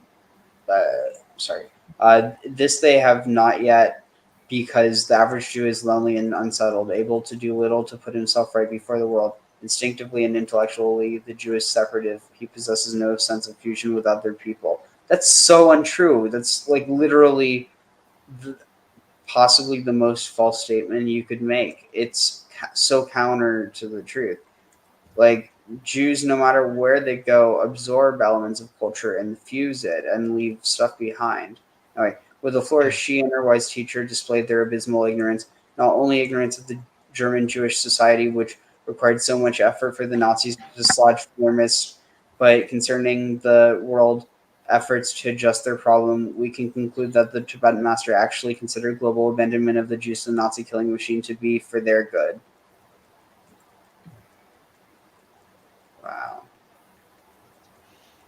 I wonder if the whole thing where he's saying people were happy to give up the Jews were not in a sense like a racial thing he's trying to say it, but like as a sense of like Christianity was already on the scene, so why wouldn't they? You know what I'm if that makes sense? Yeah. So like yeah. And I'm coming from a slightly different angle on it, and I'm looking at it sort of from self-interest economics. And if you ever watch Schindler's List, that shows the beginning of that shows some of that's effects. If you have a really rich small demographic, you can get a huge shot into your economy, and especially win supporters by saying, we're going to take these existing businesses and all this property and wealth away from them and give it to you legitimate people. It's sort of like this group against group, again, critical theory thing of oppress or be oppressed, and hey, we can oppress them and profit at it, which by my definition is inherently evil. And I'm seeing that as a very at the bottom level, at least an unconscious motivation in order to sign off on giving up the Jews. Tagging out. So well, even then, a lot of like the whole like some of these positions of powers, like whether it be like say if the Jewish person was the Rothschilds and the banks or something else like that, it's like always ignoring the fact that they were in those positions to begin with, because nobody wanted those jobs because they were considered either trash or immoral. And now they're complaining about the Jewish people having those jobs. I don't know what you're talking about, because, like, I think that the complaint was, especially in Germany, but some other countries, that they had the key positions of like finance, the arts, education, and very highly educated, because Jews have typically very highly appreciated education. And so then they got to rise to professional prominence because they were so willing to make the sacrifices. Well, using the banks, for example, because that's like one of the major ones, especially if you look at the Rothschilds. Mm-hmm. Back when they got their power in like something like the banks, back then, if you know like the theology, like the majority of the place was Christian, right? And nobody wanted to be a banker because there was like money lending was about it. Yeah. Like they said, oh, we can't be bankers. Well, the Jewish people had nothing against it, so I was like, okay, we'll do it. Nobody else wanted to do it, so they're the ones who ended up doing it. And then years later, how dare they have all the power? We're gonna go after them. So it's not quite that simple. In a lot of cases, they were actually forced into it, some were given incentives like, basically, you'll be able to collect interest, but it has a lot less to do with, like, because money lending was never seen as like as a good profession. It was something that was seen as necessary within the context of the temple, but like outside of that, it's basically like the whole point is to amass wealth. And if you're doing that for a temple in order that you can do all this stuff, including building more parts of it, then like, but when you're dealing with shoot, what were we talking about? Sorry, I lost my train of thought. When it comes to like certain jobs that the Jews ended up being put into. Oh, right. Money lending, yeah. Right, and so it was also only a very small percentage of them, because the thing is that these were people who were basically allowed to do it and by allowed, it's kind of like, we're going to allow you to have the privilege of being forced into doing this by the crown, because the thing is that it was actually the crown that was money lending, and the Jews were used as a proxy. Ah, okay. Yeah. Well, then also it's like, just overall, like, it's like, and you don't have any other choice. You wanted to be an artist? Well, too bad. You can't be an artist. You can be a comic book writer if you want to be, but you can't be an artist. And that's another thing. Jews were actually excluded from craft guilds for the longest time. Yeah. Yeah, I was going to say, let me just chime in here. And in my opinion, you have to take into account the evolution of money and banking and how that related. Because a lot of where the Jews got into it early was probably early 1300s, 1200s, where you didn't have much in the way of organized banking other than like you had the Templars, and then they fell, and you're trying to establish something. And it was because of the idea of it was a sin to charge interest. So basically, if you were loaning money to somebody, you couldn't get any more money back. It was basically like, well, here, you can have my money for a while. And that doesn't make sense for a lot of people to do. And that's where the Jews were forced into it. Now, the Rothschilds come in years later. You're talking probably, what, about the 1700s time frame? Something like that. And where they had 1600s, that's what, okay, fair enough. And that was Meyer who was the father. And what they did was basically a family operation, where you had the father and then the sons set up their own houses in each of the major capitals in Europe. And the biggest thing they had going for them was the fastest information network in Europe. And one of the ways that they made huge money was in England. There was like a Napoleonic War going on, and they got the information of the outcome of the battle probably about 6 to 12 hours ahead of everybody else. So they traded counter the outcome. They announced that they had it, that I forget, that the one side lost. So they were basically selling off, they were trading opposite of what the outcome was going to be. And when the real news came in, they just cleaned up. So Tagging out on that. I've actually heard that that's a myth. And that like it's like one of those things that kind of circulated but didn't actually happen. And again, it's possible that it did, but it's one of those things that definitely you could see how it could spread, because it's like this idea that like that. And again, not even that it's inherently anti-Semitic, but it's something that does get used. So I mean, it's possible that maybe people are disputing it because people sometimes use that for anti-Semitism, but it is one of those things where it's like, if it did happen, there would be some historical record of it. Yeah, and you could only get away with that a couple times before everybody would know what was going on, and there would be huge riots. Yeah, like the enslavement of the Israelites by the Egyptians. Yeah, I've heard people say that there would be documentation of that if it was in record numbers, like they claim it to be. Yeah, but the only thing with that is people are looking in the wrong place. We know that the Canaanites were subjugated by the Egyptians. We have records of Canaanite slaves in in in the Sinai Peninsula, working in copper caves, or copper mines. So like we know that there was the thing is, people are looking for a distinct group called the Israelites that left what we know as Egypt and went to Israel, or went to Canaan, when in reality back then Canaan was in Egypt. So like So you say yeah, there's Jewish people enslaving other Jewish people? Or? no, Okay. no, A good amount of Semitic people that were happened to be in Egypt, and nobody necessarily was called Israelite at the time. yeah. Okay, so the Canaanites weren't Jewish, right? So it's like a There square. were It's a square and a rectangle thing. Well, the difference is, like it seems like the story is Egypt, and it was like a foreign country with a different religion and a whole different group of people.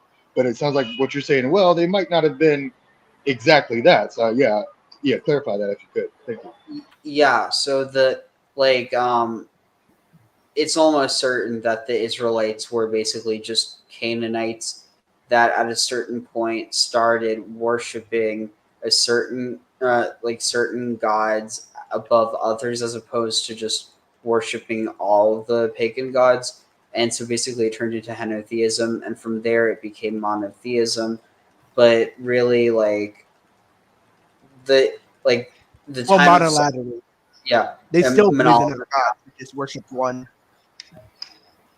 yeah. So I'd really say though that probably the point where you have this switch to what you could call Judaism as opposed to Israelite tradition is actually, and again, I think Israelite tradition is basically just the Canaanite tradition in that you see during the First Temple period, because of all the paganism that was in the temple. And we're just supposed to understand that it was wrong rather than it was later seen as wrong. Oh, okay, so yeah, maybe if I heard you correctly, maybe I used the word like Jewish when I should have used maybe the word Israelite. Like the Canaanites were Israelites enslaving other Israelites, right? It No, wasn't like it was. no. Okay, So good. the Israelites There were a group of Semitic people that were in Egypt and enslaved. by Egypt. Yeah. And part of it had to do with not even necessarily Egypt going in and trying to necessarily conquer them, but them just happened to be there. And I forgot, it had something to do with trade or something. But then certain wars were going on, and the Egyptians happened to lump their enemies in with these other people that came from over there. So it's like, okay, well, we're not going to trust them at all. Well, so let me make sure I got this straight. Sorry, guys, and thank you. But so I was questioning whether or not there was good documentation for Israelites being enslaved by the Egyptians. Yeah, and what I thought I heard was that, oh well, when we say Egyptians, what we mean is Canaanites, right? No. When you I'm sorry. say Israelites, Or when we say Egyptians, what we mean is Canaanites, no. right? He was No. saying that Cain was in the Egyptian Empire, so it would be like when America owned Cuba. Cuba would be the Canaanites, and then a subset of Cubans would have been the Israelites. So who's the slave and who's the slave master? Just so I'm clear. Egypt would be the slave master. And when you say What's Egypt, the Canaanite example? Canaanite, or in other words, and that they would have been considered another Semitic group. Ishmaelites, Yeah. I forget there's another M one that's mentioned at the time of Joseph. Yeah, they're also it's multiple different Semitic groups that have Mennonites. to be here. I wasn't sure. And then even the Hebrew language that mostly came out of Ugaritic, and then had a bunch of loan words from things like Mesopotamia, I think Akkadian, and a couple Egyptian Right. loan words as well. yeah, like if you look at the Canaanite script, it is identical to the Hebrew script. Yeah, Levi says in Genesis 37, Jacob lived in the land of Canaan. So he's like, yeah, of course he's a Canaanite, right? If you're American and you live in a land, you lived in America or something like that. So the narrative actually is that he lived there, but that he was descended from a different line in order to basically justify why all these evil things happened to the Canaanites supposedly. and all these good things happening to the Israelites, when in reality it's a cultural revolution rather than a military one. And it's just anyway. I do probably need to get going soon, but I do just want to read this one last part because this is just so key to tie it together. But Bailey and the Shambhala forces at work during World War II, and specifically through the Nazis, as in oh wait, Bailey, as an energy of destruction, which has its side of beauty when the spiritual values are grasped. Its value is in the great energy of purification, visibly evidenced by widespread fires burning out much evil, after which the new world will be built upon the ruins of the old, under the guidance of the new group of world servers. The rays and the initiations, page 86 to 88. From the viewpoint of the hierarchy who directed this force in conjunction with the karmic law, the war was a major surgical operation made in an effort to save the patient's life. A violent streptococci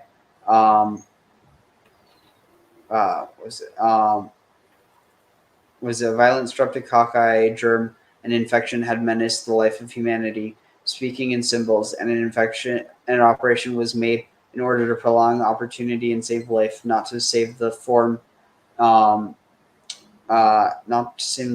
physical life. This operation was largely successful. The germ, to be sure, is not eradicated and makes its presence felt in infected areas in the body of humanity.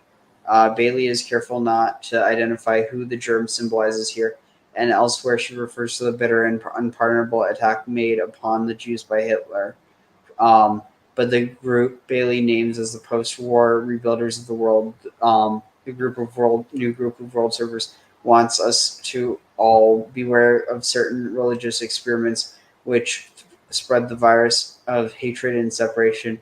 From an introductory new group of world servers, for sure adorned with the 666. If separation is the virus and religion is the carrier, the Jews are prime candidates for being the infection, which threatens the life of humanity. Even if Bailey did not approve of the brutal form surgery Hitler chose, Bailey continues in education. Another surgical operation may be necessary in order to just. Yeah. Oh, I'm almost done. Go ahead. May be necessary in order to dissipate the infection and get rid of the fever. It may not, however, be needed for a process of dissipation, distribution, and absorption has been going on and may prove effective. In other words, the Jews are so effectively assimilating, dismantling their historical roots, and contributing to their own demise that the infection may fade from humanity on its own accord without the need for another war against them. Yeah, you were going to say?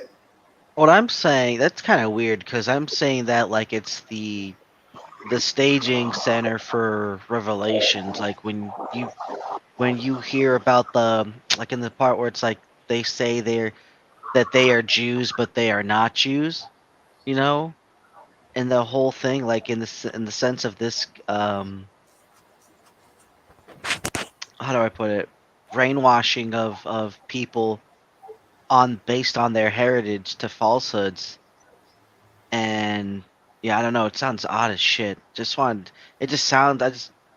weird. I don't know, sorry, stoner brain, but yeah. Yeah, I don't completely follow. I barely caught the end of that. What are you talking about, like the Khazarian myth or something? No, like kind of like what it says in a sense of if religion is the carrier and the infection is the virus, right? So in a sense that they're trying to if they're trying in a sense to make these Jews look as if they're the tool of destruction, right? Unbeknownst to them, they don't know that they're carriers of it, right? Unbeknownst to them, they don't know that they're carriers. Thus, it goes in that, like what's read in the Bible, beware of those who say that they are Jews, but they're not Jews, but they are in the synagogue of Satan. It's not Yeah, necessarily. they definitely twist that verse a lot. Yeah. All I'm saying is like, it reminds me of that in the sense that if you have innocent people being blindsided into some, again, the new age falsehoods of what they think is true faith, then that's fucked. That's all I'm saying. It just made me Well, think then, of that. well, then also like you're saying with the whole chaos or like what not necessarily chaos, but like the destruction kind of thing. That is that idea that these people had with that they're going to bring desolation and destruction wherever they go, and the constant comparison to things like vampires, demons, and other stuff like that. Right. Yeah. When historically is unfounded. The Israelites just simply don't have a history of invading foreign lands and genocide and conquering and so forth and so on. So I don't understand why there's this sentiment that they took something that didn't belong to them. And I don't understand why people want to take back from them and why they feel like they're taking something back when the Israelites historically never took what wasn't theirs. I mean, at a certain point, you do have like the Hasmoneans, and they end up going on a kingdom building campaign, but it's not something that like historically that they stood out compared to any other population. I think the other countries just wanted to have a scapegoat, and they found Israelis or Jews to be a convenient scapegoat that wasn't able to defend themselves very well. Well, they already did have their hatred towards them, and using them as a scapegoat was already kind of the setting was set to use them as that scapegoat, the one to blame. It's like the lost tribe, if you think about it, right? If you think about it, Christianity's on the scene, and so you have this mixed group of people who have faith in God, but they're misplaced. And if they're misplaced, they make the perfect candidate if you're gonna to blame somebody. And I'm talking about what I'm seeing back in history. That yeah, of course you choose this group of people. They're perfect to fucking choose because again, you already have a status quo of Christianity. This is the right way, and since they're lost and misguided, of course, what are they going to do? Well, then also That's just my. But that's what I saw right there. It gets into those I'm bad confused. ideas about blaming the Jews for the death of Christ, the whole blood libel stuff, the whole greedy Jews always wanting money, and all these other stereotypes that were created over the years, all piling up into this one big tent conspiracy theory. Right. And it's based off of what? Just that xenophobia. Quite a bit of it, yeah. Heck, even like the blood libel one wasn't even necessarily created by medieval Christianity. It was actually started by the Romans and was even applied to. They would use it to refer to not just the Jews but the Christians, saying that the Christians were part of some kind of blood drinking sacrifice cult. And a lot of Christians had a tendency to forget that little fact that the Romans did that to them, just as they did it to the Jews. Yeah, so interesting. The fact that Christians call each other brother and sister, and that you would have, husbands and wives that could call themselves brother and sister. That was understood that you had Romans saying, well, that means that they're sleeping with their siblings, and then you have the understanding of eating the blood or drinking the blood and eating the flesh as literal. Therefore, they're cannibals also. And then later you apply that to, well, now that Rome is Christian, you can't say that about Christians, but you apply it to Jews, and you just try and change it in order to fit the narrative. I was going to weigh in here that I have trouble signing off on this whole lack of conquest thing, given the whole Joshua and the conquest of the Holy Land. Yeah, it's completely. I thought about that. There's no evidence that it ever happened. It's complete myth. Well, I'm just saying, if you're using the Bible as a reference source, I'm not. I'm saying if this guy is, because it sounds like he is. It's tough to. In the the video. guy on the stream. Yeah, the guy in the video. Oh, okay, got you. Okay, cool. Yeah, no, I was answering against him, where he was saying there's no evidence, that there's no indication of that ever happening, and it's like, well, it's kind of written in every Bible. It's sort of my initial response to it. Well, I didn't say anybody here said that, so tag. And to you, is that convincing evidence? Is that compelling to you? Well, I tend to generate an overall best fit based off of abductive logic. So compelling is kind of a tough term for me to define.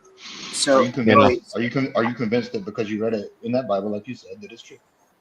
Well, I'm convinced by evidence, and I come from a fact first. It's like, for me, I don't believe they're hypotheses, that it's based on evidence, and if I find the evidence that debunks that basically is a factual thing that puts a pin in my thought, I'm willing to abandon it.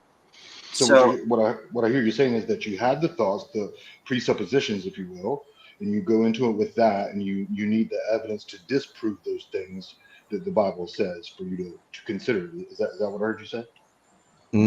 That may be what you thought I said, but what I'm saying is I'm doing basically applying the scientific theory to everything.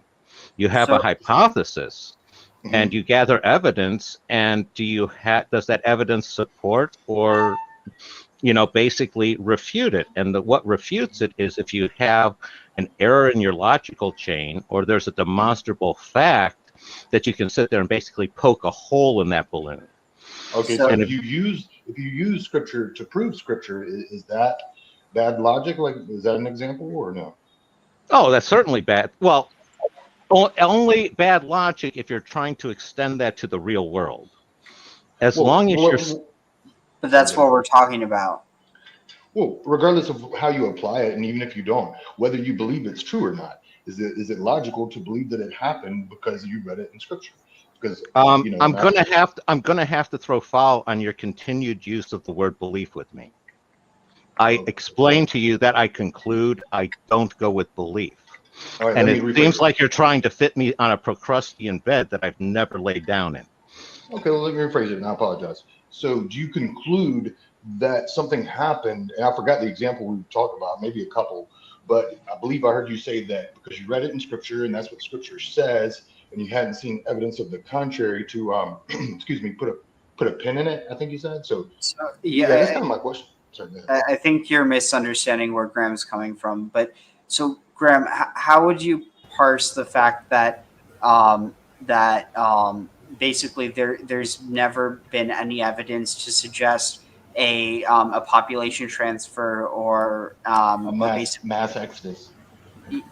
Oh well, I mean, again, the Hyksos expulsion is not a bad fit for a 30,000-foot view of an Exodus story.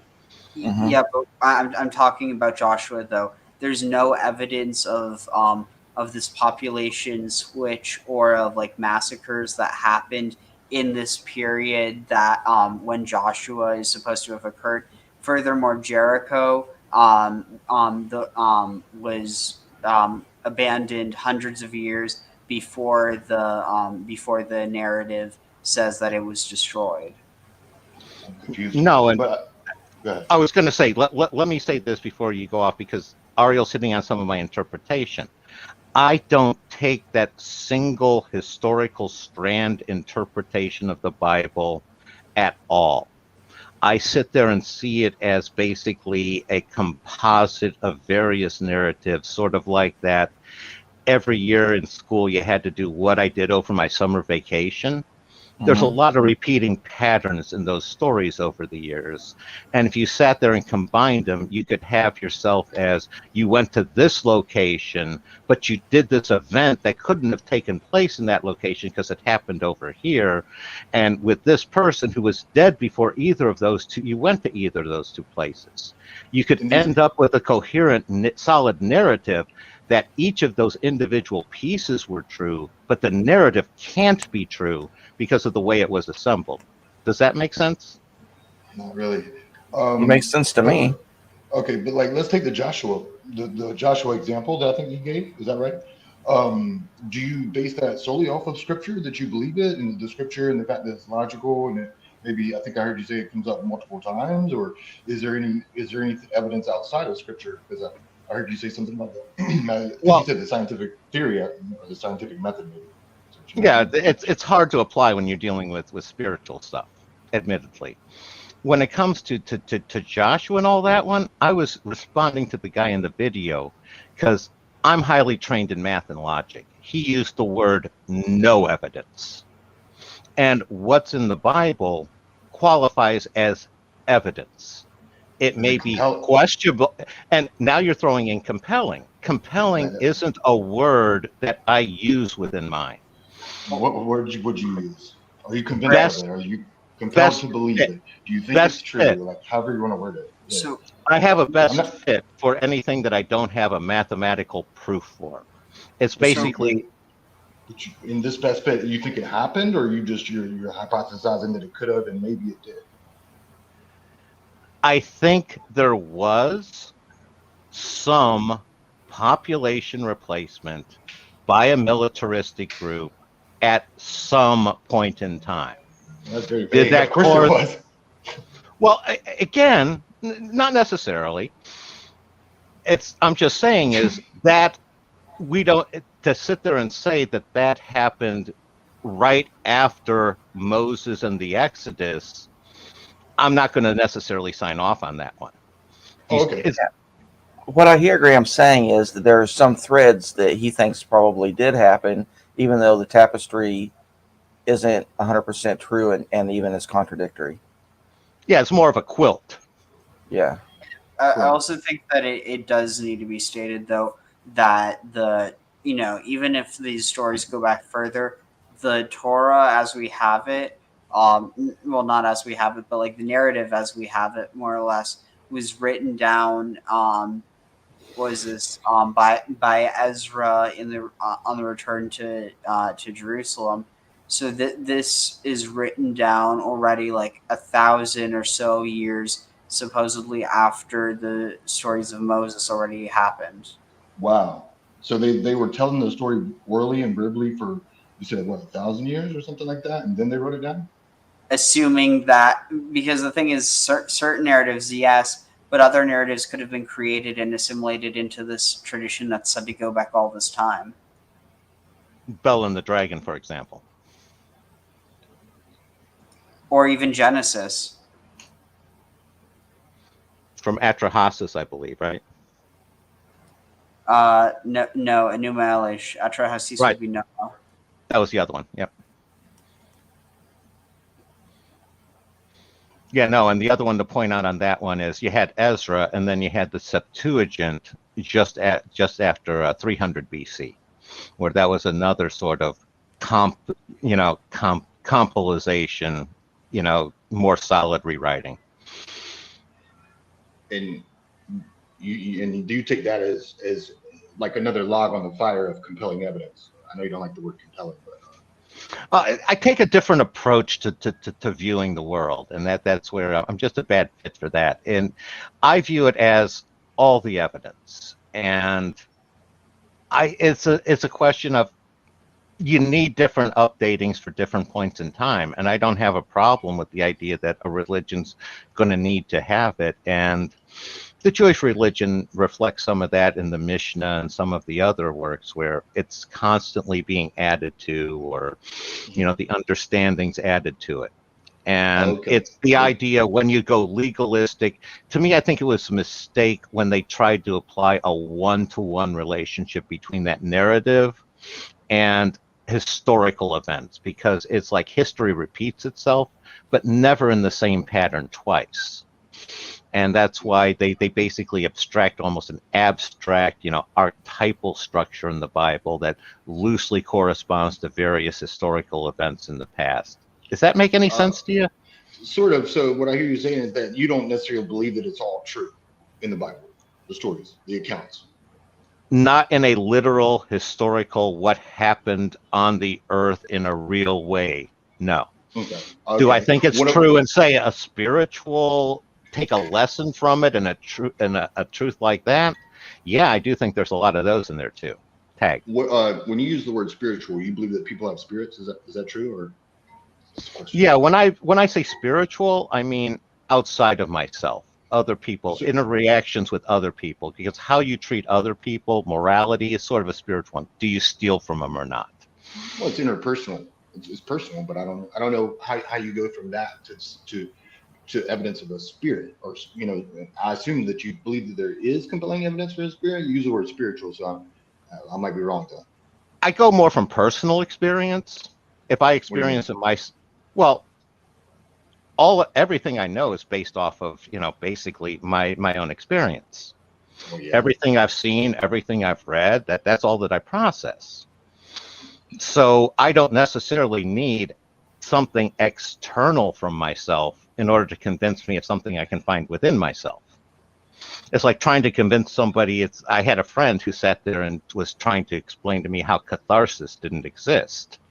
And I sat there and said to him, it's like, you can't convince me it doesn't exist because I've experienced it. It's like trying to convince me the color blue doesn't exist. Is your personal experience, could it ever be wrong? Is it a reliable pathway to truth? Can we all trust our personal experiences? Yes, but it is not reliable to truth in the same way. It's like truth, I tend to go old school. So I'm going back to the old Greek logic where you have pathos, logos, and ethos, which is basically, pathos is emotional truth, where it's what's inside you. And let's go with a chocolate ice cream tastes good. Logos is basically pure logic, where it appeals to authority, which is ethos. That's how your relationship to other people. That's sort of the spiritual. And it's like, and logos, like I said, it's stripped of all pathos and ethos. It's just pure logic. And you can have different levels of truth. Like the chocolate ice cream tastes good, true. But then you have on the logical level, if I go back for a third bowl tonight, that's not a good idea for my health and my weight. And you can take that. When I say truth, I mean like how it corresponds to the one true reality. You know what I mean? Not whether or not it's logical or you perceive it to be or you have a personal experience with it, but is it actually true? And like, for example, earlier today, I felt like I had my phone in my pocket and I just knew that I felt it vibrating, and I pulled it out of my pocket, nothing. Yeah. But I was sure like someone was calling me. I was sure of it. No, and that's a case where you had your experience, and that experience was true. You felt what you felt. No, you felt what you felt. The meaning that you attributed to it was false. And that's where I go with the difference between facts and the interpretation of those facts. So a great one. Here, let me give you a good example. And this is a good one because my daughter caught me on this one, where I was sitting at my computer and I heard from my kitchen, all of a sudden, a bunch of cereal spill onto the floor. And I've heard my son do that a good dozen times. So I sat there and called out his name. It's like, didn't you do that? It happened that was my daughter that time. Never once heard her before. And she and I walked through it as just an example of what you're talking about how I had every legitimate reason to think it was my son, but that was a totally false thing.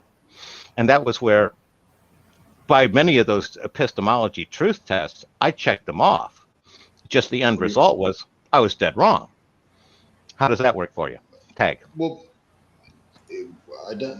not so good, because I mean, like, it sounds to me like what you're saying in that story was you heard something and you made an opinion about it. You came to a somewhat of a conclusion about it, but it turned out to be wrong. So that to me shows me that you can't trust your personal experience, and it's slightly different from the fact that I was wrong because my phone wasn't ringing and it wasn't vibrating.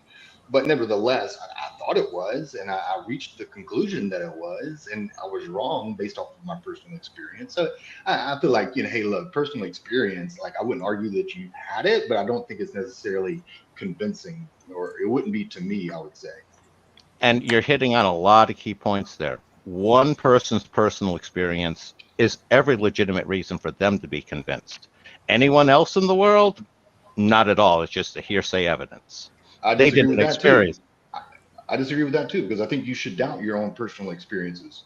I think you should. No, I'm saying other people should inherently reject them. That was the point I was making. But I'm saying, but that almost implies like you yourself aren't going to argue with it. But I'm saying you should doubt yourself and your own what you perceive to be personal experience, because your personal experience could be wrong. And here I hear what you're saying. Let me show you where I'm at with where the scientific method fits in. I don't see that you can doubt your perceptions and your emotions.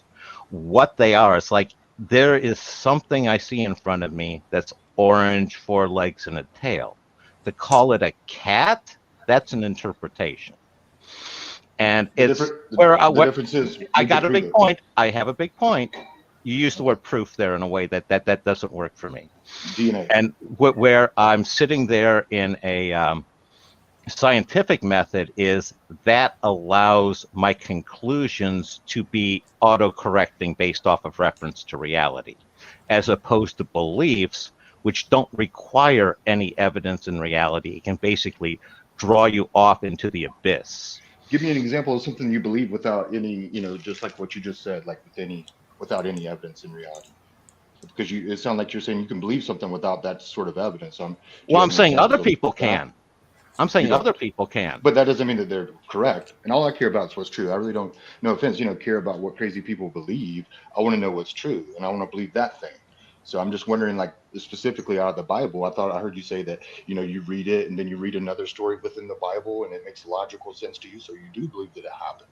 But I could be wrong. Maybe that's not what you said. I'm Well, just wondering for full whether or not. disclosure, I've been an apostate Catholic for how long? 80, so it's 40 years. I'm not a Christian. I'm a freelance monotheist. I walked away from the Catholic Church because they offered me guaranteed heaven at the cost of my sanity. And I said, nope, you don't get my sanity. I'll be sane and take my chances with God. Tag. What's a little hell amongst sane people? Huh? Oh, I said, what's a little hell amongst sane people versus a little bit of versus a lot of insanity amongst saved? It's like, would you rather be insane and saved or sane and unsaved? I'd rather be correct and truthful. Like I'd rather be on the side of what's correct. You know what I mean? Whether you or anyone else viewed me as insane or insane doesn't matter. So I've just heard a lot of claims here today that I'd love to hear the scientific method, for example, is just simply that brought you to a belief in theism of any sort and what that means. But hey, we might not have time for that. Well, some of that all depends on what you define as God. Can I show you this though? Because this will give you a good laugh, and then we can go back to it. So just hold your thoughts for a sec. It's fucking hilarious. This is at a Jehovah's Witness convention maybe 2 or 3 years ago.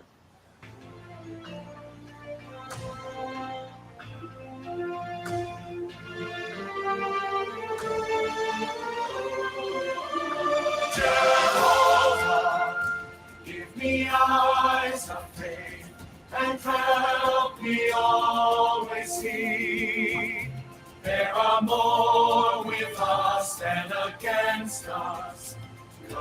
Courageous let me be. Courage, give me courage. With courage I'll endure. Jehovah, give me courage. Your victory is sure. Jehovah, give me courage. Your victory is sure.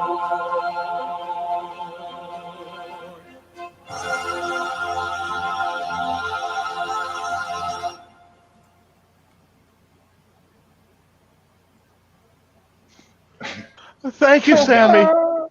I'm That glad was I was creepy. muted. I was just rolling. Oh, that's the best laugh I've had in a good month. Thank you. Did you see Jesus looks like Kenny Rogers? Are you winning, son? When they were in that cleared out field, that was creepy. That's very cultish to me. Yeah, that's what they think's going to happen at the during the Great Tribulation. The world's governments are going to turn on Jehovah's Witnesses specifically. So they got some sort of like And that's when he's gonna step in. That'll be the beginning of Armageddon, the end of the Great Tribulation, and the beginning of Armageddon. It's a victim complex, is what it sounds like. Yes. Yep. It sounds familiar. Persecution. Exactly. Yeah, Porn. that's a better word for it. Thank you. Persecution porn. I call it. 'Cause they love it. They get off on. I loved the transition from God pulling back his bow of light to the secret forces going through the dark field. So Just let me get this straight. So persecution porn, in other words, pee-pee. Exactly.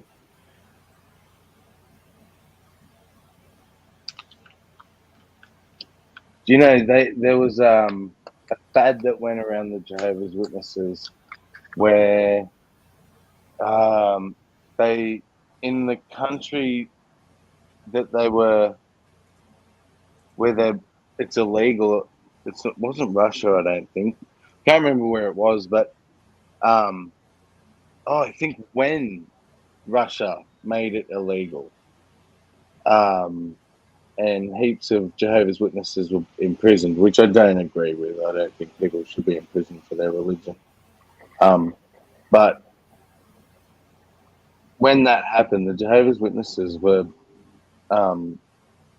taking photos of themselves behind bars and things like they're in prison. It emboldened Posting them. it. Yeah. It was kind of sick. Reminds me of the idea of the cross and wearing the cross, and the whole idea that that's the thing that killed him. And I know it's about the fact that he died, but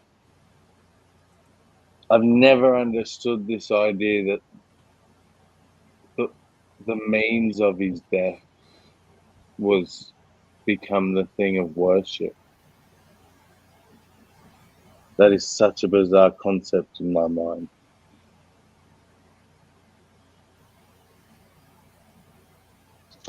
Very death cultish. I was going to say, actually, from a psychological standpoint, it makes sense. It's a reclaiming the object that was used to persecute you and making it an object of power for yourself. I had a Black American friend who, again, I'd played basketball and we'd been friends for years. And I was curious about the difference of the use of the N-word and about how it's accepted in there. And as I sat there and said, it's like, yeah, the greeting of, how are you, my N, is, you guys do that all the time. I know that's beyond wrong for me to do.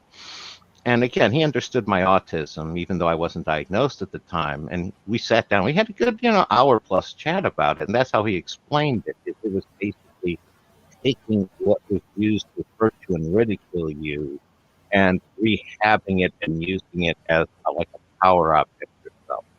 Does that make sense to you guys? Yeah, absolutely.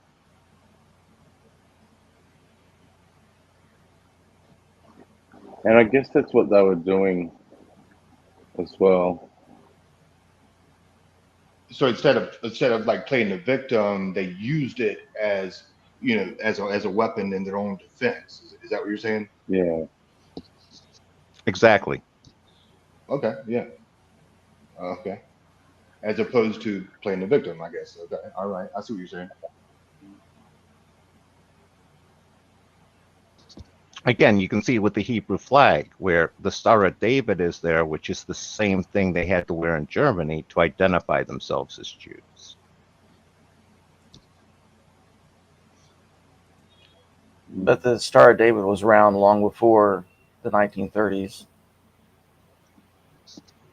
Oh, agree 100%. I was just saying that's an example about how something that was used to hurt you and ridicule you, which it was under the Nazi regime, and to reclaim it later. No, it wasn't even remotely trying to say that was a new thing there. Just the use of it there. And are there Nazis like in all parts of the world, like in every country? I imagine. I know for sure America and the UK. And Australia. Let's go with boys from Brazil and Argentina too. Okay. And no, this there's but actually, yeah, they're not Nazis. Never mind. Put me on the full screen. Like, if you're happy to go off specifically Nazis, where are you? Full screen. There you go. Was that what you were about to say? I thought maybe we were on the same brainwave. What was I saying? Yeah, not necessarily Nazis, but like white supremacist groups. Definitely, they're even rampant in Africa. I don't know about India though, and Asia and stuff like that, but. Y'all were talking about the swastika and all that stuff, and Nazis and fascism, and it just Yeah. made me think of this picture. I don't agree with it. I don't align with it whatsoever. I don't want anyone to think What that. is it? Oh, that's the Azov battalion in Ukraine. Oh, okay. And they've taken a lot of heat for being Nazis or fascist or neo-Nazis. All those words have been used, and even their flag, which I showed a picture of. A lot of people draw comparisons to the swastika, and I think recently they had to change their flag or their patch on their uniform or something because of all the backlash. So. Okay. One of the issues that I have with some of that is the difference between a group that bands together for their self-preservation and people who want to basically oppress others with the same sort of thing, because they can look similar to the outside and people can make the mistake between the two groups. Tag.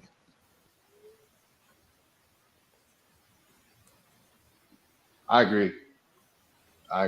Seems like both sides, no matter who they are, both sides can justify it in some way. When really the solution is just to not hurt people, not harm people. You know what I mean? Because maybe you can justify it like you said, but that doesn't necessarily mean that it's true, or that and it certainly doesn't justify harming people or taking lives for sure. So that's where I fall. 100% agree. My rule is always, unless I know for certain a greater benefit is going to result, you have to sit there and try to rule out harm. And the reason I use that one is like a surgeon. The Hippocratic Oath is first, physician do no harm. And the first thing a surgeon does is cut into flesh. And the reason they're doing that is because a greater good is going to happen. Tag. Do you believe stories in the Bible, like for example, like Sodom and Gomorrah? And if so, what was that greater good?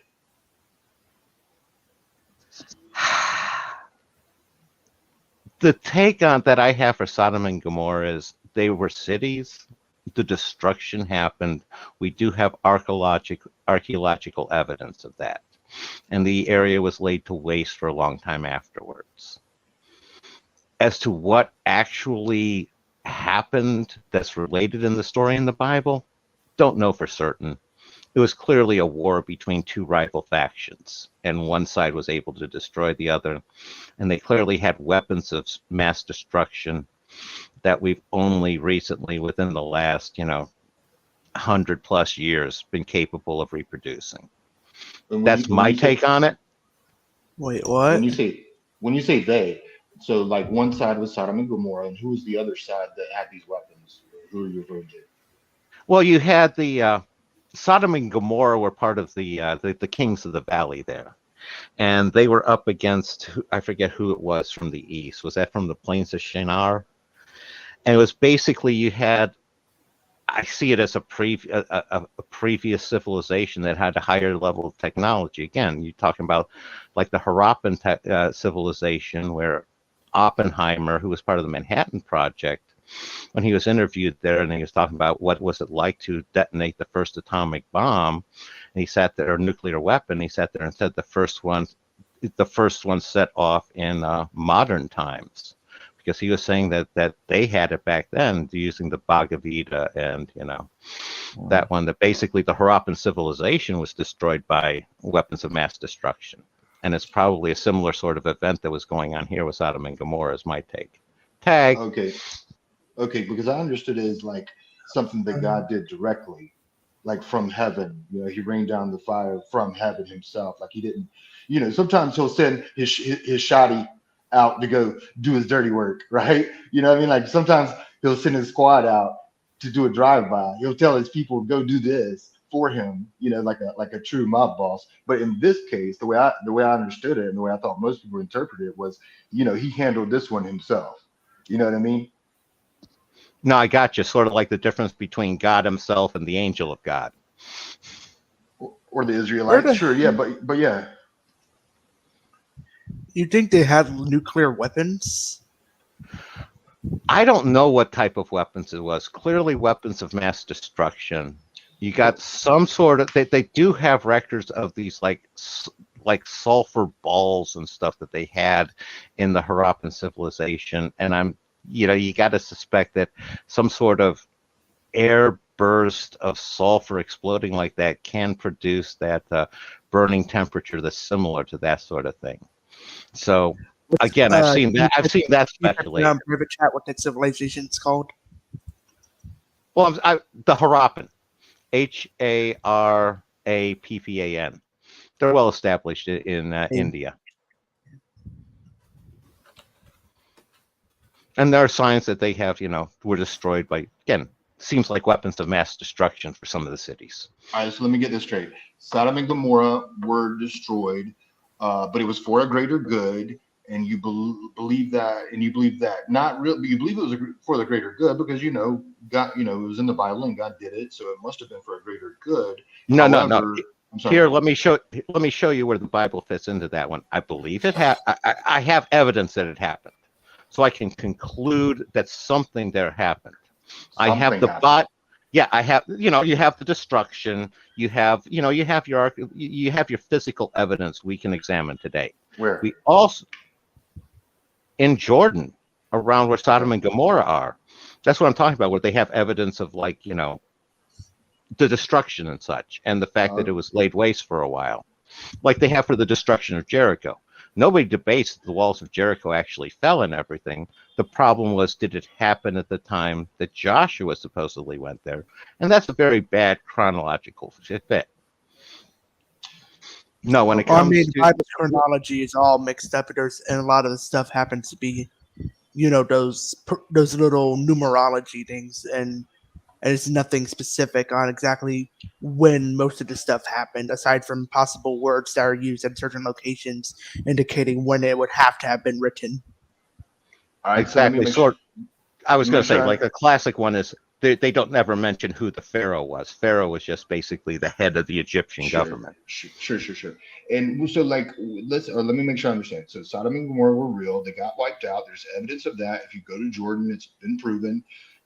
But you don't necessarily believe that it was God himself who did it. But you think that it might have been using some sort of weapons, but you still believe, regardless, even though God claimed that he did it himself, there was a higher purpose for that genocide, correct?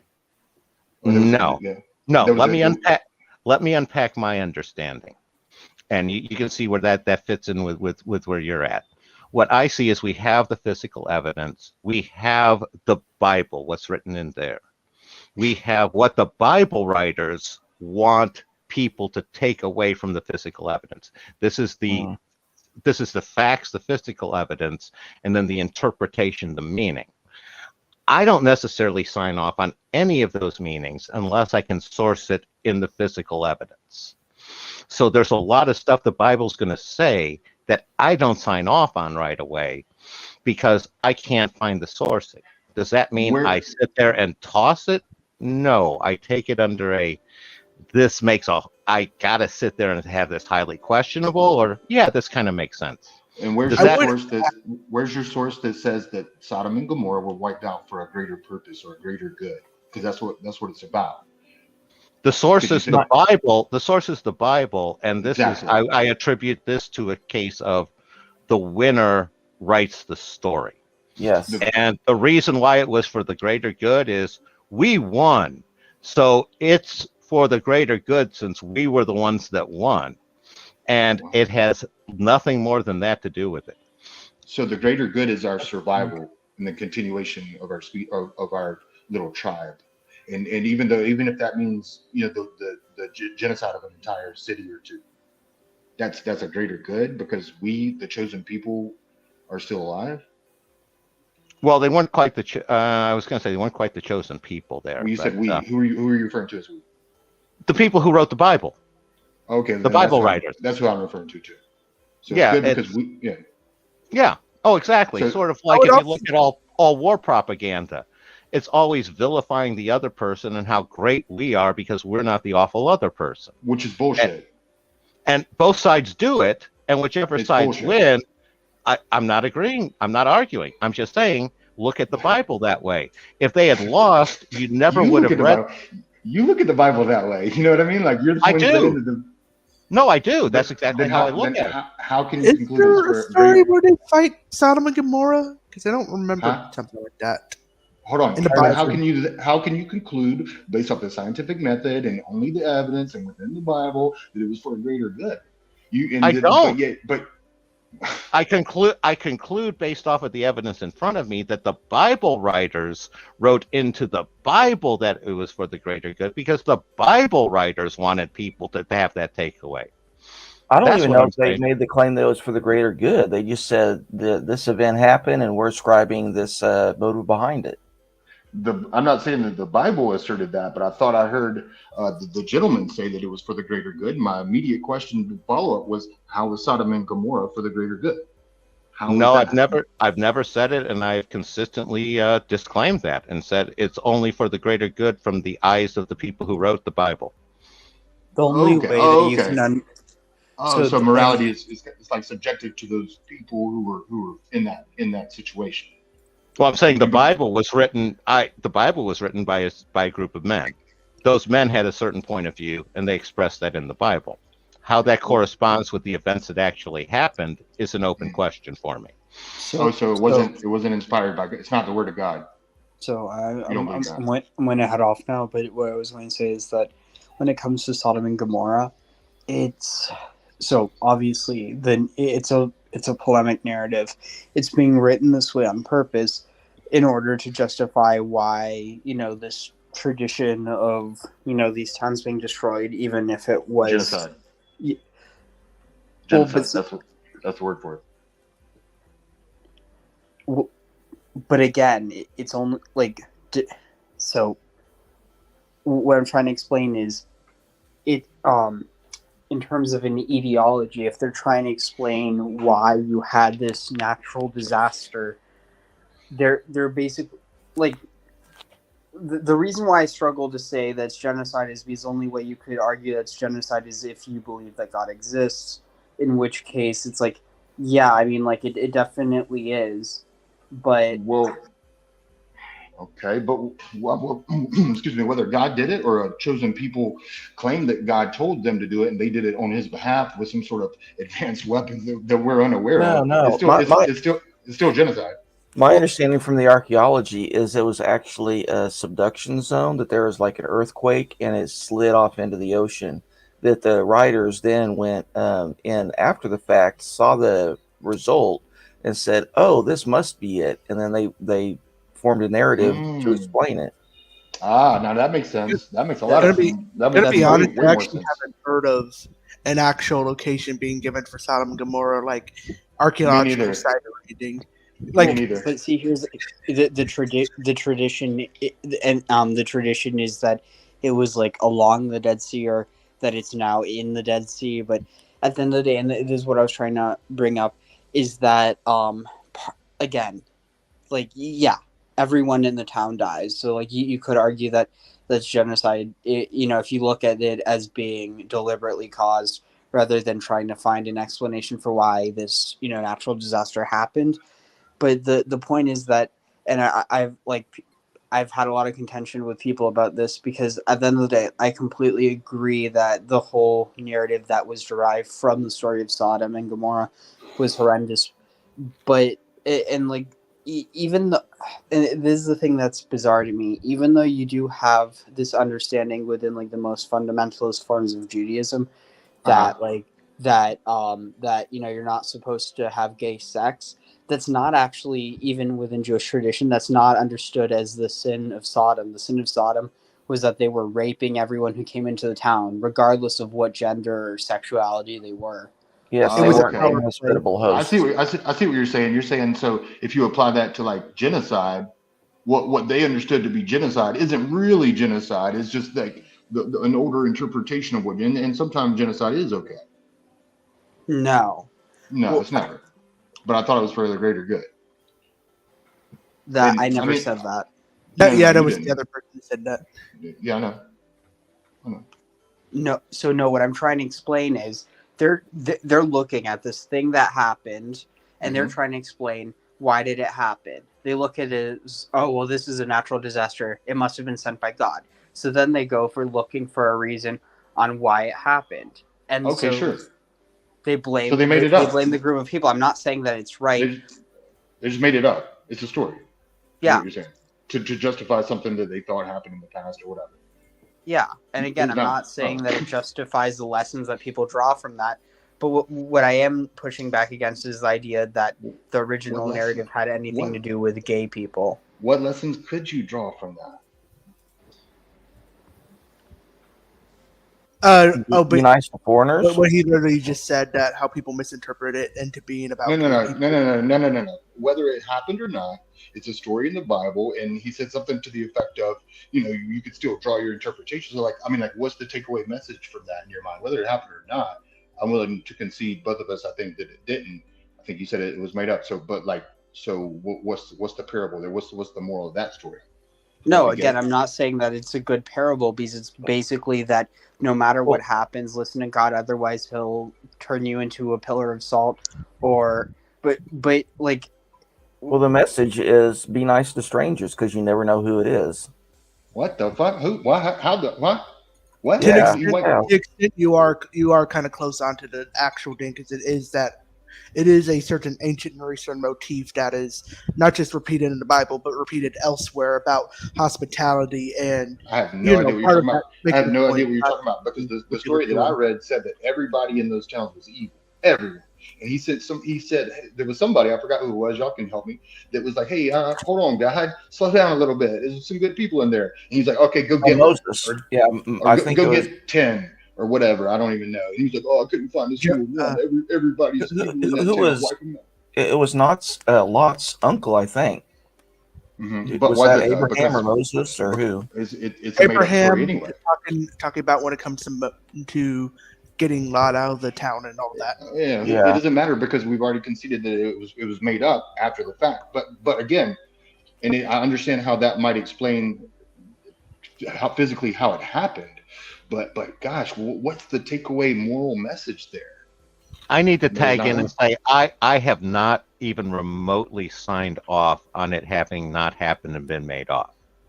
Other people may have, but I'm not part of that group, because I'm looking at a destruction in 1650 BC where you have melted rooftops. This is at Tel El Haman. It's set by the Dead Sea.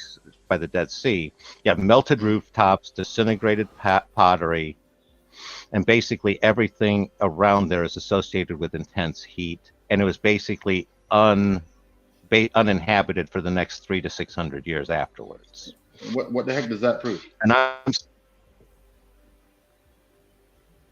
that you had a city we lost there. you, Graham. That you had a city there. You had a city there. It got destroyed with melted rooftops and a heat that was not able to really be produced during that time period. The explanation. You're talking about the Twin Towers. Oh. Listen to the dating. 1650 BC. Sorry. 3,600 years ago. I'm saying that Tel El Haman was one of the sites of Sodom or Gomorrah. And it Okay. got destroyed in that high heat that produced tops, disintegrated potteries, and everything consistent with what happened in the Harappan civilization, or a weapon of mass destruction. The evidence, so the physical evidence, you have that evidence, the melted, The what evidence you that it was have there, destroyed.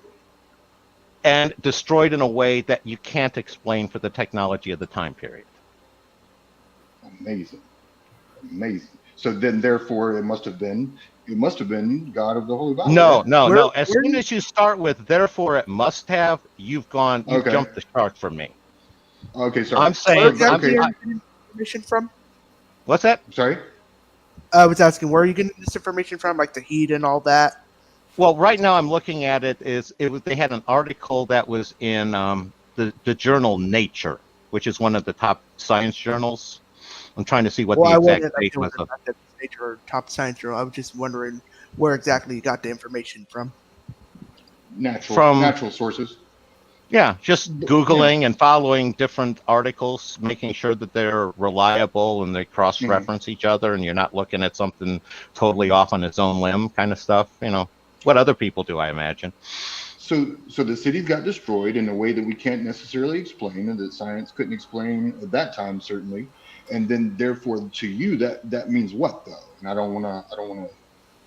That means that something happened, and you have a story in the Bible that's similar to what I have evidence for. So therefore, I make connection and say, this story may be a writing. What is it? The Bible was written down. You're talking Ezra was probably about 600 BC. So you're talking, this would have happened, this story would have been written down 1,000 years later. Okay, and that is not a problem for you? Well, it has a problem as far as if it's going to be accurate. Again, I'm not signing off to the Bible being accurate. I'm saying that the Bible was a later story, that they're trying to relate these past events in their context at, say, 600 BC. And at 600 BC, these are the 1,000-year later descendants of the survivors there. So they're going to sit there and say, our God was behind it, regardless of what the actual events were 1,000 years ago. This is like us trying to speculate on stuff that happened with Charlemagne and how his battles actually happened. Charlemagne from France. From France, 800 AD. Okay. Okay, cool. Yeah. And it's like, I wouldn't sit here and say, I thought what exactly. The Breakfast Club. Oh, no. No, I'm unaware. No, I was talking about the ancient dudes, First Holy Roman Emperor. Gotcha. Peace and respect and good morning, everyone, or good early afternoon, depending on where you are. Morning, Richard. How you guys doing? Doing well. Doing well. I'll go with the Australian good day. Right on. Good night, mate. Right on. Graham, on this survey. Okay, so no. On this survey that you're referring to, and the location being possibly Sodom and Gomorrah, how much time do you suppose you've looked into this? Oh, I'd say probably a good couple days worth of research. Like I don't know said, what that means. Because you probably slept and I don't know how long, and so I'd say 16 hours. I'd say about 16 hours until I got enough confidence level that I had a reasonable fit, and I could adjust either way. Again, the traditional explanation for the pottery and the high heat and the melted roofs is basically like an asteroid impact, a skyburst, which would have the same effect. So there is a totally natural explanation for it. Okay. I'm going with again, a little more out on a limb with the ancient civilization, especially since we have similar evidence in Harappa. And again, having Oppenheimer kind of sign off on it makes that limb look a little more solid to me. Right. But that's sort of where I'm at. speaking of, and I understand that you're not planting a flag and saying this must be, right? Thank you. Thank you. And I also understand that this wasn't your idea. This wasn't Nope. your direct this is something you're gathering from other people, their opinions, and also from scientific survey. I wonder if you had noticed, as I had, that the remnants of civilization are not in the same even 10 feet of overburden as the white sulfur. I wonder if you'd noticed that. I had seen that mentioned. I wasn't quite sure just how much to weigh that evidence as far as pushing it to or from the conclusion, given everything else. I go with more of a best fit, and it's like just Well, that's what I'm one talking piece. about. Yeah. Okay, so in best fit, I have little or no explanation why I should see the white sulfur, obviously not from this earth. I totally agree. Not naturally occurring on this earth. White sulfur, which has upwards of 20 feet of overburden on top of it, versus the apparent civilization, which has less than 5 feet of overburden on top of it. And then you have, weathering and water erosion, such like that, which expose these things, which is why people noticed it, which is why we started excavating there. Yep. So why would there be something around 10 feet of overburden between those two events, those two observations, if it was one event? Now, I don't have all the information in front of me. Do you remember what the dating was of the sulfur layer versus the other one? You know, with that amount of overburden, I don't think, in my mind, that it needs dated. Oh, you definitely need dated, like what you had with Troy, where they can date the various different levels of Troy. And that's what they do on civilizations, is when they go through, they sit there and go down, and it's like, okay, we're going through, Iron 2, we're at Iron 3, now we go to, here's the Bronze Age collapse, and they keep going backwards as they go further. Sure. And that's what I was wondering is the difference in dating, because you could have a much earlier destruction with the white sulfur one, and then you have a later civilization that also, again, had something destroyed, because those plains there were particularly fertile back in the day. Yes. But fertile plains normally regularly flooded. Also, if something is regularly flooded, it tends to level out the ground. And then it's not like you would say something like there was a lot of contour in the ground, and there's a good explanation why continuously the white sulfur deposits are significantly deeper than the civilization remnants.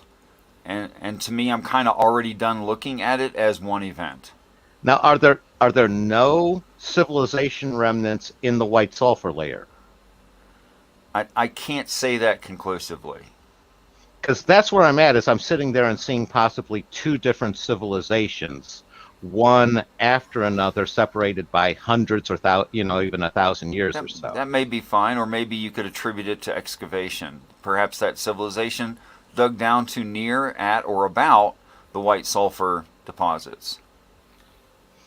Yeah, no, and we're exploring it in a way of, I'm trying to sit there and say the evidence is what it is. It's how does it get explained later? Oh no, I totally get the concept that this stuff is made up later on, but what I heard you say is that there are things in the Bible that you take as fact because you read it in the Bible. So I'm trying to just point out things that, well, I guess you yourself point out that you don't necessarily believe that that's what happened. You believe that there's stories to help people explain things much later. So he's hedging his statements better than that, Sterling. What do you Yeah, mean? no, what I'm doing is I'm saying that there are the facts that existed that we can show with the physical evidence, and I'm saying there are stories in the Bible that every so often I can sit there and make a solid connection, or at least a pretty good connection, between events in the Bible and what I can find in the physical evidence. And I'm not arguing with that. The things that there's physical evidence for, I'll put that to the side. But I heard you say some things you believe just because you read it in the Bible, and I thought that what was it, Joshua? No. That's not a. That's a really a. No. I was going with the. No, what I was doing with, I was throwing my autistic math flag with the guy said there was no evidence. No, I'm not talking about that. I said, what makes you convinced of a certain thing? You said, because I read it in the Bible.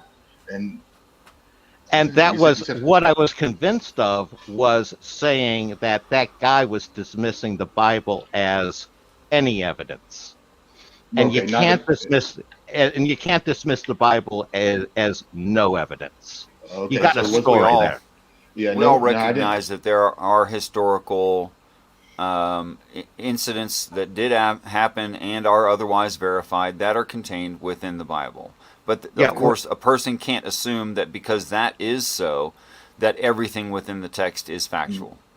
Yeah, what this guy was doing was what I call a lump and dump, which I first noticed in the early years of Rush Limbaugh. And what you do is you take something that you want to show as false, an event.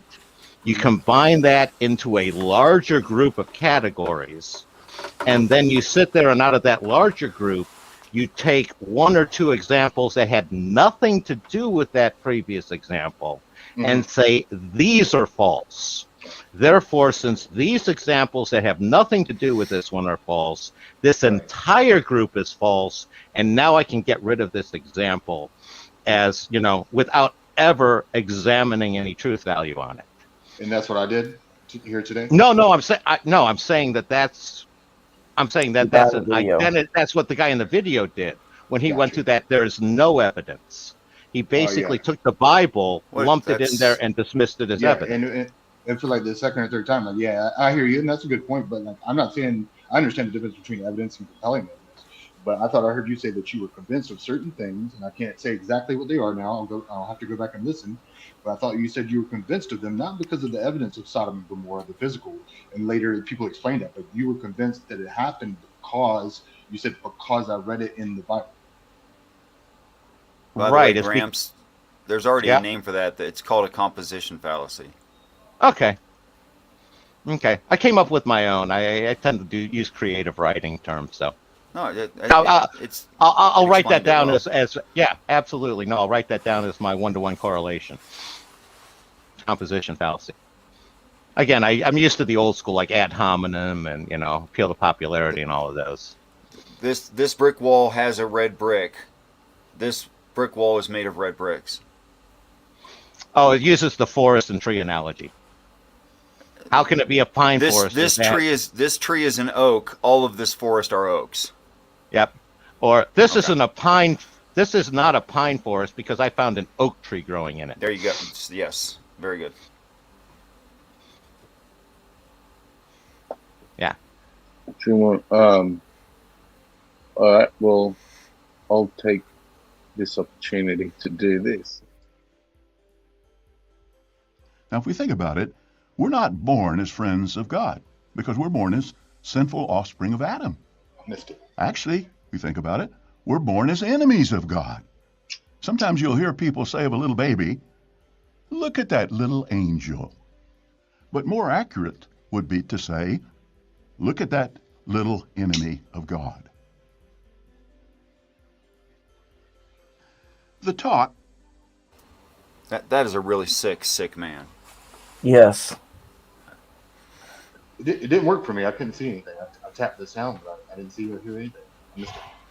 Oh, really? Let me summate that for you, Sterling. He was talking about newborn infant human beings, and said we are born enemies of God because of the fall of Adam and Eve. So it would, rather than say something like, "Oh, look at that beautiful innocent child," you'd be more accurate to say, "Look at that newborn enemy of God." I could get on board with that. Yeah, absolutely. With how sick that is, or do you agree with the premise? Last hired, first fired. You know what I mean? Last hired, first fired. We got 8 billion people. There's too many. And, hey, I'm sorry. But, I'm not trying to choose the easy victims here, but let's face it. Get rid of the babies, Let's face huh? what? Well, they suck the system. They really contribute nothing. Wait. Are you an antinatalist? And I have to Nah, ask dude. on your last statement, do you understand what senior and minor and major groups mean? To answer your first question, I was just kidding about the babies, of course. I Oh, think we good. should, yeah, because I think we should actually, we should kill the babies and the moms because, like, what are you guys doing? And take it a step further, because there'll be some babies that get missed. We can't find them all. You know what I mean? So, and that Okay. was a joke too. But then to answer your other question, I'm not sure I know what that means, to be honest. So, you said major and minor groups about what? The argument that babies don't produce and means they're a burden on society That was a is joke. ignoring the fact that you're going to be disabled in your I'm not. senior years. Most, like, I'm speaking on average, not you. Oh, I thought you said you. People are going to. Sterling's I'll say going out with a people. bang. People are going to be generally disabled in their latter years, and you're generally disabled in your earliest years, but you're productive a lot longer than both those times put together. And that's why societies work. Yeah. That was a joke, Richard. Don't take the bait. But I do want to answer your second question about major and minor groups. What were you saying? Yeah, we call children minors because it's the smallest group. Your question That's what to me minor was, means. Do I understand the difference between major and minor groups? Yeah. I mean, I in always, human civilization. I always thought it was they have a minor set of rights compared to the adults. Not exactly, sir.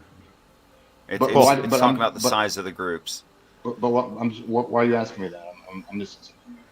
Because you made the joke. But just because the premise that they're a drain on society, no, they are the future of the society.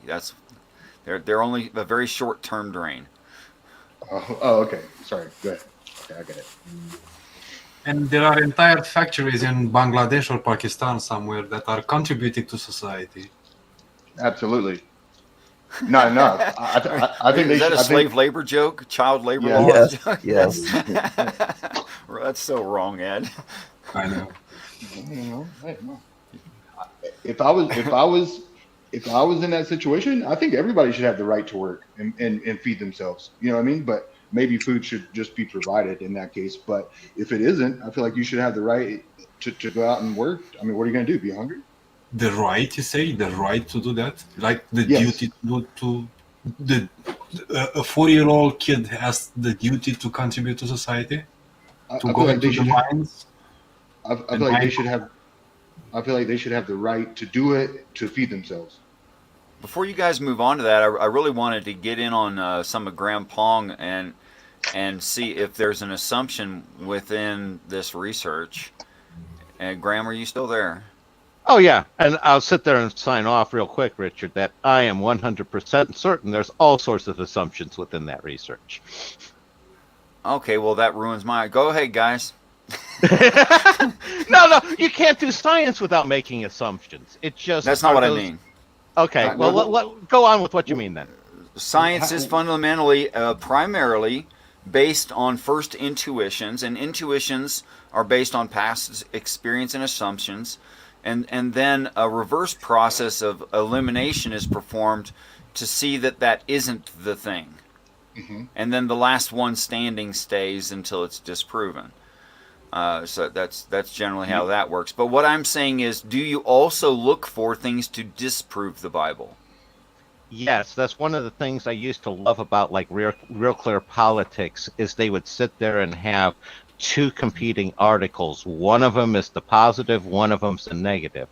It's why I hate debates, because a debate is essentially each person putting up their flag and trying to protect the flag as best they can and shoot holes in the other one. And I don't often find where actually truth lies. It's basically I have to decide what's truth after it's what's left over when I combine both their flags after all the holes are shot through. Tag. Do you know why we debate? We debate because we debate unproven things. We don't debate facts, isn't it? Some people debate facts. So you've never heard of flat earthers? That's I have a what I friend- mean. Yeah, I have a few friends that are flat earthers, and they actually call themselves globe deniers. They've kind of caught on to the fact that they don't want to go as far to say that they're flat earthers. They're just globe deniers. So, yeah. We can go the other That way. was the wrong way to go. That made it worse. You should always make the positive assertion. As soon as you make the negative assertion, like globe denier, you've somewhat undermined your own position. I think. How Okay, about well, how I was going to say, how about sphere challenged? Does that work better for you, Richard? Spherically challenged. I don't know, man. It's just generally a bad idea, a bad way to state things. yeah, my friend 007 and AKA the Magic Treehouse. He has 2 channels on YouTube, and he has a community that I mean, there's a lot of people who fit that same mindset. I don't want to put labels on them, but yeah, I've been checking out this channel. It's kind of interesting to talk to people who are so different from you ideologically. Isn't that what I want to say? Is it a difference in ideology? Maybe that's the wrong word, but people who think differently than you and have different ideas and opinions and ways of getting there. There is no such thing as thinking differently. We all think the same. What do you mean? We all think in the same way. We reach the different conclusions, but the process of thinking is the same. Okay, sure. I got to ask you a question. How does that work with autism? It's I can agree. I can sign off on all neurotypicals think the same way.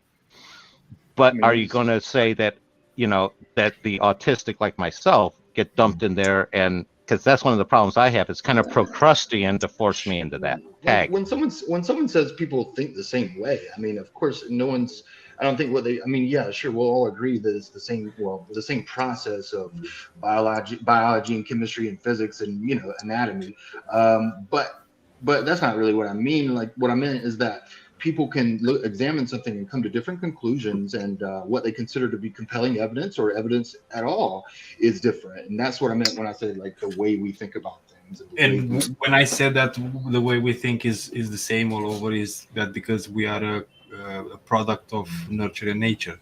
We're not just nature or just nurture. We're not just environment. We're not just biology. Well, we are, but. But what I'm saying is that some people are more skeptical than others. Some people are more gullible than others, and that's what I mean when I say we think about things differently. And like I said, what we consider to be compelling evidence to each person is different, and that's what I find interesting. I wanted to sign off, Dying Sun, to thank you so much for saying that we are the interface between nurture and nature. It's so rare I hear that. Too many people want to sign off and force either one or the other. Cheers. Thanks. Yeah, I forgot what I wanted to say, but yeah, thank you. We are not just leaves on a tree kind of thing.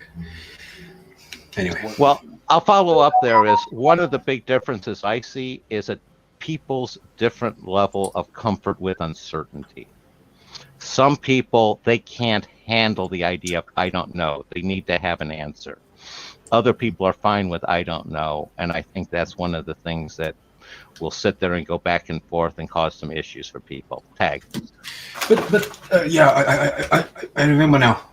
What does it mean to be more skeptical? What does it mean to be more? What was that? More skeptical, more than others? Yeah, I mean, it's different for everyone, but like, for example, someone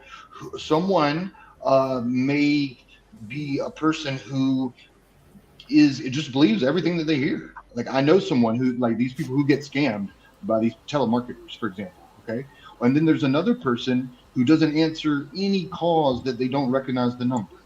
Okay, and I don't know if that's skeptical, but what I'm saying is that there are people, I feel like, who go into a situation with a nil hypothesis, like I believe nothing, I don't have an opinion, I don't have a claim, and then I feel like there's other people who will go into a situation already believing something, But And would you say that's a product of brain chemistry and I don't know, brain stuff? biology, chemistry, and physics? Yeah, And- absolutely. And that's what I say. We all think differently. And not the way that they've learned to think. Yes. Well, yes, it's the way part of it's learned, and then part of it you're born with. But yeah. But yeah, I'm not sure where we were going with that. Sorry. I think we all apply the same standards in thinking, in processing information. That's what thinking is, isn't it? We all apply the same standards. We all apply the same methods, and we reach different conclusions because we pick and choose information. Okay. Yeah.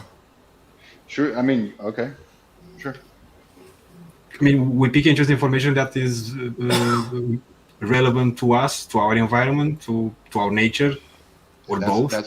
That's where we all think differently about what applies to us and what should and what shouldn't.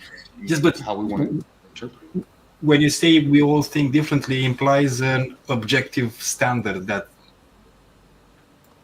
Well, the objective standard, I guess, would be like the one true reality, and then we all see things differently. And what I'm constantly trying to do is check that up against the one true reality. But that's really tough. It's really tough.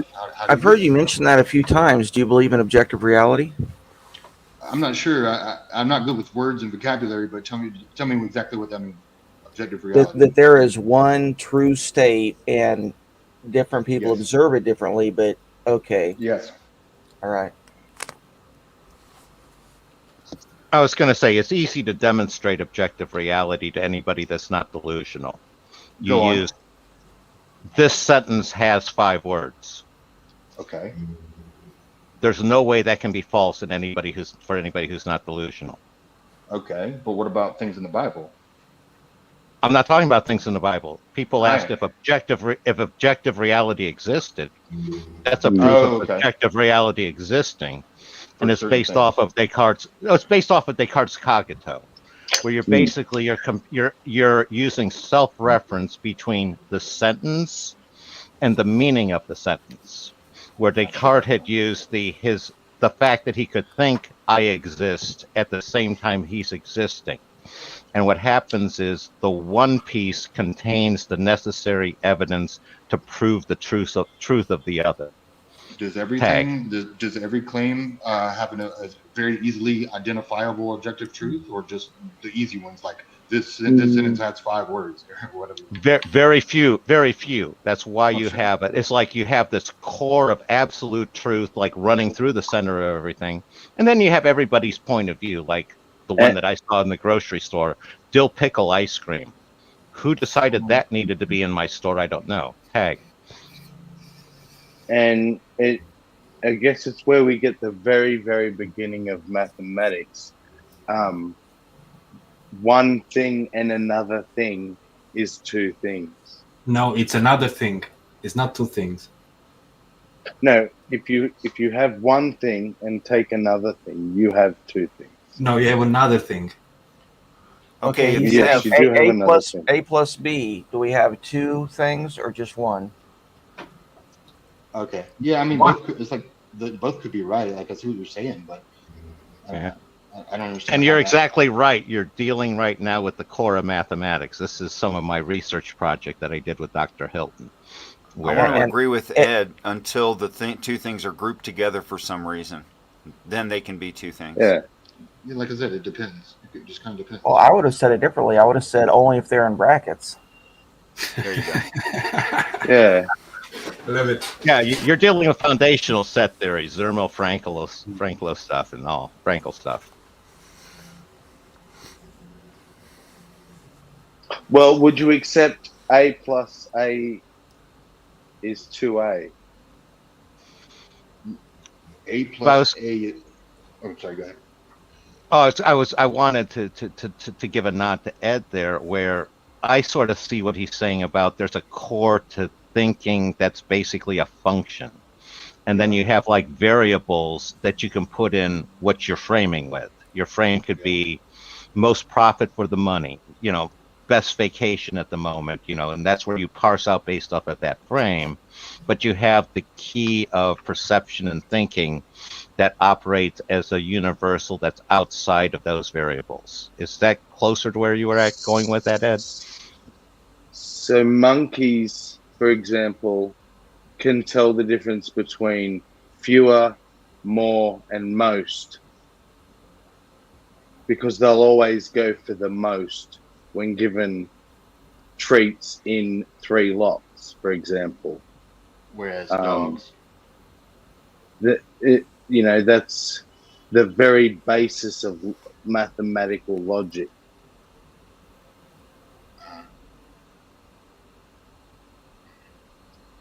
Fascinating.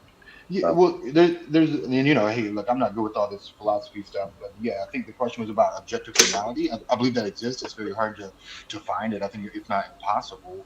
Are there some things that you can demonstrate, and but that's what brings me to objective truth, right? Like what can you claim to be objectively true? Even the things you demonstrate, are you willing to say that you're 100% confident that that is true, or should you leave a little bit of wiggle room? So I try to stay away from these claims of knowledge, things that I know, but it's very difficult.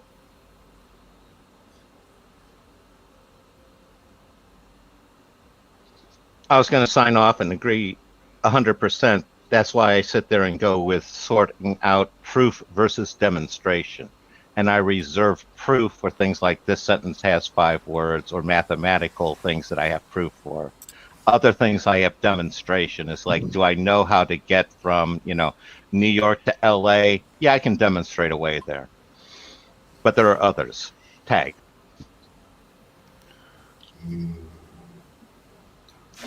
I think I like. When I was referring to a plus b equals another one thing plus another makes another thing, I was referring. I think I was referring to logarithmical thinking versus linear thinking, and logarithmical thinking is more natural to humans according to some scientists than linear, than 1 + 1 = 2, 2 + 1 = 3. But I don't understand the concept perfectly, so I can't say more about that. Well, there are some things that I don't know. I don't want to get too far into it, but I believe that there are some things that you can add together and they become something chemically different that maybe even can't be undone, or certainly not easily. It can't just randomly be undone. It would have to take a chemical process to undo it. But sometimes when you add 2 things together, it does change the chemistry of the compound, and it becomes C. A plus B becomes C. Sometimes I don't know. It just depends how you look at it. I mean, yes. Everything new that is added to the brain is rewiring the brain completely. Every second is a different pattern firing. A lot of this we're dealing with is the relationship between parts and the whole, the trees in the forest. And when you can, as long as you can consider them as separate trees, they don't combine into something new. It's only when you combine them into like the set of trees that's the forest that you end up with that additional new subject. Have 2 different species of plants, form something, a third species? Has that ever happened? Where you see what I'm saying? Where there could be a plant and another plant that combine together to form a third plant? You mean like a horse and a donkey making a mule? Hybridization. Sort of, but in the sense in the planet kingdom, botany, as it relates to botany, I realize. I would point to the evolution of corn and how corn came about, because that was a combination of several, like I think it was two different breeding combinations at different points in time, at least. Very interesting. That would be a great question for Titan Uranus if you ever run across him, Sterling. I mean, I know that we have been able to put fish genetics into plants, and not just fish. There's other, like, they're doing things genetically now that I'm sure. I mean, do you call that a hybrid? Call it fish sticks. No, I'm not familiar with that story. I haven't read that one, but yeah, I mean, yeah, I'm not sure. But like, even if you wanted, I'm not talking about mixing animals and plants, but just two different plants together that form something, a hybrid that's never been made before. So I don't know. It depends how far into the weeds, no pun intended, that you want to go with this whole A plus B equals AB or C or D. I was going to say what you're describing as crossbreeding's the hybrid. The inserting the genetics, I believe the proper term is chimera. Tag. Yeah. Well, I believe that's pronounced chimera. Yeah. This is the fault of somebody who Okay. has read far more words than I've ever heard pronounced. Heard Thank you spoken. for the connection. So It's good you're reading though. turns out it was one company, and the DNA plant technology of Oakland, California, which has since gone out of business, was the company responsible for inserting a fish gene into a tomato. In that case, an antifreeze gene that helps flounder survive frigid waters was spliced into a tomato cells to enhance the plant's resistance to cold. Wait, animals and plants are compatible in genetics? Well, short Yeah. sections of Apparently genetic so. code, yeah.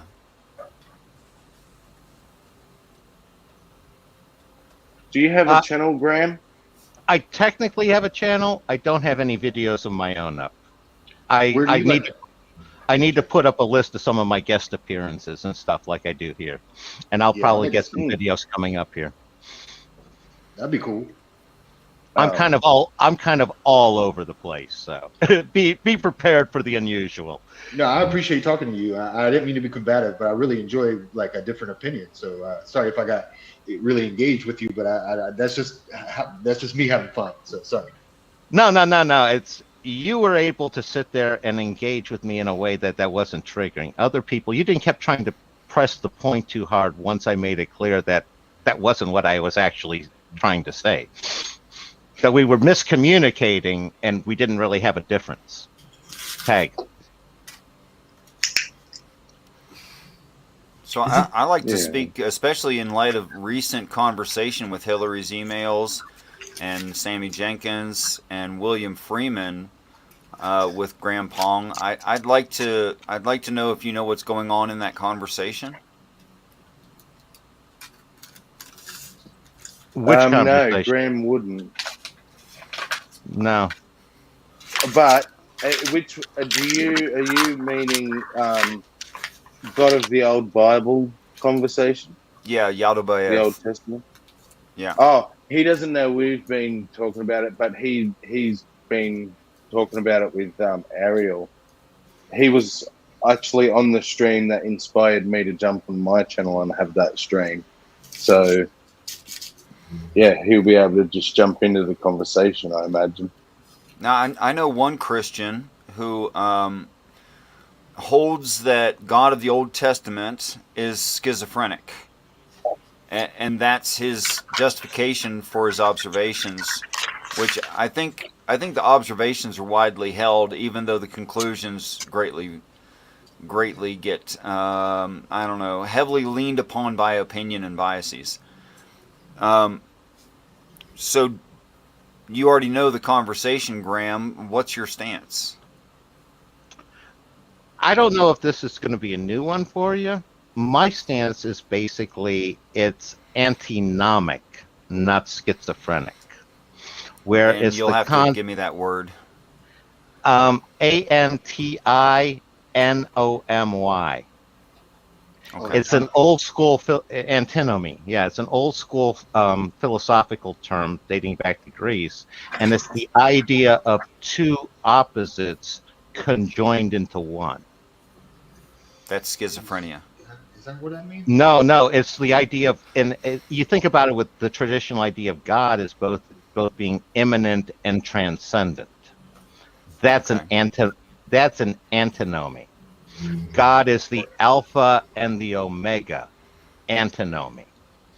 And that's where I come from is, and again, if you look up Heyoka, Heyoka, that's basically a similar sort of antinomic position, where it's the merging of the two. And that's where it's like, if you're going with that one, you're dealing with the Hegelian dialectic here to a certain extent, where you have the thesis and antithesis as the two sides of the dualism, and then the synthesis. And what they're saying there is you're splitting off a unified whole into two parts. And again, throwing a more obscure philosophy concept at you. For the basis of my metaphysics, I use dialectical monism, which is the idea that there is a monad, but it only expresses itself in reality as a dual. Okay. So that's why you can never see a naked monad. Okay. Gonads. But Richard, your question was about the conversation specifically, whether or not.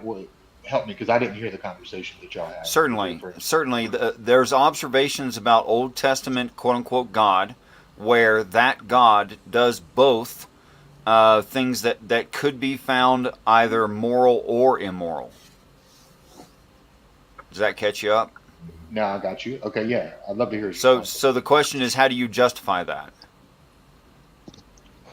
Here's my explanation for justification on that one. I break it down to, again, it's almost Trinity, and I do the Trinity as almost like a line segment with a point at both ends, where you have a point, which is the source, which is undefinable. It's the equivalent of, the Tao, the absolute, aperion. It doesn't have any properties itself. It's just the source of all properties. And it produces it in basically these antinomies, where it's conjoined opposites that would cancel each other out into nothingness there. But once you bring it into reality, but then you need something with personality and will and intelligence to focus it. So you have the source producing the emanation, the antinomic emanation, and then you have the intelligence focusing it. And the intelligence focusing it would fit into that Yahweh, that lesser creator. It's like you have a pure absolute creation that has no sense of right or wrong, because right or wrong emanates from it. And then you have the focusing objects, sort of like a lamp, and then the light beams, and then a lens focusing. So then it would be the Yahweh that decides whether or not what emanates from that is right or wrong. Correct. Yahweh would be the focusing, the lens element doing the focusing. And what happens is you end up merging with the concept of God, all three elements into one, which again, this is stuff I've parsed out over decades here. And again, it's all theoretical. Yeah, that's fine. So then, is there a genuine Christian Christ? If so, is that putting a face on Yahweh, or is it a separate thing, etc.? Okay. I have a working model for Christianity in Christ. I thought you might. I have an answer for everything. It's only a question of whether my answer is right or wrong. Richard can appreciate that, though. Surely. Go ahead. Sure. Where the biggest one for me that I wrestled with, because I went apostate when I examined all the evidence that was available in the early 80s. Apostate. That term is not valid in reality. He said he was a Catholic apostate. I was a Catholic. I'm apostate Catholic. Okay, so then according to the Catholics, you would have been apostate. Fine. Yeah. No. What happened was I went through all the evidence that was available, and it was the idea of what I've been talking about trying to line up this story in the Bible with actual events that I can source in history, and trying to see if I can find a correlation between those two. And I basically gathered together all the candidates that I had at the time for Jesus. Who might this one Jesus be? And I had candidates from about 60 BC or so up to about 100 AD or past. And it's like none of them were close to even a 30% fit. And it's like, and I didn't go to a mythicist. I basically went to an accretionist model at the time. Don't know that word. It's like with a black hole, where it just sort of gathers the stories together. Yeah, Oh, that kind snowball's of accretion. perfect. Gotcha. Yeah, All right. yeah, and that's the one that I went to for a while, and the reason I switched off of that is after I did my turn spiritualism and my whole 2019 stuff, is instead of trying to answer who Jesus Christ was, it was what Jesus Christ was. Mm-hmm. And that, go ahead. I'll tag out for now and let people. No. What was it? And what was Jesus? What I came up with is essentially you have this archetypal realm that you have a Christ concept / power, the way, the truth, and the life. So, again, it's an abstract spiritual concept. But that power then can be channeled by an individual and can tap into it. And essentially like the power of self-sacrifice, might for right, that good leader, that King Arthur, who puts himself, ahead of the people. And by doing that, you're able to tap into that one. So once I saw that, it was like you had individual physical Jesuses, like multiple ones over time, that were tapping into that power in various ways. And again, extending it backwards, I sit there and see cognates to like Krishna, because there's a lot of parallels between Krishna and Jesus. What if I made the positive assertion? Can I just say multiple Jesus is right down Richard's alley? What if I made the assertion that in the text of the Bible, that what a stone means is something that you can't lift a tool upon, you can't change, and it contains the Word of God? And what if I said that biblically what a sword is that which proceeds from the mouth, separating sinew and bone from muscle? Then that it is the truth. So if I say that I extracted a sword from a stone, it means I took the truth out of the Word of God. No, that's one of those absolute interpretations. That's one of the areas where I'm very thankful I grew up in a primarily Jewish community, where the whole pluriform interpretation of the Bible was valid, where you didn't have to be locked into just that one. Because another one that I find very strong is the idea of a metallurgy analogy there. You'll forgive me, but I'm asking you to entertain the idea that Jesus is Arthur. Oh, no. Absolutely. I can definitely see that one. That was one that I came to later. That's one of the reasons why I used Arthur, is Arthur's a great embodiment of that one. And it's one of the more unusual. And again, it's the idea of a returning Jesus, and you have multiple Jesuses. He's never left. He's kind of in everybody whenever they do that self-sacrifice thing. Some people just channel that energy more than others, and you have it when a leader does it, you end up with something like King Arthur. That's the problem I'm having. That's the part I'm having a problem with. Is you're saying there's a possibility of several? I'm saying that it's within everybody. That everybody can tap into that same power. It's just how much they tap into it. They have the potential to exercise and become the archetype. Right. That's basically Jungian psychology. Everybody taps into and channels archetypes. It's just a question of which ones you are. Right, and to what extent. But to be the archetype, to fulfill the archetype, is to perfectly be the perfect example of the archetype. It's a question of what the operative metric to evaluate perfect off of. Because that's one of the things when you're I want to throw, this is kind of important because I want to throw a concept you may not have thought about here.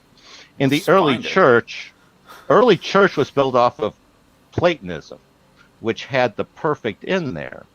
There was also a strand of the church which was the Hypsistarians. They didn't go with a perfect, they went with better. The one that was always going more. If you know Hillary's definition of perfect, I would be using that right now. It's not necessarily that it is without any flaw of any kind, but it is effectual and sufficient for its intended purpose. Yeah. Would you say perfect equals simple? No, Not necessarily. It depends on the thing. I would say it just follows your expectations. Exactly. It follows your expectations. Fulfills. Whether it is beneficial, I forgot what you said, Richard, but whether it's beneficial or it performs a task is irrelevant. So what's the objectivity in a perfect thing? What's whether you can predict it, whether it's predictable, and then the outcome relates to what you predict. Then let me give an example. Anything that is stable and about 16 inches tall and has a flat surface on top, which is level to the earth, which is bigger than where your hips join together, forming your buttocks, and you can sit on it, is a perfect chair. Right, so you appeal to archetype to describe the perfect. Yes, in that the archetype fulfills the mission of the archetype and is thereby perfect. I was going to say, my take on that is it's adequate. There's a metric that has hurdle. It's a metric with hurdles, and as long as the example clears all the hurdles, it can enter the archetypal realm as a qualifier. I'd rather you.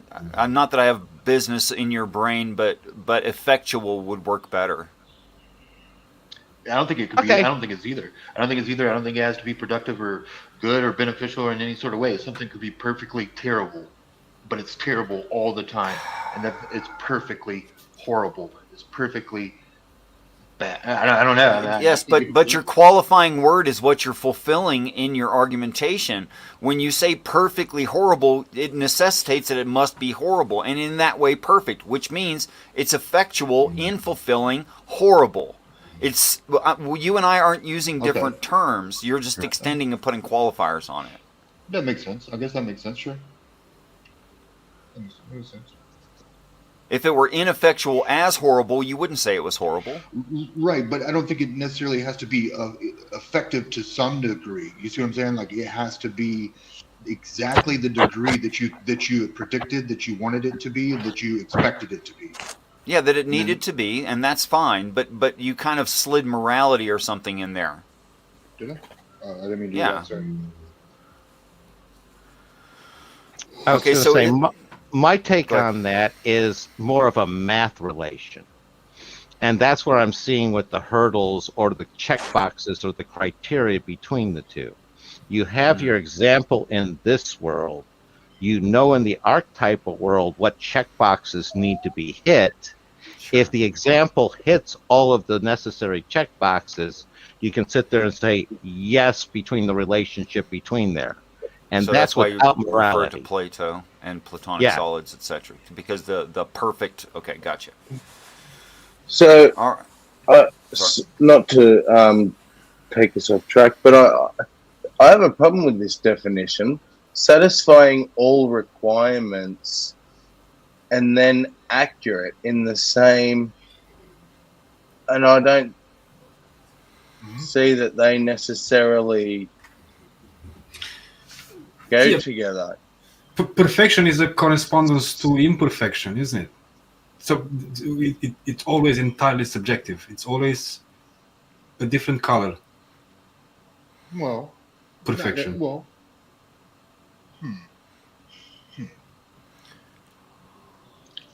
my explanation for that is that's a factor of trying to apply words to an undifferentiated reality. As soon as you do that, it starts kind of falling apart in ways. Tag. What's the alternative? You can try to live without differentiating and be unconscious. It's the curse of consciousness. If you're differentiating, you're conscious, and you got to deal with the consequences. Or you can basically go blindly and walk into trees. Tag. Right. Right on.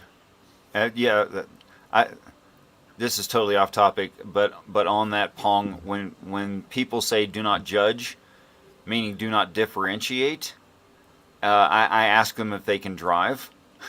They say, do not judge lest you be judged. I said, what do you mean? Can you drive a car? Okay, then you judge. Or else, I don't know, you're a luck driver? I don't know. I don't even know what that would mean. No, Okay. you're echoing me strongly there. I sit Yeah. there and say, I interpret it as you need to judge because if you don't, you don't learn from other people's mistakes, which I always prefer rather than banging my head into the same doorway. Who was it that said that? Your average person will. Oh, I'm sorry. Your less than average person will not learn from their own mistakes. Your average person will learn from their own mistakes, but a genius will learn from others. Someone said that. Before I said I don't know, it, but I at least I strive to do that. I fail too often. But okay, so what if I could continuously, and there's no end to the conversation. I do apologize for that, but the archetype of the hero is repeated so many times I cannot go over all of them. But I can certainly say that there are probably some stories you likely know because of your culture and your age.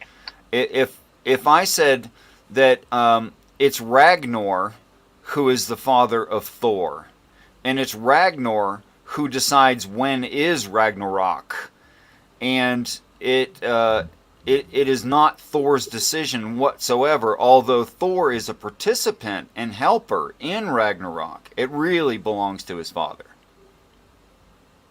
I would say demonstrate it. It's this. I'm talking about the story. I don't have to. Do you know the story? A little bit, yeah. I'm doing an internal critique. I did not speak to how it aligns to reality.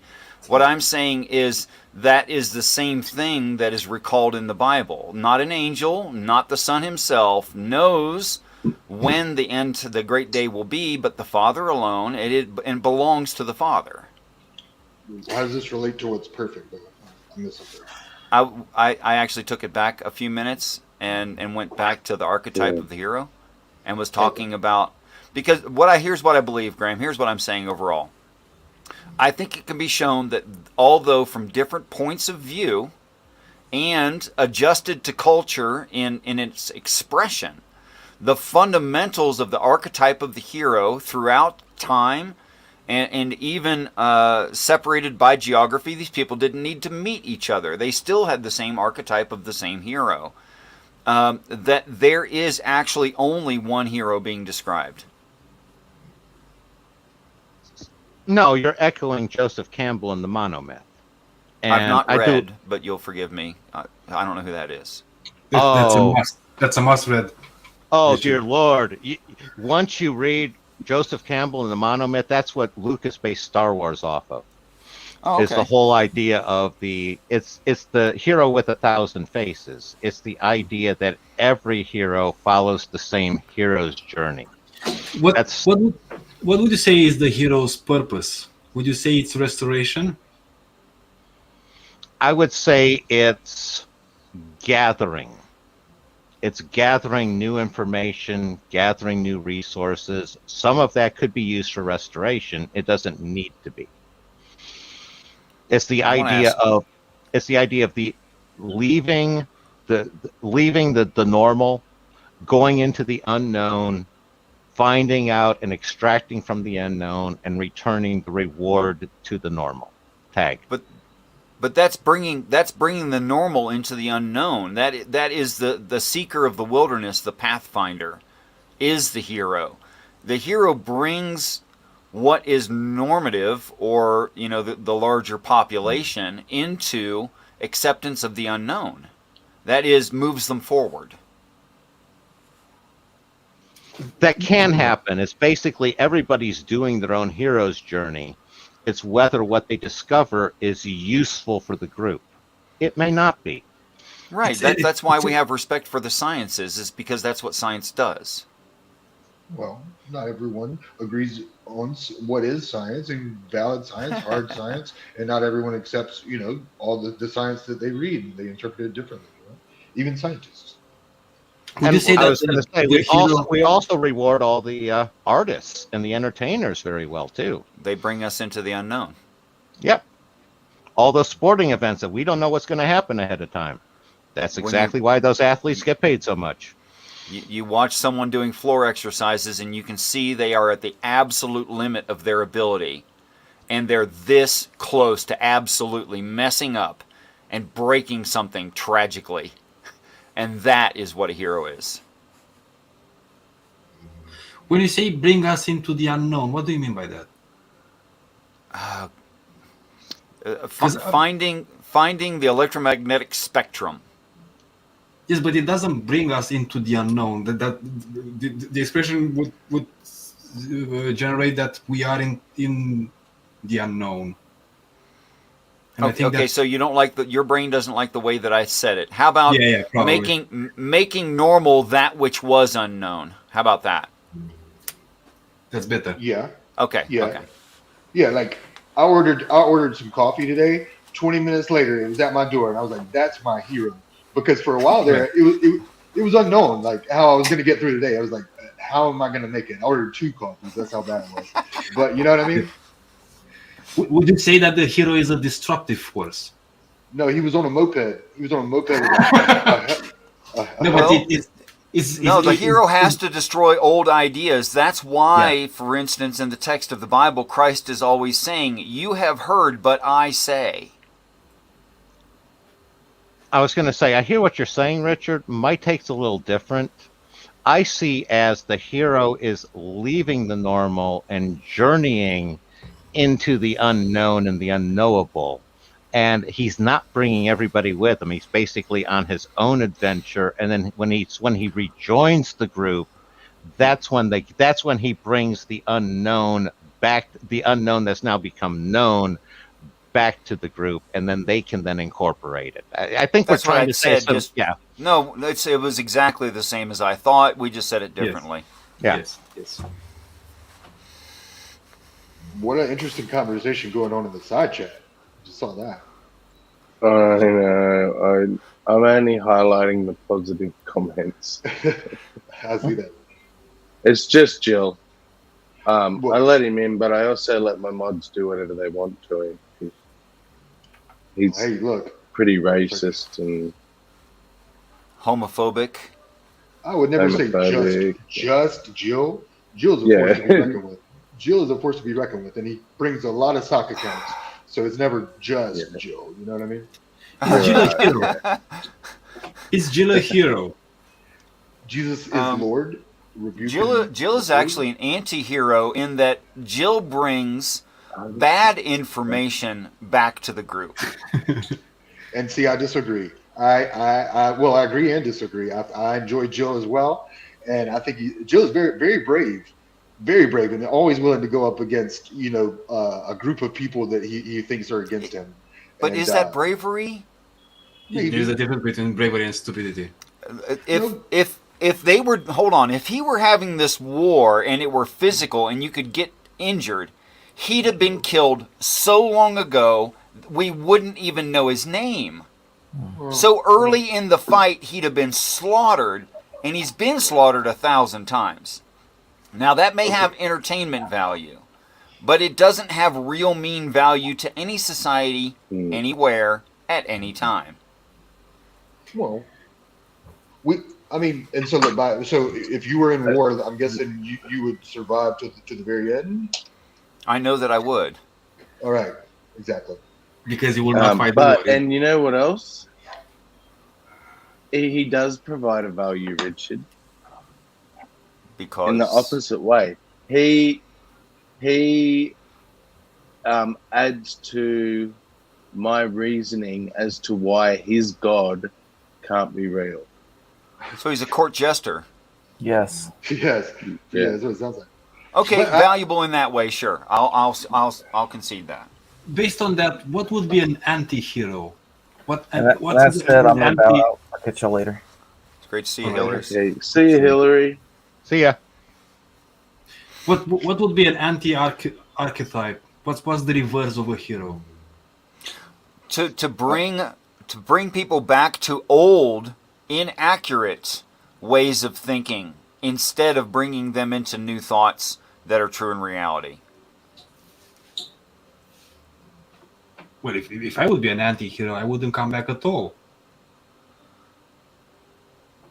Expound? I don't understand. Because the hero goes into the wilderness, collects info, and then returns to save Right. the tribe and The stuff. anti-hero goes into the inaccurate past and tries to get the dog to go back to its vomit. Right. So it's ultra conservatism. Ultra conservatism, but necessarily from within bad ideas that are not true in reality and are anti-human. Since we're talking about the human hero. Yeah. Huh. I was going to say I have a different take on that one. I saw it more as the inherently flawed sort of hero. Like the classic example is Elric of the Michael Moorcock books in fantasy, where he was the counter of what the traditional hero is, that guy who's strong, fast, brave, capable. And it's like Elric was a weakly albino, the last of a dying race of like wizard rulers, and the only way he could survive was basically the sword that he had to kill people in order to do things. Yet he still tried to go out and do the right thing despite all of that one. And that's sort of the sense of anti-hero that I've always gotten from it. Tagging on that. No, I kind of agree with that. I definitely kind of agree with that. My friend Dan from he goes by Orlo Armadeus. He has a channel called Orlo Armadeus, and he runs the Pandemic Pub here on YouTube. Anyway, I'm reading his book right now that he wrote, and he described it. The main character is an anti-hero, and it's basically the way you described it, Graham. It's somebody who's done awful things throughout their life, but in the end, I think he's going to save us. You know what I mean? You don't want to like him, but in the end, I think you will. I'm not sure. So an anti-hero is likable. Say that again. An anti-hero is likable eventually. I'm not good with the words, but that's how I kind of understood it. That's what I But thought. ultimately, that makes him a hero. It just makes him a weird hero. Oh, okay, sure. Okay, sure. Batman has been described as an anti-hero. Yes. Right. I also smelled Batman in the description, yeah.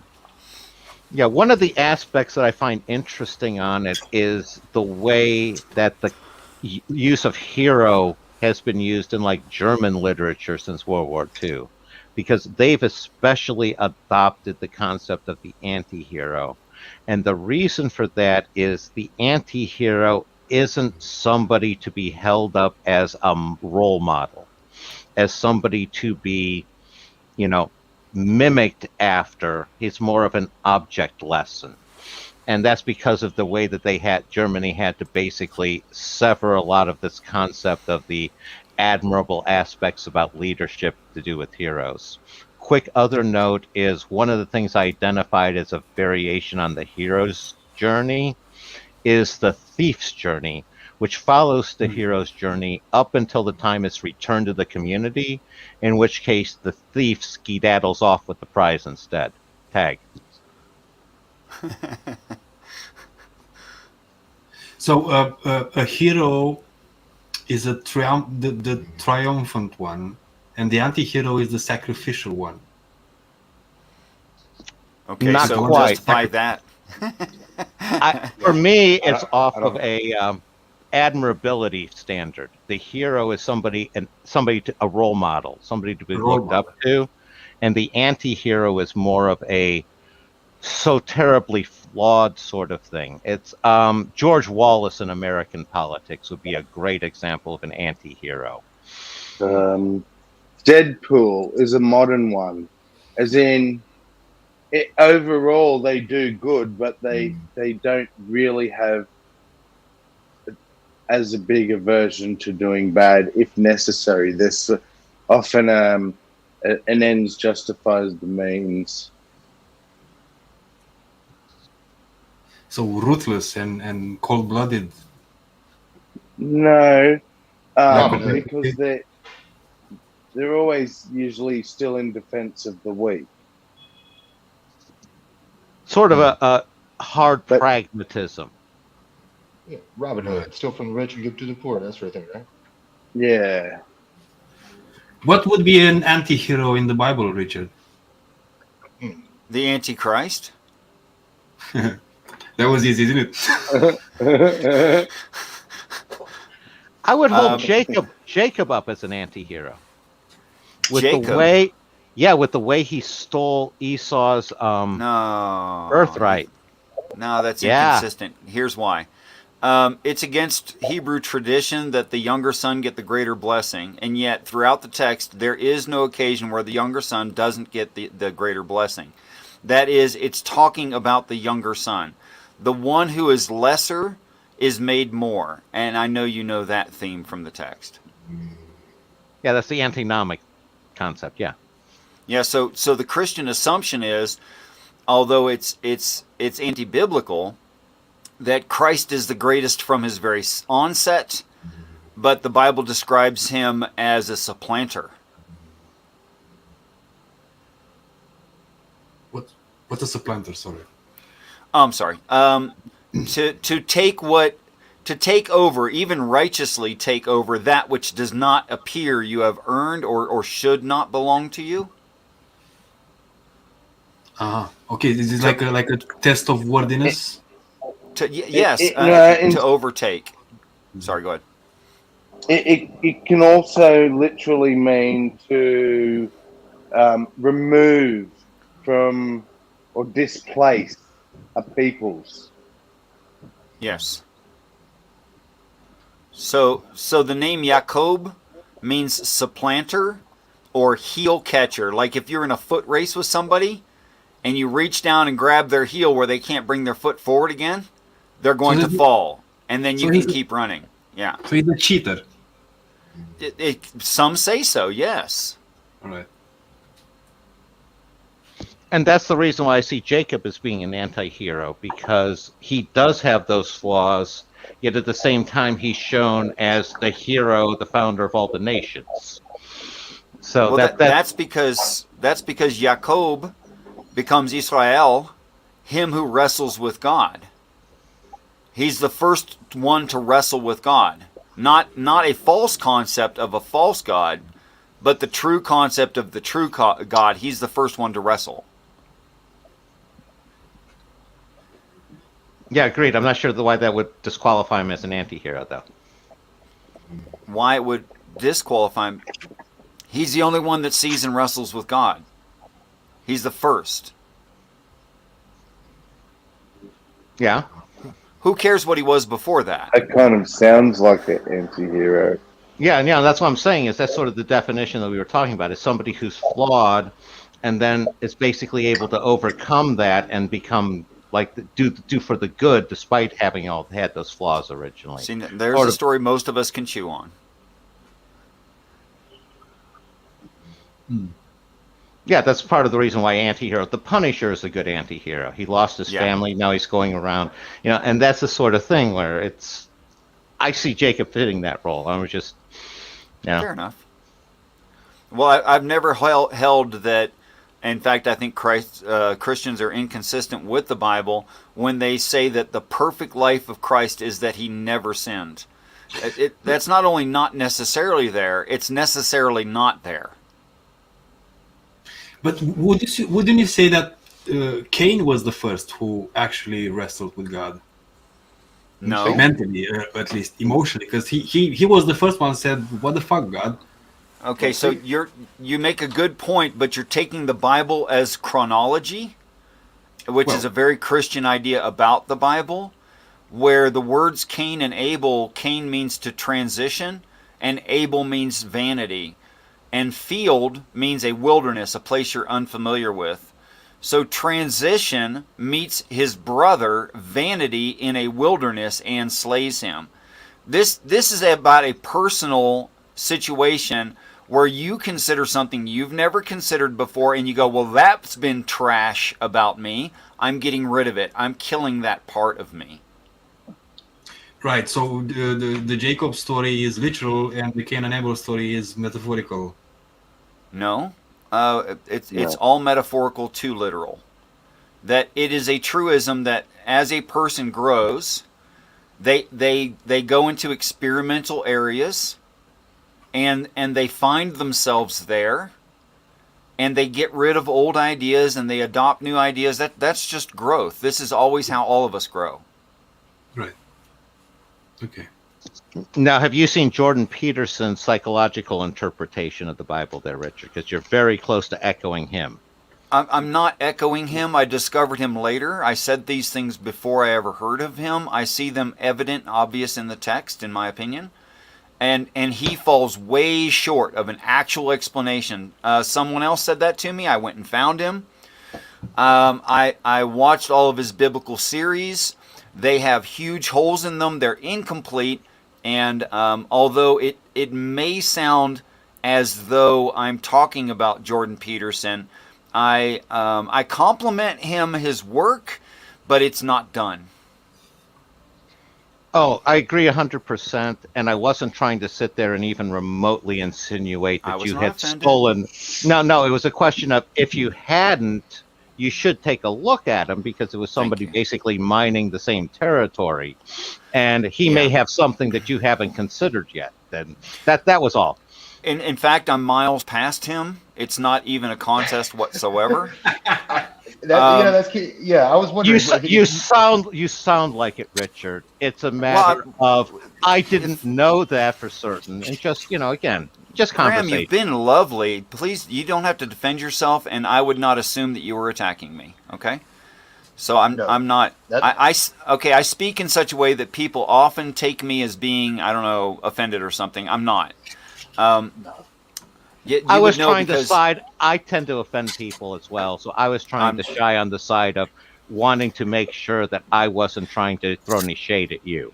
No, you're fine, and I'm not people. I'm person. Richard, before Jordan Peterson met you, like let's say he didn't know anything about you, do you think he would be as confident as you are to discuss a topic, and that he would be, like the war example, he'd be alive at the end of the battle? You know what I mean? Sure, I'm sure he would think that. Okay, he'd be and then wrong. what about during and after the little? Well, he would learn things from me, and he would enjoy it, and he would expound his thoughts, and he would become better at what he already does. Would the same apply to you? Would you learn things from him and become better I couldn't learn a thing from him on Not this one topic. thing, but okay. On this topic, I couldn't learn anything from him. Okay. I was going to say, I would question whether you could learn something as far as the human psychology aspect and how that relates to belief. That's very subjective. I don't know much about human psychology, but for instance, the Christian will say things like, Noah rescued 3 sons, right, and their wives, and his own wife, and that's all that he rescued in the Noahic flood. Okay. This is a very shallow, removed misunderstanding. It's shallow because it's so far removed, because these Christians don't speak Hebrew.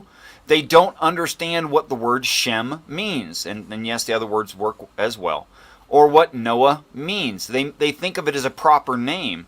Whereas if you were naturally speaking Hebrew, you know that Noah means to give rest. So he's the character that gives the rest. Okay? And then Shem, and you probably know this one, most of you in this room, the word Hashem means the name. The word Shem is name. Well, is it just any name, like I'm using the word name in English right now? No, it's the recognizable name. It's that name. And then Ham and Japheth mean hot-headed and likes dispute, likes argumentation. And the other one means open-minded and willing to be persuaded. So you've got the giver of rest, who is in charge of and over top of the one of recognizable name, and he works with, and he sees the Father naked.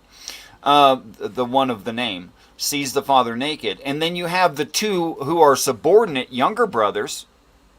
One of them is hot-headed, and the other one is open-minded, which is why the one of the name and the open-minded one have to shoulder the brother, walking backward, walking the story backward, making it simple for him, to persuade and carry the hot-headed brother.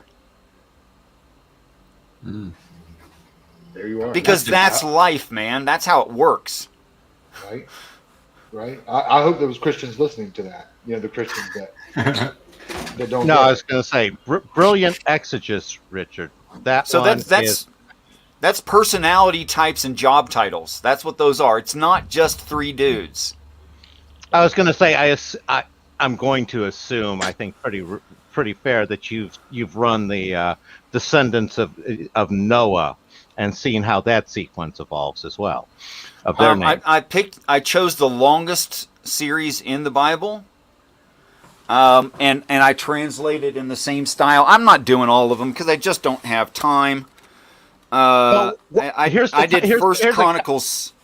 I did First Chronicles 6, 1 through 53 because it was the longest one. Sorry, go ahead. Yeah, no, I want to express this concept for you because I think this is where the interpretation that you're talking about basically got thrown out with the bathwater, because it was during the axial age from, about that 200 BC until like Constantine, where you slid from this being a particularly legitimate, if not preferred, interpretation of the Bible to that rigid, linear historiography that these were human beings that lived this particular sequence, and the idea that you would question the historicity basically got you killed. Yeah. And it was basically that transition between that like say 600 that like 500 years there is where Christianity got locked in under penalty of death, the historicity interpretation. Going to tag and see if that works for you.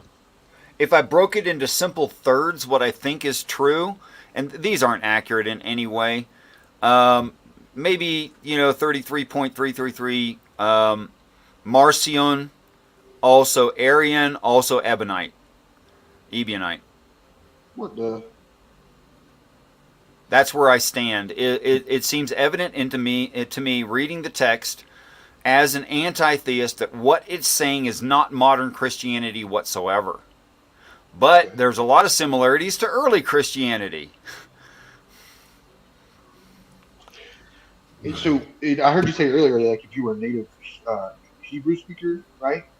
Then you would know that. And it seems like you do speak a little bit, or you've learned some, and then that has helped you.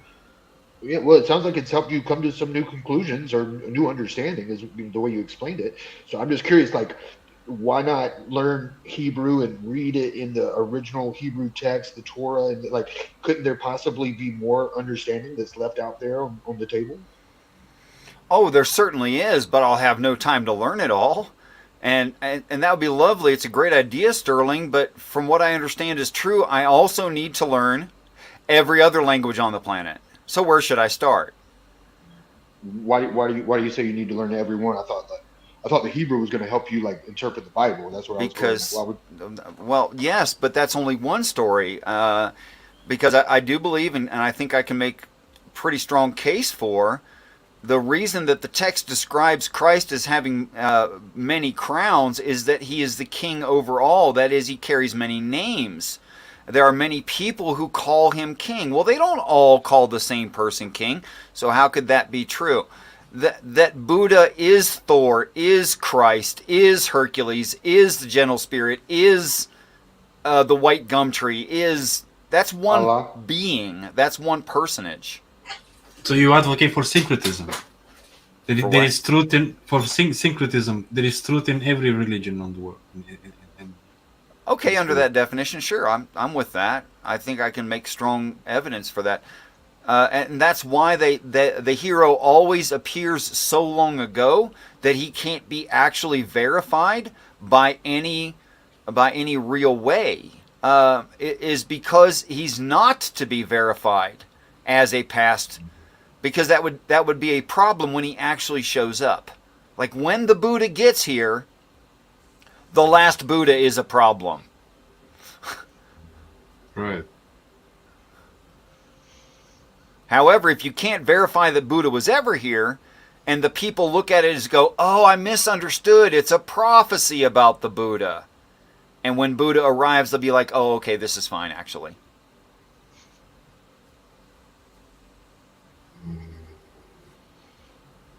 So all this is an exercise.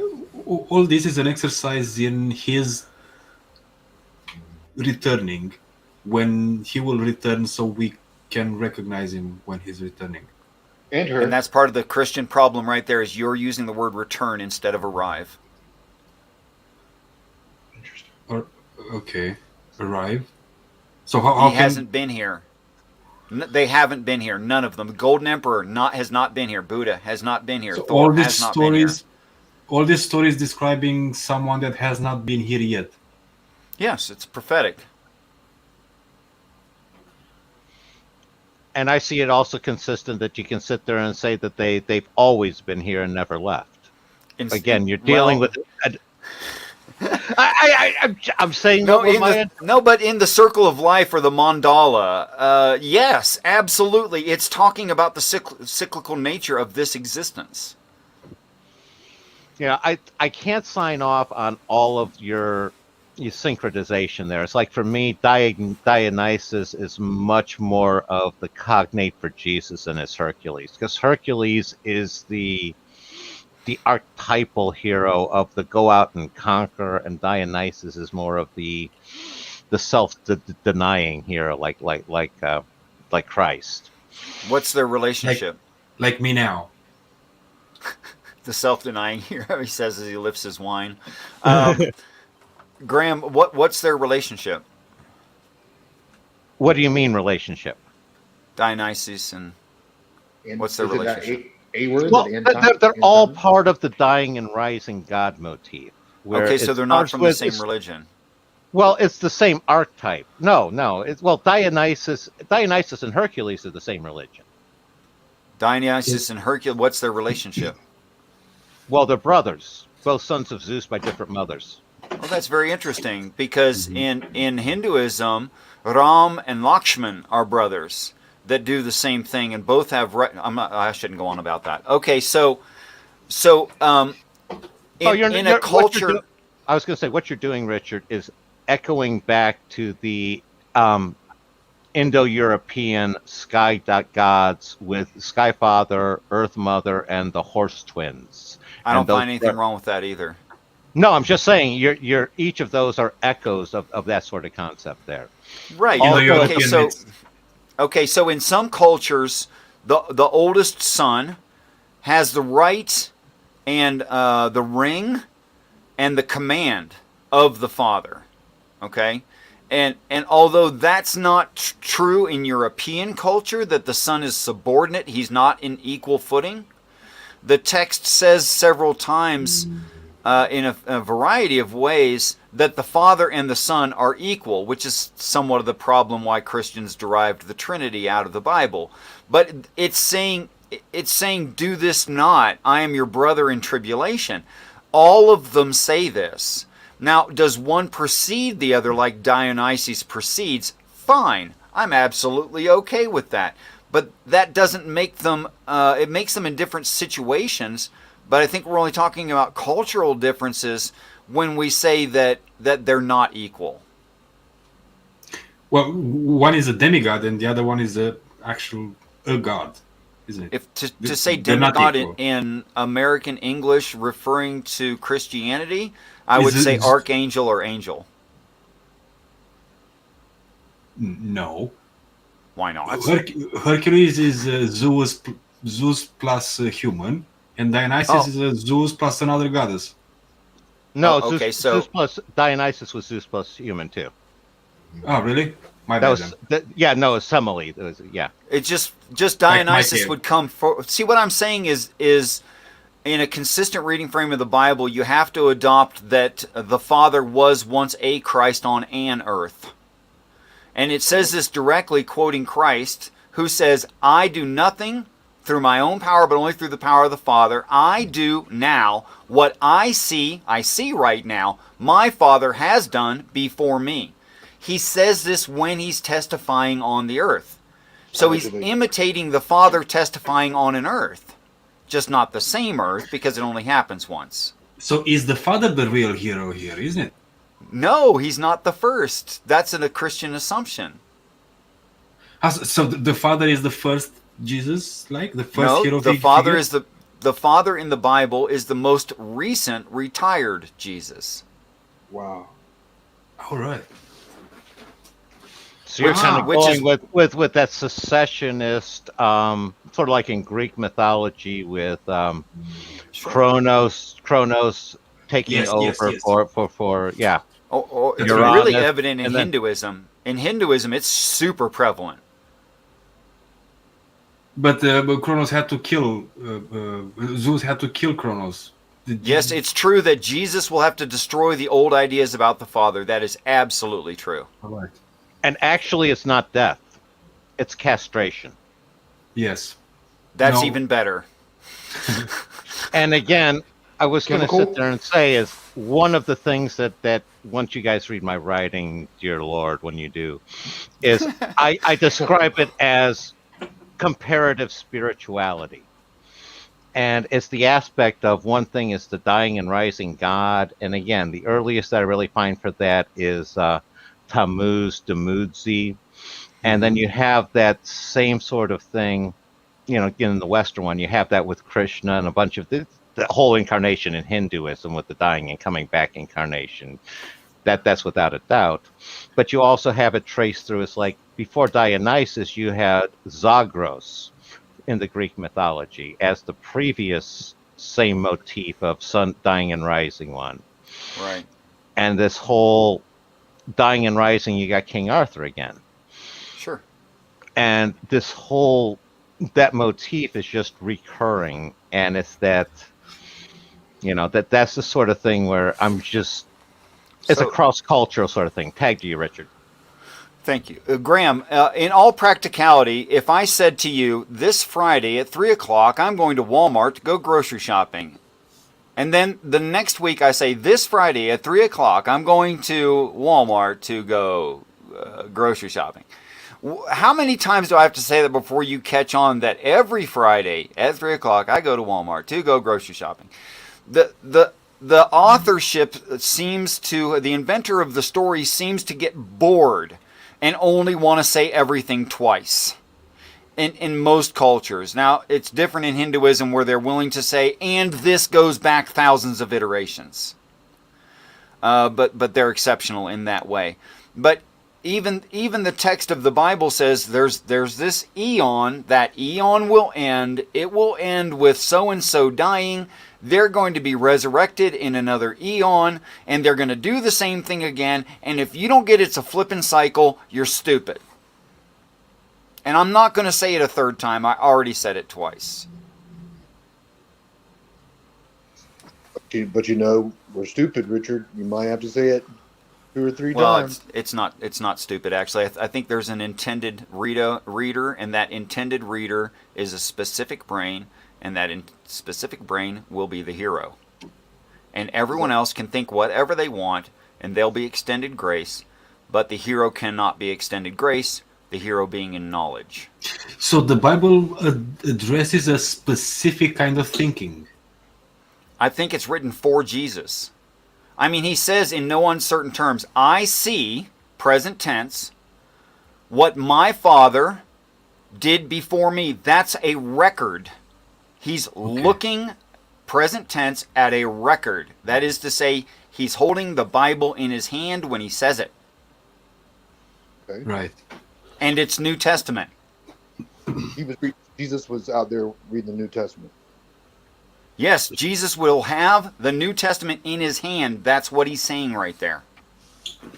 One of the things I'm picking up from what you're saying about saying it twice is the idea of a right brain and left brain message. Oh, that's sweet. I'll have to go look at that, see if it's said hemispherically. That would be amazing if it is. And if one is very artistic and one is very factual, but both accounts are there, that'd be lovely. You might be right.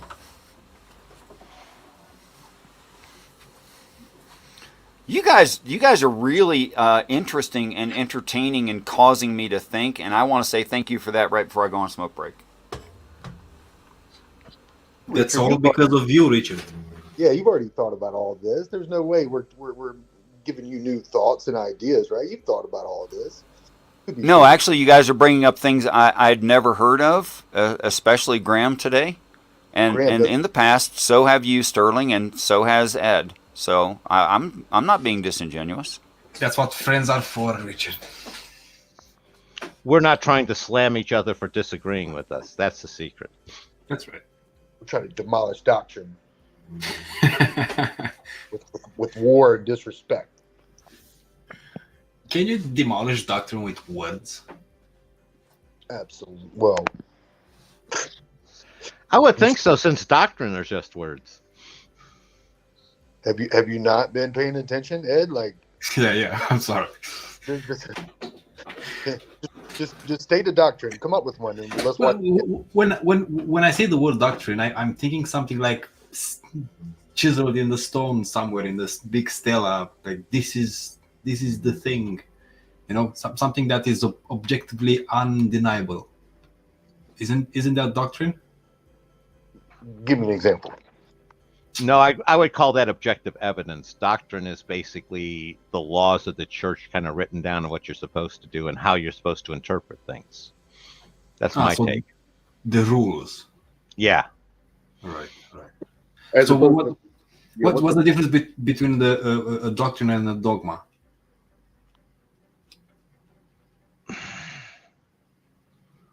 Pretty much synonymous to me. Dogma is just a little more, say, abstract, and doctrine would cover like rituals and stuff. Dogma is more of a abstract belief.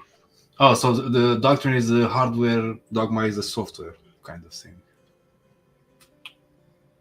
Yeah, makes sense. Or basically the labor versus management, Oh, okay. So the dogma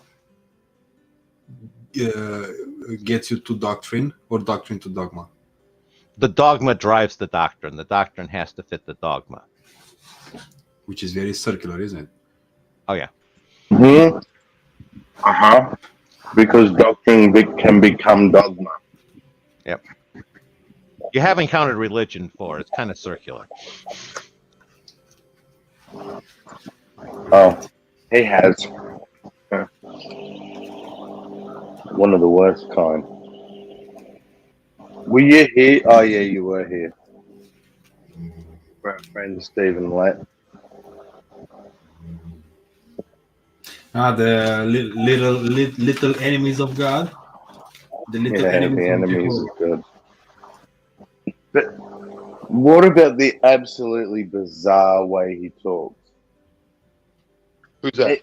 Even though it's odd, I'll play it again.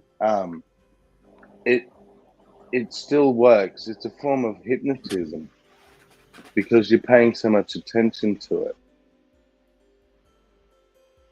Now, if we think about it, we're not born as friends of God because we're born as sinful offspring of Adam. Actually, if you think about it, we're born as enemies of God. Sometimes you'll hear people say of a little baby, "Look at that little angel." But more accurate would be to say, "Look at that little enemy of God." The talk and the facial expressions, absolutely bizarre. It's like he's not human. Yeah, my exact thoughts, Graham. Like, I would say alien, but if I was religious, I would say he's a demon. I'm going to channel my David Icke and demon possessed. Reptilian? Reptilian. David Icke. Yeah. Oh my God, I haven't heard him since ages. Is he still alive? Last I heard, he was. I mean, he's on Gaia, isn't it? He has episodes on Gaia and stuff like that. Oh yeah, no, he's a fascinating character because it's his history where he was like actually a professional soccer player. He had transitioned into the announced broadcast booth, And then all of a sudden, one day, he just started in on the reptilioid stuff. And it was like, no, we got to fire you now. We can't have you going with reptilians when you're commenting on a soccer match. But he claimed to be Jesus in a live TV show, wasn't it? Did he? I didn't catch Did that. he really? Yeah. He said that he's Jesus on TV. Well, I think that's what made him actually famous. To be fair here, I sit here and have the policy. I kind of think everybody's Jesus, so I can't fault him for saying that. It's only if he's going to sit there and say other people can't be. It's when he makes it exclusive to himself that's the problem. Okay, I'm gonna look for a picture. Jesus cannot be dressed like that. How would Jesus dress?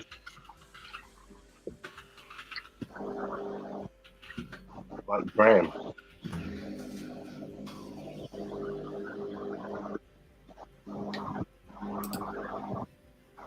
And me and you.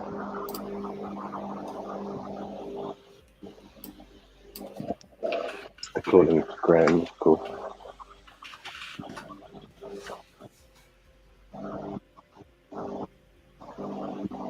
Were you looking up a picture of David Icke? Yeah, I'm looking for. It's probably on YouTube though.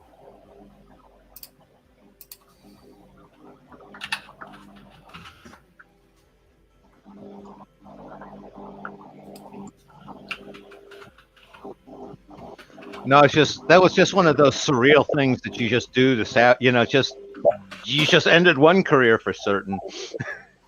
Yeah. Yeah. He struggled. He struggled. And to profit off of I don't think he did it for profit. I gotta sit here and sign off on. I gotta sign off on. That's a firmly held belief of his. Whatever it is, he firmly believes it, and because he was already set up for a sweet career for the rest of his life in the broadcast booth.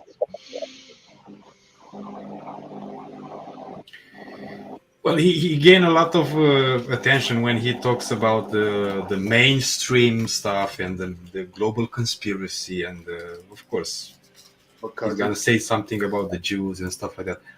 I posted the link in the private chat, Sammy, if you want to have a look on that. He's out there speaking the truth, people the information that they don't want us to have, and he should be handsomely rewarded. You're breaking up a little bit there, Sterling. I'll be right back. Okay. Goalkeeper for Hereford United Football Club and Coventry City. He had to give up his sporting career because of incipient arthritis. After that, he was elevated to the lofty ivory tower of BBC Sports as a commentator. He was then cast to the ground again when he joined the Green Party of Britain and became their spokesman on various affairs. Now he's upwardly mobile and with a vengeance. He's written a book called The Truth Vibrations, in which he says, amongst other things, that the world, the planet as we know it, is destined to be destroyed in the near future unless we, all of us, all the people of the planet, change their ways and get into line with the natural environment and start protecting the world and start protecting the environment and the planet. Otherwise, things are coming to a crunch. Inter alia, He's not wrong. So far, yeah. Depends on what his reasons are.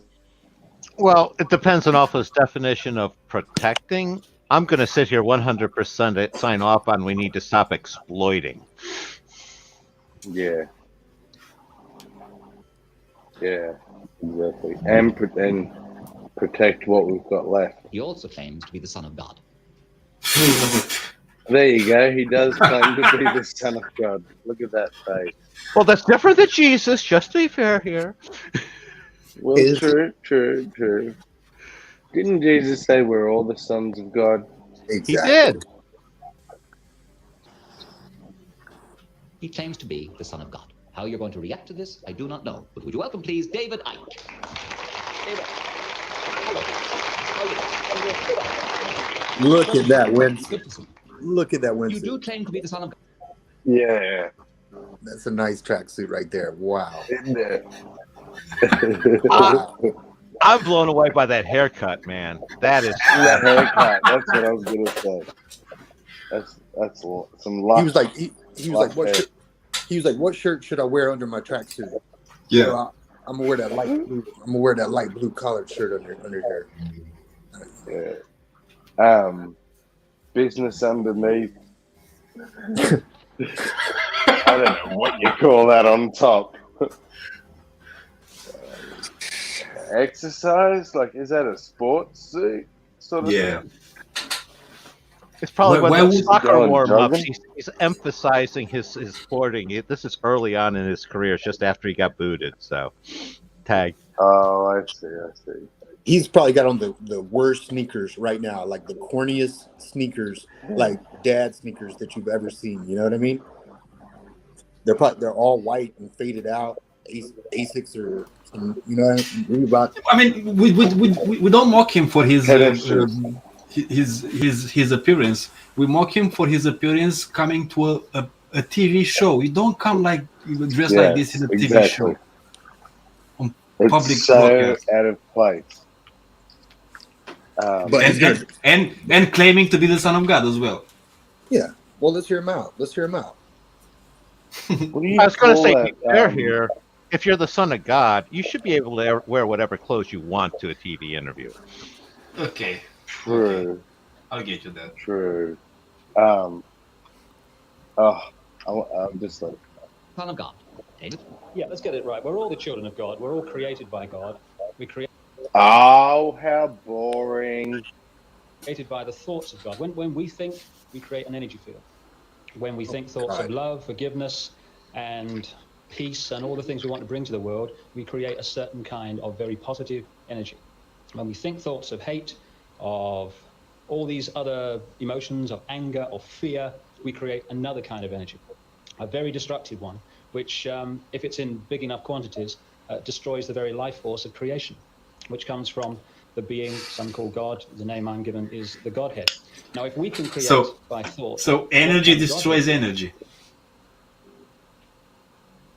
Is that true? Energy destroys energy? I think he's going opposite fields will cancel out. I think he's going with a positive energy builds the world, negative energy tears it down standpoint. And by the can way, I just say, you go. It wasn't going to be as good as mine's what you were quick. going to say. Okay. And by the way, he just. No, go ahead. I'll be quick. That presenter was a bit dishonest, but I guess that's like a 70s version of clickbait, or 60s, whatever this was, because 90s. He implied he thought he was the only son of God, because he said the son of God, not a son of God. Yeah, true. But I still think he's a nutcase. But I just wanted to point that out. But he hasn't put the car in the lake yet. No, he hasn't yet. He's still on the road. This master spirit at the center of all creation. He can create almost anything he wishes by thought, and he creates us by thought. But do you claim to be this? I believe he said almost there too. Yes, he's very reserved, isn't it? Enough quantities destroys the very life force of creation, which comes from the being some call God. The name I'm given is the Godhead. Now, if we can create by thought, what can the Godhead do? This master spirit at the center of all creation. He can create almost anything. Okay, he just claimed personal revelation of a church doctrine. Like who hasn't heard the term Godhead? Yeah. Is it me or the term Father of the Trinity? Makes me giggle. Yeah, Godhead concept of God the Father is what I thought. Tag. Yeah. Yes, but the term Godhead makes me giggle for some perverse reason. Oh yeah. Godhead. I can see that. Yeah. And all that pops into my one mind, good- there is Saint Teresa of Avila. And that is not a good image. I'm sorry. Go on. No. I think Richard said pause. Did you make your point, or did we interrupt? I can't remember now. No, I already made it. He's claiming personal revelation of something that's commonly Oh, referred yeah. to in church doctrine. I mean, it's not like, oh, that was a personal revelation to you. God said, oh, it's the Godhead. Yeah. Well, here's where I'm at, Richard. There's nothing wrong with him having a personal revelation that reinforces exactly the same revelation countless other people have had over the millennium. But if it's he not comes a out with- personal revelation if everyone can have the same revelation. it's Is it? personal to him. It's the first time he had that revelation. Doesn't It's make like, it true. well, it's like the first time anybody who ever figures out calculus and learns calculus for the first time. There's how you thought about things before you knew it, and how you thought about things for afterwards. Is the first time you have sex a personal revelation? That's the sort of thing. Yes. That personal connection here is what I'm seeing his personal revelation as being. He just had never thought about that before. Right. Sort of that, oops, oh my God, that's how it works. And now he's so- going off, yeah. Okay, so it wasn't God telling him. I'd just be a lot more impressed if personal revelation involved something that the person could not have thought of. And yeah, Right. how would you determine you couldn't think of it? Like, what's an example? What do you mean? Things from outside of your total experience. The unknown you can't know. If you suddenly, without research, know the unknowable, then you had a revelation. But how would So, for you translate example, that? example, remote viewing. Exactly. If you could. Here's a question, Richard, on a more mundane front. Would you consider artists doing that? Pulling No. that out of the unknown and embodying it? No, I do that in construction every day. I'm taking known rules, I'm applying known rules in interesting ways, reforming them, reinterpreting them, but I'm not coming up with new rules. Well, to be fair, a lot of artists do. You have like Picasso and what he did with painting, Rodin and what he did with sculpture, and that's what I'm talking about, art. And 100% signing off on construction and doing that one, you have a certain restriction of practicality that's above and beyond what an artist have. And that's what I'm saying is artists have that freedom to pull from the unknown and bring it in and transition it to reality. It's not quite the same process. Is it from the unknown though? That's Yeah. what I'm saying. It seems like That's the naturalistic point. next step. It seems like natural progression to me. And to me, I see it as if nobody's come up with that yet, it is a step into the unknown. That's by definition the unknown. And like scientists coming up with a new theory is progressing it forward, or pretty much any of that. That's tag. No, that's all reasonable. It's what I would like to see is something verifiable in reality, which was outside of possible knowledge range and experience, that was informational and revelatory in order to call it a personal revelation. Okay, here's an example. I'd like you to try to see how this fits through your metric. Isaac Newton and his invention of calculus and the law of gravity. Do you know where he said he got that from? Not off the top of my head, no. Yeah, he was in isolation because there was a plague and he got it from an angel. Okay. So does that fit your definition of personal revelation? Yes, it does. Okay. See, and I sort of take the opinion, the old adage, we stand on the shoulders of greatness. So you can say who was his mentor, and who was their mentor, and who was their mentor, and Right, which is why that's you where the shouldn't idea- discuss. That's why you shouldn't discuss theology with Jill, is because it'll just drag you back into a pit. You will not be standing on the shoulders of giants. You will not progress in chess by playing someone junior to you. Correct. Jill would definitely beat me in chess, so that's not the problem. Jill would beat everyone in chess. I have no doubt. Fair enough. I was going to say, just as a point of fact, there's an interpretation of that Newton quote of "If I've seen further, it's because I've stood on the shoulders of giants," as being a typical Newton insult towards Robert Hooke, who was actually a very short man. That's pretty funny. And Oh. Newton basically went around after Hooke died and bought up almost every painting he could of the guy in order to make sure nobody would ever knew what he thought. It was that bitter of a feud. Tag. Wow. No, but Sammy, you Did were not onto know something. You were onto something about the remote viewing, though. Go ahead with that. What were you saying? Like if you knew something you shouldn't have known, you were talking about remote viewing. Go ahead with that. That's an example of how you could prove that you had. That's an example of what Richard calls special revelation. You have to have gained a knowledge that you couldn't have just drawn from your imperial knowledge. You couldn't just maybe guessed or something? Yes, but okay, let's try if that. You can guess once, but if you guess 99 times out of the 100, there's a point where coincidence isn't coincidence anymore, and that's what science is really. No. A repeatable. If No, you can you can't. repeat it. So you know the tales with the flipping coin. 1,000 people are flipping coins, and one person out of 1,000 people will get 10 heads in a row. Okay. Let's do it that way. That's only if there's two options though. There is almost an infinitum of options, and you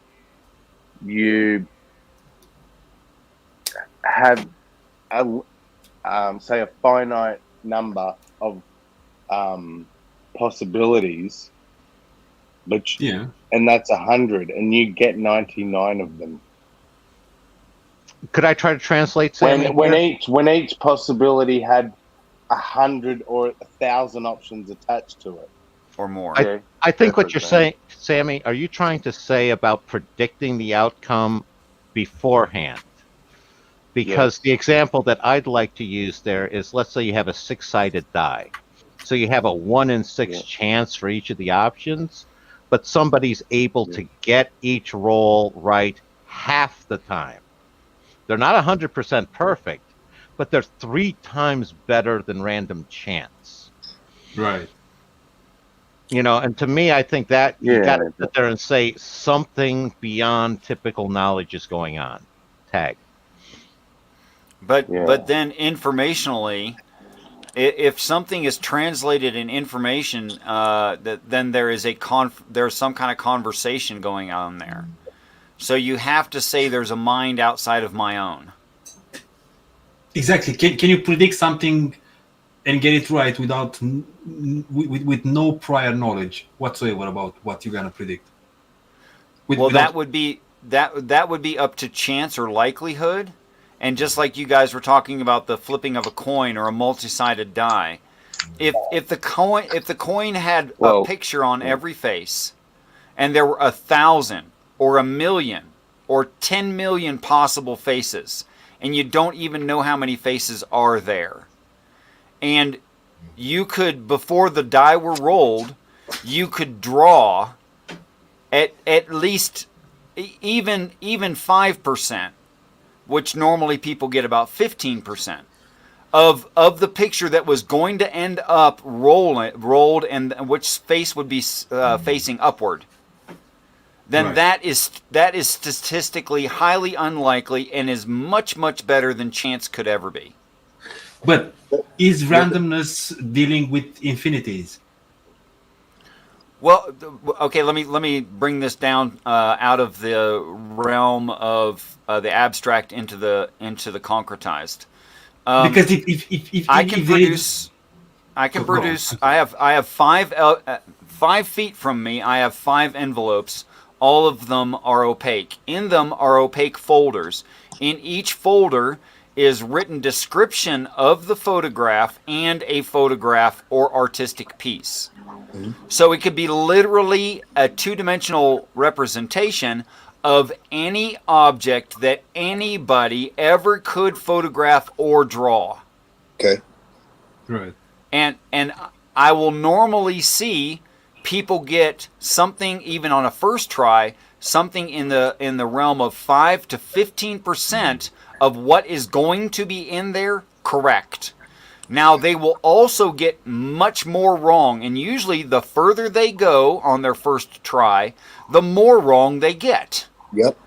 However, the likelihood of them getting anything right at all is extremely low. That's what I mean. Probabilities are always finite. Yes. I'm not sure what you mean by finite, but like so there is always a chance. Well, yes, but I think that according to science, well, you could have a chance of 0. Yeah, and according to like science and mathematicians, they can find out what percent defies the odds of just a coincidence or is mathematically relevant. Sure. Or and so, for example, like on The Amazing Randy, I talk about that all the time. The Amazing Randy did the $1 Million Challenge for anyone who could prove any sort of paranormal psychic abilities, and one of them was remote viewing, and people just failed miserably because the standards are just set so high. And if you set No, them that's so, not why they failed. well, the standards to prove that you can do it with mathematical conclusion that is with mathematical relevance is very high. Yes. Okay, yeah. But, I mean, if you want to prove that you can do it 10%, I mean, obviously, I mean, that's a low standard. But they made it. I mean, like he didn't set the mathematician set the number. You know what I mean? And it was measurable. It wasn't. Does this house look kind of like the house that you drew? No, it was much more measurable. We're getting background noise through you, Kev. You've got to echo trusted. I was going to say on that front, Richard, I think the type of stuff you're talking about is in your envelope would be like, say, a picture of the Mona Lisa or could be my daughter's, drawing when she was in kindergarten. That's the sort of thing that would be. I'm saying that's the sort of example you're talking about there. Sure.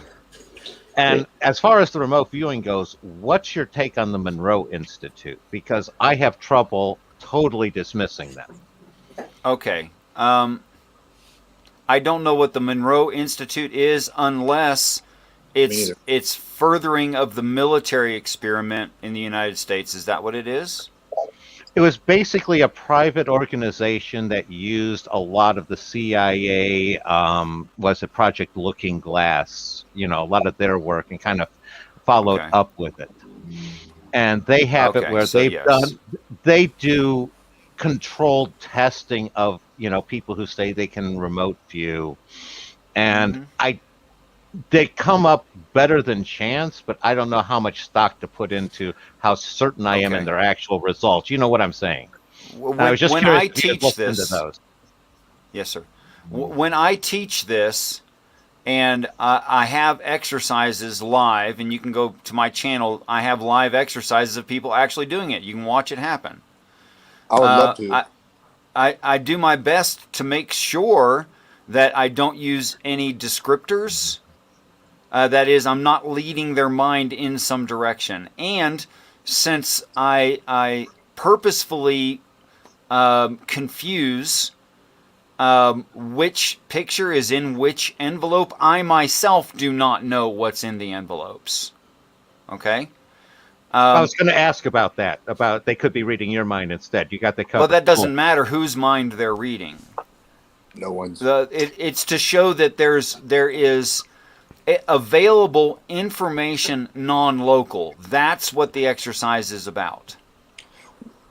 It's about proving that are you you have just that, showing which that some people have an exceptional ability to guess what the most likely outcome is? Maybe it's extremely just loaded. You must have missed the part, Kev, where it's literally a two-dimensional image of any possible thing. Right. In fact, one of them might be a drawing of a square circle. Okay. So how do you? It could be even impossible things. How do you What's score that? this? How do you score this? Like someone's very easy. There's multiple ways of scoring things, and some are more or less subjective or objective, of course. So what I like to do is I like to score it by a few different methods. Like, say to people, don't assume. Just whatever comes to you without you causing it, make very serious notation about that, right? And then you could take the positives and the negatives, and you could do a mean average, or you could say I'm going to subtract the negatives from the positives. So don't write extra stuff, just go with what you think is really solid when you do this. And you'll end up with a better score. I would give a real-world example. There was a two-dimensional image of three-dimensional spheres, 4 of them touching, to create what you would loosely call a square, okay, in overall dimensions, right? We had Wildheart, who, agnostic at least, maybe calling himself atheistic at the time, draw the 4 spheres touching each other. He drew them at a 45-degree angle, which is fine, although in the rendering, they're from 180 degrees or directly north looking downward is how they were originally represented, but it doesn't matter. He then decided that was wrong because he decided it was a cloud. So he started putting extra lumps on it, making it wrong, and then labeled it cloud. So he had 1 completely correct response and 2 absolutely wrong responses. So what's his adjusted score? -1. Well, you could say he got a -1. But the chances of him getting a +1 is astronomically low. Exactly, because that would mean that you proved it. That's what you want, right? Like you want someone to have very low chances of proving it, so that you're sure that they've proved it and demonstrated it. Not sure I understood the sentence, but okay. Well, I'm just saying. Of course, the odds would be very low that he could get a good score or a perfect score. That's the way it should be. That's not what I'd said. If you don't mind, I said the chance of him getting anything at all right is extremely low. Oh yeah. Oh, okay. Okay. Right. Well, I mean, but isn't that subjective? Like, I'd encourage you to watch the $1 Million Challenge. And okay, how many shapes are? Let me just show you real quick. How many shapes are there? You're showing me on the screen. I'm supposed to look or what? I don't know. No, I'm speaking to you in words. Let me show you in words. How many different shapes are there? Where? What do you mean? On the paper? In existence. Shapes. How many shapes are there? In 420. 420 shapes. Okay, so even if I said it's a representation, a drawing of shapes, even if I said that, your chance of getting the right shape is literally a 1 in 420, isn't it? Yeah, which would mean it's probably not a good one because it's actually infinity. But what you could do is be like, well, I'm going with what you'd said. What I say? Is 1 in 420 a low chance? Well, no, that would be great. But the problem is there's an infinity number of shapes. I was just kidding. So, like, how could you score it? What you would end up doing I'm is like, trying to answer to you, and you're straw manning what I'd said, and I'm trying to fix that. No, I'm not. So, because there literally is an infinity amount of shapes, or what you're calling shapes. But and you said 420. Let's go with that just as an example. Hold on, Kev. Okay. If you don't mind. If that were true, so let's say that I also told them about the drawing. If I told Wildheart about the drawing, there's also a number of them. Okay. They're all the same shape, but there's a certain number of the shape. Then the shape doesn't matter. And he drew 4, and there were 4. How many possible numbers are there? Infinity. Okay, so he just guessed a 1 out of 420. You have to multiply that times a 1 in infinity. What's the chances of him drawing 4 spheres? Even if I told him those things, which I hadn't. 1 out of 420. 1 out of 420 times infinity. Yeah, but okay, so here's my point, though. So what does that prove to you? And, like, how do you know that that's mathematically relevant? How do you know that that means anything? How do you know it wasn't a lucky guess? Like, how can you tell me? Just for argument's sake, let's say there were only 10 numbers. That's why there could only be a maximum of 10 And on the drawing, okay? Because there's only 10 objects, all right? We have a 1 in 420 times 10. That's a 1 in 4,200. Right. And you don't think that's a low likelihood? No, I do think it's a low likelihood. My question is, if how many people would need to get it correct for you to say that, yeah, that's the right number, that's an average number of people. See, what I'm saying is you haven't demonstrated the p-value. You don't know exactly what numbers you're looking for. You're just doing a test, and then you see the results, and you're just winging it. But that's not the way that science works. You should know what number. Well, I tell you what, I would take your advice to make it more scientific if you so desire. In fact, I'd the appreciate other thing, what I wanted to mention is when we're talking about basic geometry, from my reading now, there are 4 basic two-dimensional geometric shapes which we work with, and then there are variations on that. But square, circle, triangle, hexagon, right? And we're functioning off of the premise that most people are going to recognize one of these 4 shapes and do something with it, right? And the fact that Wildheart happened to read your experiment in such a way just means that he was able to kind of reason it out in his brain, right? But to me, that just says that he was reading you and your intention. Doesn't say that. Well, as soon as you've gone back and watched the show, then I would say that you would have an accurate opinion about it in some way. But right now, you're just going off what I'm saying right now, which, of course, my explanation of it is not the real-time experience. And you might see different things if you actually watch the occurrence happen. Even if you watched it, like, unless you're some sort of mathematician and you've worked out what's statistically relevant, what am I looking for? Then you're just going off of feelings and emotions, and that's not a pathway to truth. Do you mind if I ask you a rather technical question you might appreciate here, Richard? Is there any reason why you don't use Zener cards where you can tap I don't know what into... that meant. Oh, the Zener cards were what they used to test ESP back in the day when they were establishing it. It's the yellow circle, red plus. Yeah, the fact that you can say yellow circle, red plus, it's already too small of a sample. Well, the reason why is that's much more congruent with the sort of statistical analysis that I think you're trying to reproduce, and that's where they first established laboratory effects that pointed towards an ESP effect. That's the only reason why I was going there, and thinking that if you use those, you could tap into that body of research. Tag. Okay, so I see your point that if you had a more defined grouping, then you'd have an easier time saying something like that's a positive, that's a negative. Okay? But even in a larger grouping, that's not nullified. In fact, it's amplified. The larger the grouping, that is, in this case, anything that could be represented two-dimensionally. Anything. If you get yellow circle out of all possible things, and there is indeed a yellow circle there, instead of yellow circle out of 30 possible things, or 100, or 2,000, it should be more impactful, not less. It doesn't prove anything, though. Yeah, I'm sorry, I don't know what you mean by prove. You need to look up what p-values are.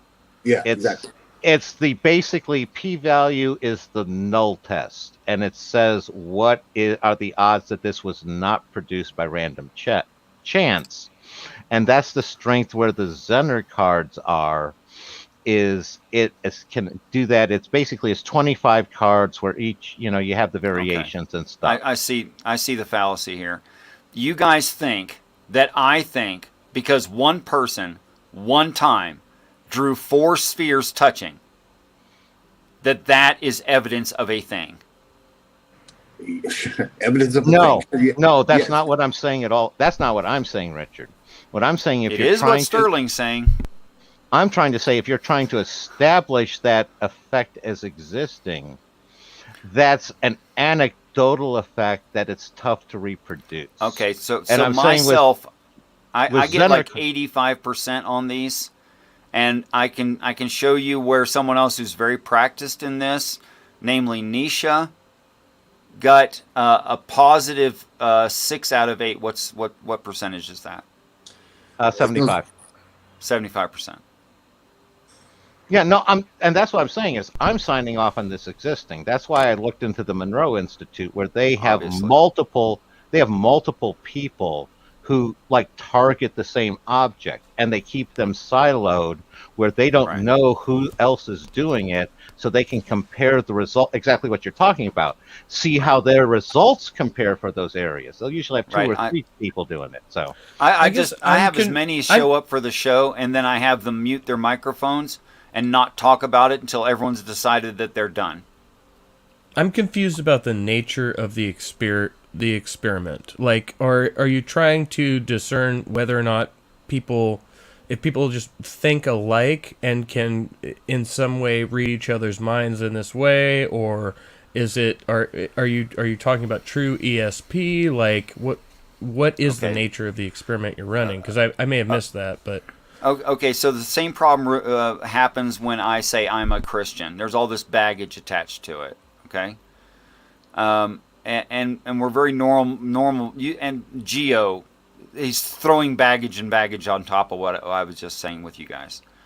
What I'm saying is, if you get something from outside of your knowledge range that's falsifiable and true in reality, then it's information that was communicated. So in order that there be communication, there has to have been two consciousness involved. And that's just how communication is. Two or more. Consciousness of... go ahead, Ed, I'm sorry. I'm sorry, it needs to be at least one. No, that's for not language, true. for communication to exist. No, that's not true. So what you just said is, for language or a thought, there needs to be one. Or an observation, there needs to be one. And you're right. But that's not what communication is. It's a communication loop theory. Oh. So, but I thought you were referring to two different consciousness. Like two types of consciousness. Right. Like you just made a sentence. I heard the sentence. In order that your sentence have effect of any kind, there needs to be a second person to hear it. So language, communication is a property of sentient life? Yes. Right. Okay. And with the concept of the communication loop, is that you send the message, the person receives it, decodes it, and then sends back a feedback message that more or less says, is this what I was supposed to receive? And it goes back and forth. This is the core of information theory with Claude Shannon, and at a digital level using Boolean logic, it is the basis for the computer. Tag. And me personally, also, I throw some Werner Git in there at the end of it to say that in order that it fit the definition of the thing I'm talking about, it has to have, all of those aspects. It can't be Shannon information, which is complexity. It can't be data, which are informational points. But it has to additionally have meaning, a sender and receiver, to be called communication. Have you looked into Fisher information? Tag. Not yet. No. But would you say that meaning is just what the receiver translates and not what the sender sends? Yes, but that's why we have these sentences, many in a row, in order to settle a thing. You don't just make a statement and walk away, and I just walk away thinking I understood the statement. So either way, we appeal to a standard, a prerequisite rule. Yes, that the sender should be able to correct the receiver on the meaning of the communication. But we have... Go on. I'm sorry. Yeah, I mean, Richard, if you're to simplify your problem, like if I'm to tell you "have a nice day," how are you going to misinterpret that statement in some way where you walk away from me and you don't know what "have a nice day" means, or like? Well, you could have meant several things. You could have meant it like this: "Have a nice day," and you could have meant it like this: "Have a nice day." There's nuances.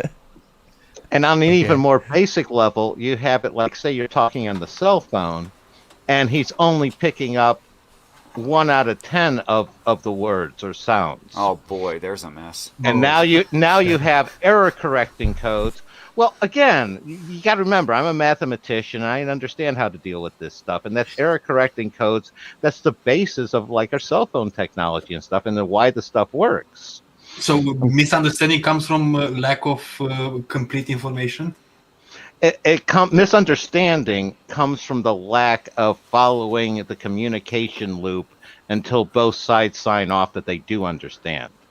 It's like you deliver information, you don't know whether that person understands it. It's like if they don't speak your language, they're not going to understand any meaning from what you said.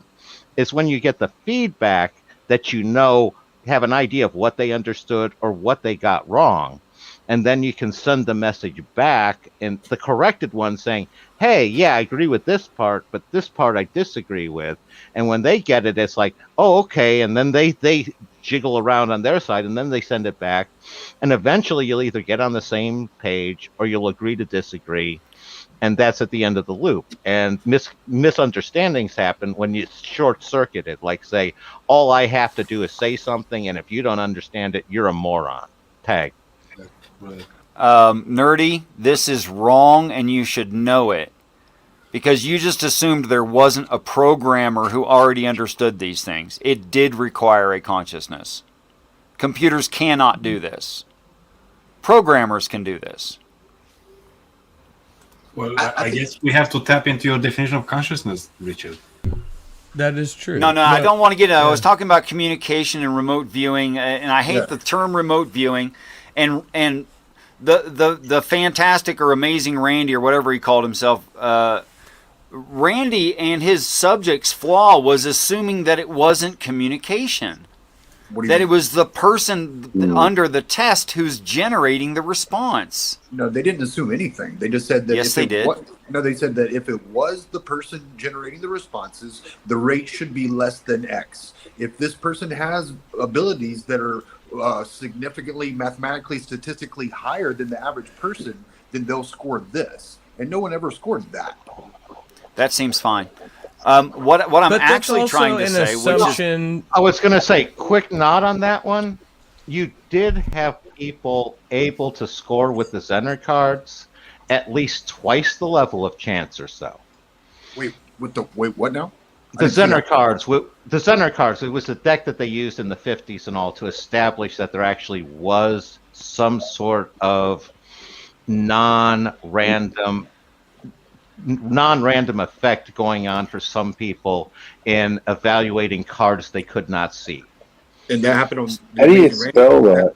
That happened on the Amazing Zener.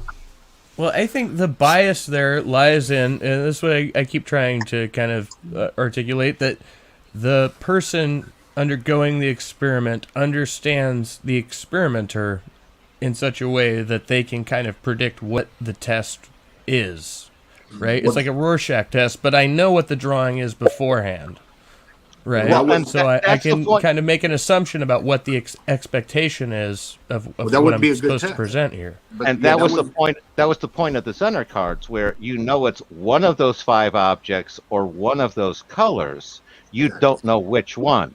It's under a fixed thing. It's 25 of them in the thing, and it's one of those. This is very amenable to translating into p-values and statistical analysis of the ones, and that's why this established the effect. And again, not saying what the effect is caused by, but the fact that some people could reliably repeat it over years even score significantly better than random. And then some people I would just say that at least one person knows what the card is that's being held up. It's the person administering the test holding the card. But that would be a flaw. But when I've watched episodes of The Amazing Randy, they take all that into account. They're people that they've never met, so you can't really base it off of. It's not like it's your mom dealing the cards. They deal it down by a registered blackjack dealer in a way that you can't cheat. You can't see it. You know what I mean? So they take all, in a good scientific study, they take all these things into account. That's fine.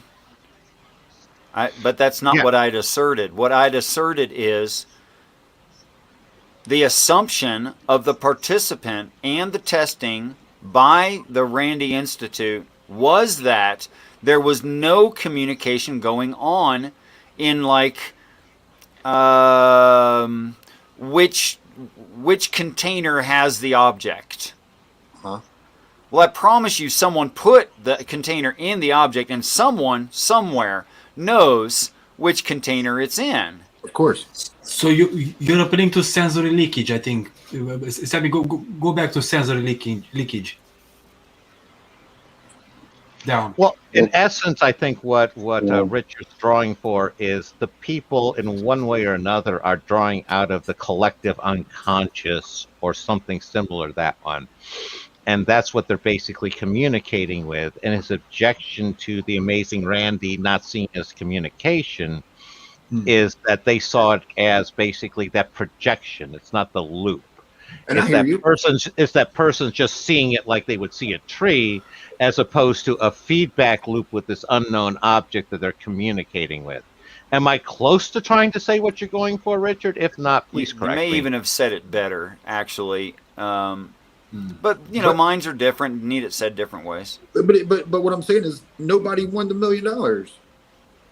It never happened. It doesn't matter because it never happened. Which one of them went on there and said, I'm communicating with this other mind outside of myself, which actually has the knowledge I need, and I'm just asking them? No. They were all proudful and say, I have magic. I can do this amazing thing. Okay. Which is why they were wrong. Like if let's put this in perspective. Let's say you wrote a poem, right? And you knew it was yours, and you don't even need to have pride in the poem. You just need to recognize the fact that it's your poem. And then I go and I find your poem and say, look what I invented. Are you going to be cooperative with that? No.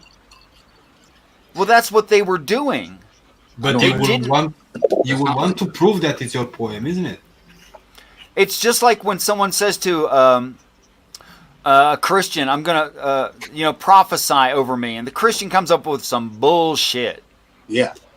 Right? Yeah. The reason they come up with bullshit is because they never actually asked the question. They don't ask a specific enough question that's measurable to determine. No, they don't ask a question at all. They just say, "Oh, what do I know?"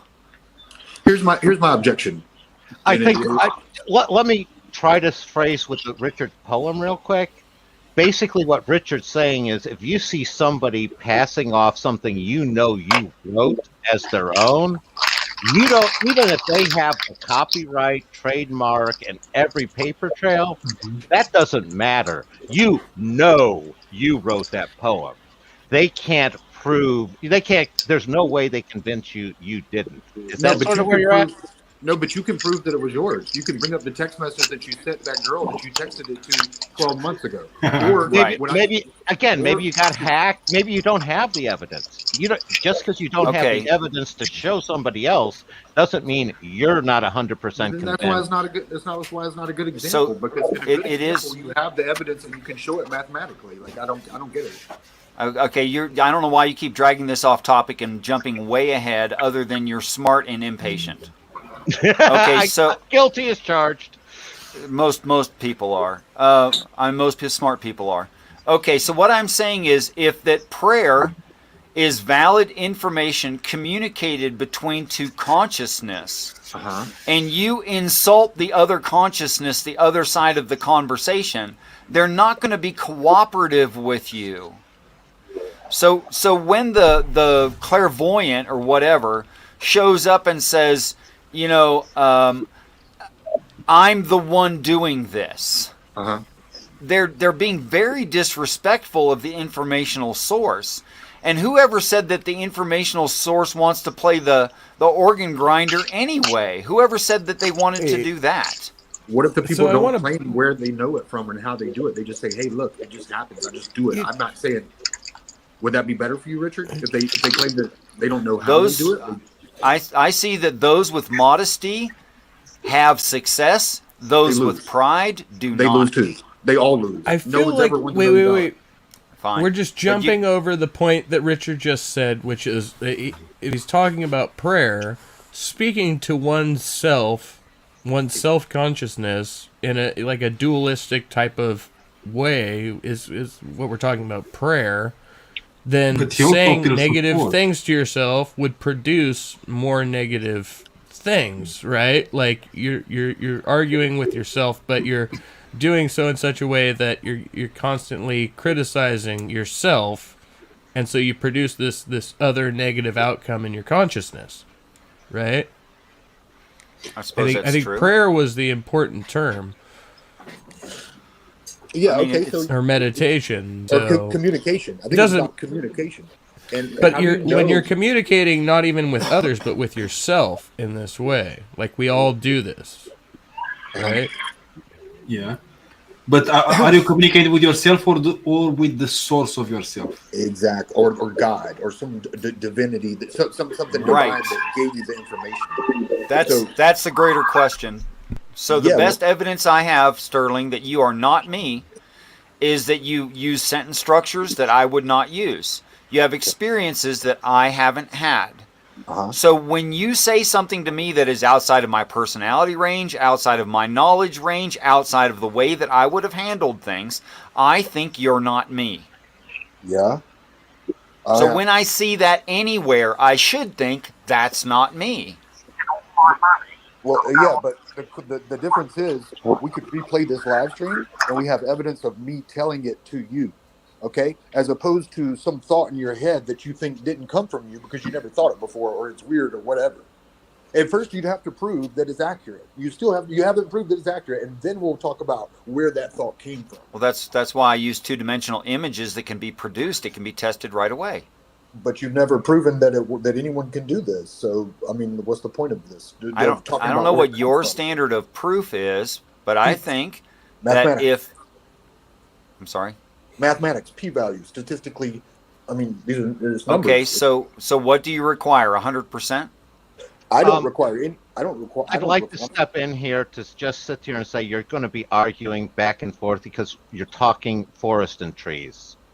Richard is talking about a specific, very anecdotal evidence, like with the Monroe Institute, where they told people to target a certain location without telling them it was the Great Pyramid, and finding out, what they could about the construction, and with the two people coming back with very, very similar sorts of readings, as opposed to more of the Zener cards, which you can easily extract the sort of p-values on the other side. And it's like, to try to sit there and expect one test to produce something similar as the other, they're testing for two very different types of information. One's a valid test, and one's bogus, and I'm trying to tell them that his is bogus.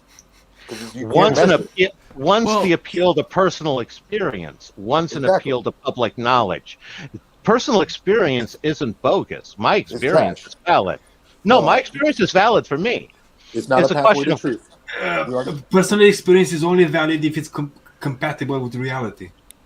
Well, that's one of my sayings. Right. Neither is bogus on its face unless it's incompatible with reality. That's the thing we're looking for. Let me break this down here as my perspective. One person will never, ever know they're delusional because nobody's ever going to tell them they're wrong. If there are two people there, they can't tell between the two of them which of them is necessarily delusional. It's only when you get that third person that two of them can agree that we both see that and that other guy's crazy, that you start to have that sort of thing. That only raises the percentage. It is not an absolute value. Right. And that's where what we see as, our shared subjective reality is basically the same as objective reality for us. Where we can all sign off on existing in the same reality is what's objective reality for us. That's why this sentence has 5 words. It's a guarantee of objective reality and absolute truth. Tagging again, and I'll be quiet for a while. Good communication. You have the sense of reality and good communication skills. I think that's important to throw in there. Sterling, I'm trying to talk about evidential things. right? and some statistical things, and you're Me making too. ultimatums. No. I'm talking about statistics. I'm talking about numbers. You're No, talking you're about making ultimatums. what do you mean? And here's How? how you're making ultimatums. You're saying things like mathematics is how you you judge these things, and that would be fine. But except for in mathematics, you don't have 100% What likelihood of any answer. What percent do you have in your method? Okay, Trash. so I can say some. It's trash. You have no method. You have no numbers. See, you're making ultimatums. It's trash. Congratulations, you have fully judged this accurately. Yes. And you are, not that I'm done talking, you are done talking about it. No, I mean, unless you want to be. No, you're obviously made up your mind and you know the truth, and you have that truth, and congratulations, and you will not be persuaded. I tell you what, would you be persuaded? Do you want to poll the audience right now? Who has the better method? Which one is testable? Which one is I'm sorry, why did demonstratable? you change the topic? I haven't. I'm asking you. You think I'm You wrong? I think you're just wrong. changed the topic. Why? I really haven't. Why did you go to this instead? You asked me a question, then you immediately, before I could respond, asked a different question that was unrelated to what we're talking about, in wondering if I wanted a poll from the audience as if they're an authority who have tested or experienced this, which I doubt. Which means you just said something statistically meaningless to prove your statistical point. Bro, I don't know how more wrong you could be, because you Then what? literally. What I'm trying to tell you, if you'll let me, is that on this test of yours, and I use that term very loosely, there is no passing grade. There is no failing grade. You don't know. Yes, there are. Excuse me. You don't know what the average score is. You don't know. Yes, I do. If someone scores 10% more than that, is that statistically relevant? You have absolutely no idea. Your last statement was probably you seem correct. to be a bit upset. Maybe you need to step back. No, from he's the not. He's not. conversation. He's arguing from his adrenaline kind of stuff. I realize I stepped in late, but But what Okay, what sorry. would be 10% more than your personal experience, Richard? I'm sorry. That was the only part where I think I couldn't right now off the cuff vouch for. But the prior two statements I can vouch for. My personal experience, because I've been doing this I don't know how long, and for probably over 1,000. That's the problem, right there, right there. You're judging off of personal experience. That's not a test, bruh. You need something more objective. Okay, so you've made up your mind, and I'm not allowed to speak, which means I'll just be quiet. I will try to interject myself again, unless people want to keep going. What I'm going to sit here and say is, I don't throw a flag on either of you guys' tests. Sorry, wrong button. They're testing. Sorry, Sorry, I don't throw a flag on either of you guys' tests as being wrong. They're two different types of tests. One of them uses p-values, and it's sort of like these are the standards you need to get through to get into the gate of science. If you can't get past these hurdles, you don't get through the gate of science. It doesn't mean what you say is wrong. It means what you say can't be scientifically verified. Therefore, Now, irrelevant. the only time that will run into problems with people are those people who say the only things that can be true are those things that can be scientifically verified. Which And is if it can't scientism. be scientific, and if it can't be scientifically verified, it can't be true. Which is sort But of like what's- me liking grilled cheese and peanut butter sandwiches Yeah. can't be true. And it's like, but I like them. And that's where the personal experience comes from, is what traditionally science was people like looking down a microscope and then talking to each other about the personal experiences they had, and then built that consensus between the two of them. It wasn't a look up an article in a journal like I would a biblical reference and assemble all of that one without ever looking down a microscope myself. That wasn't the way science originally worked, and that sort of thing you're building on top of potential errors in the past, A great example is the idea of the number of chromosomes a human being had, where initially they thought it was 2 less. And then they found out, oh, people miscounted in the first few hundred times that they counted human chromosomes back in the 50s. We got to update that. But that's the thing of science. It's self-correcting based off of looking again there. You can't correct if all you're doing is quoting a journal, because that journal isn't going to change. Tag. As the good book says, it is easier for a camel to pass through the eye of a needle than for one to express their honest and open opinions on YouTube. It's actually the eye of the needle, not the eye of a needle. Sorry. Which the eye of the needle is a construction. It's a hole in a wall shaped like a camel. That's what the eye of the needle is. And the reason that's significant is because you have to take off the rider and the saddle and all the hauling, all the pack of the camel to get it through the eye of the needle. So it's a nuisance. It's a nuisance. It's a pain in the butt, but it can be done. I do remember this. And that's why it's worse for the rich man, your because he stream has a whole lot more to unload. Yeah. That's good. Yes, Graham, that's correct. That's why it's worse. Question. What's the alternative to scientism? Objective evaluation. So, scientism claims that the only way that we can know is through science. Well, there's also induction in philosophy, and we don't know things only through evidential science. Yeah, exactly. It's like, how do you know what your favorite food is? By science. You know it from personal experience. Oh, it's worse than that. There's two kinds. I'll give you an example of a philosophical abstraction, which should result in a very specific answer. If I say, there's two kinds of people in this world, Graham, those who can extrapolate out what is necessary from given information and the rest of them. That's wrong. I cheated.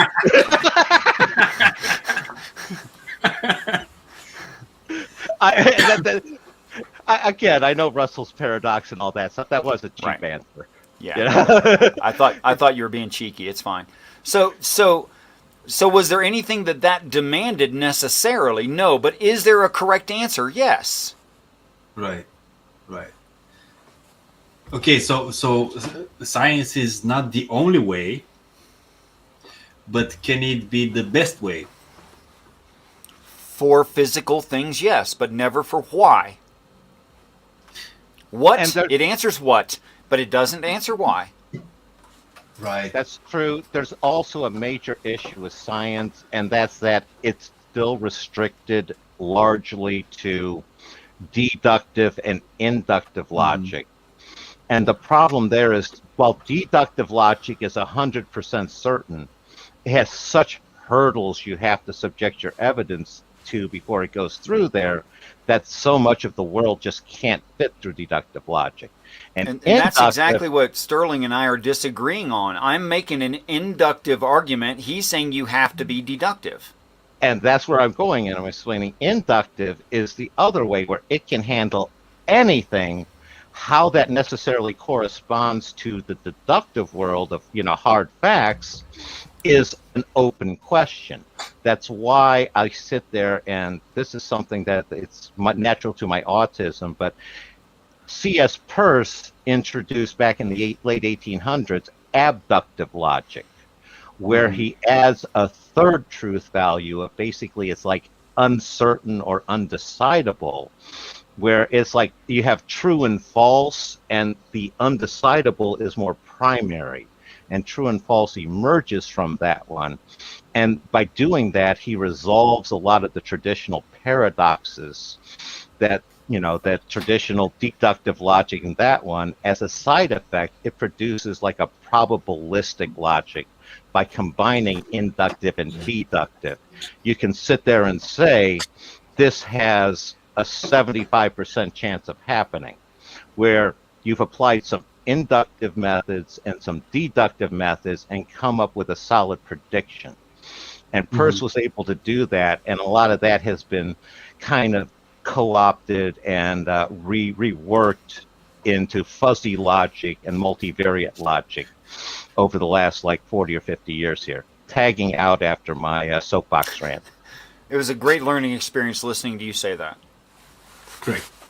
I want to point out something, that how the question how gives an answer. The question why gives an infinite of whys, not an answer, never an answer. Which one is more useful? For what? Progress, to understand, to know. They're both equally useful in their proper usage. And I would ask, how do you sever entirely how and why? Because it seems like how is sort of a logistic execution, and why is the teleological reason behind it. Tag. Right. But that why, the answer to the first why will give you another why and another why and another why and another why, which and an answer to how, there is only one way how something happens. But don't they sometimes coincide in the same one as to how and why, say, a bridge collapsed was because it was poorly engineered or because the material was bad? And it's like I can see situations where they both coincide in the same instant. Perhaps, but that's incidental.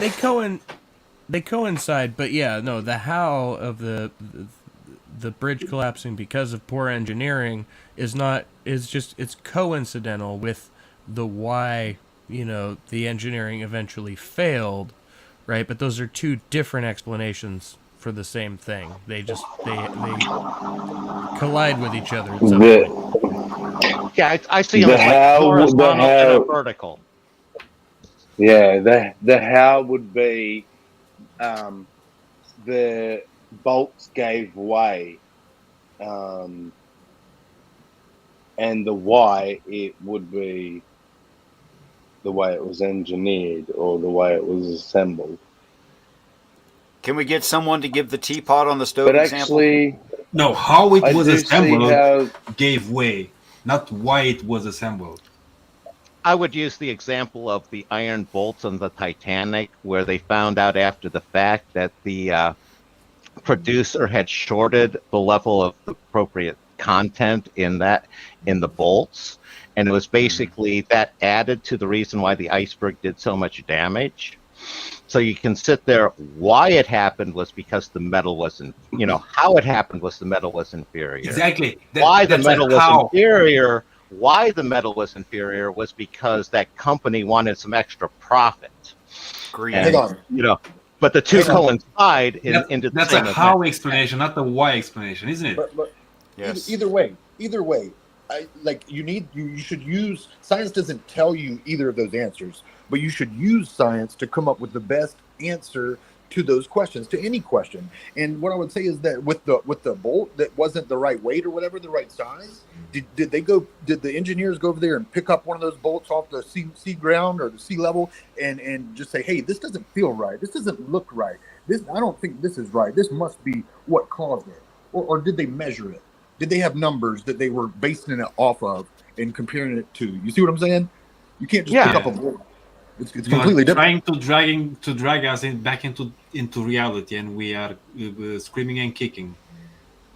And this is where I go with you have objective facts, and then you have the explanation of those objective facts. The objective facts, everybody shares the same facts. You can have your own opinion over those facts. Tag. Oh, so whys are subjective.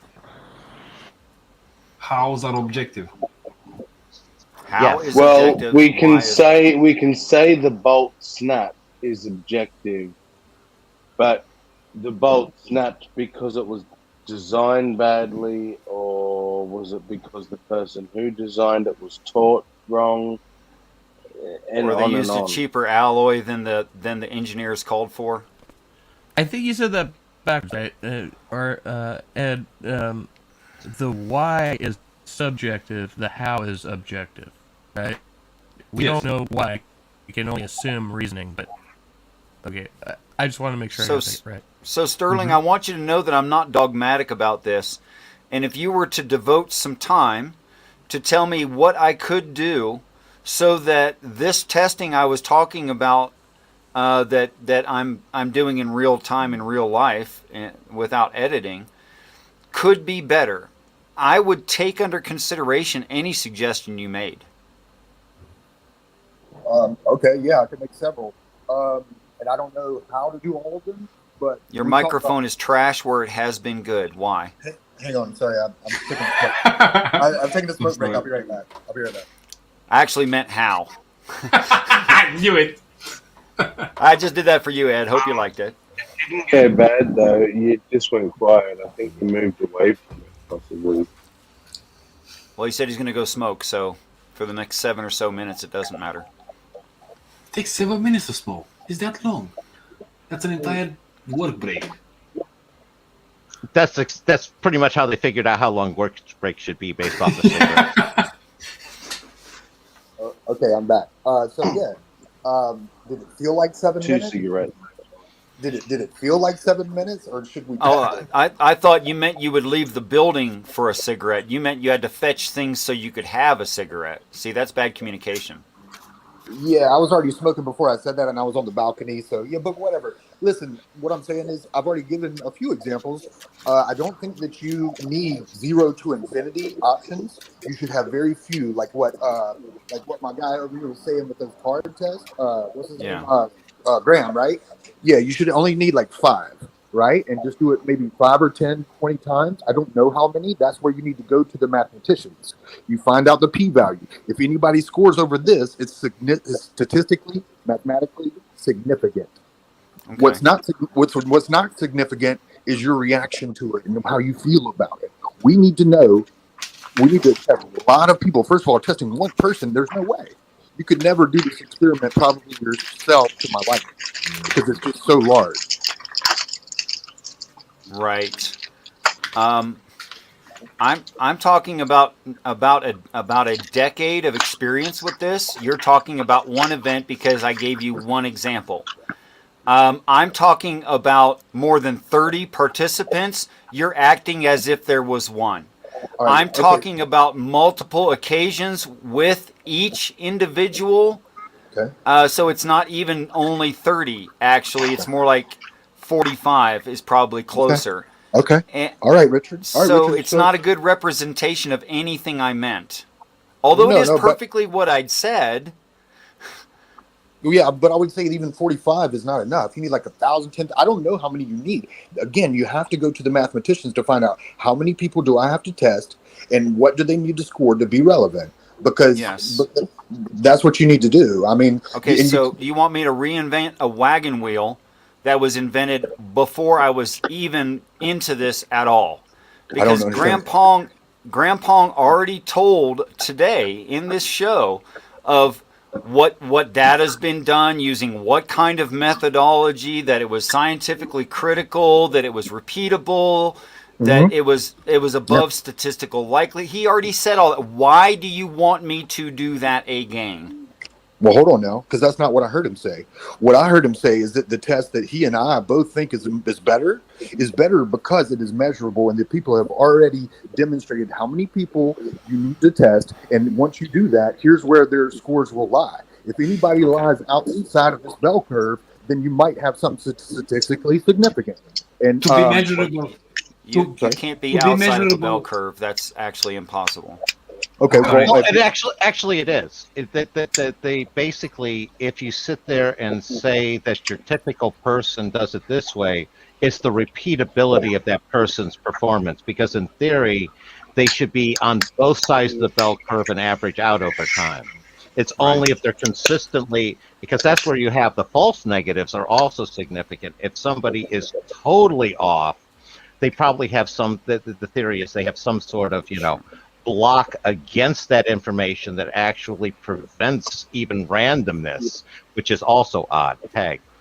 So this is nothing I've been trying to do and nothing I've been talking about at all. But what I have been doing is showing people that they have a natural ability to extract falsifiable information in a communicative sense in the moment from outside of their experience range. That's what I've been trying to say. All right. I So don't think I need to go back to the 1950s and start over. Okay. Let me ask you, what are the scores, the ranges? Like, what's the lowest score somebody scored, and what's the highest? The lowest I've seen a person score is about -10 in an adjusted score, or in a raw score -13. The sorry. But you had the highest. Go on. I'm sorry. Yeah, I was going to do the other end of the scale. I know of people, and I experience myself, 75% on average. Sometimes that's as high as like low 80s. Sometimes that's as bad as like low 60s.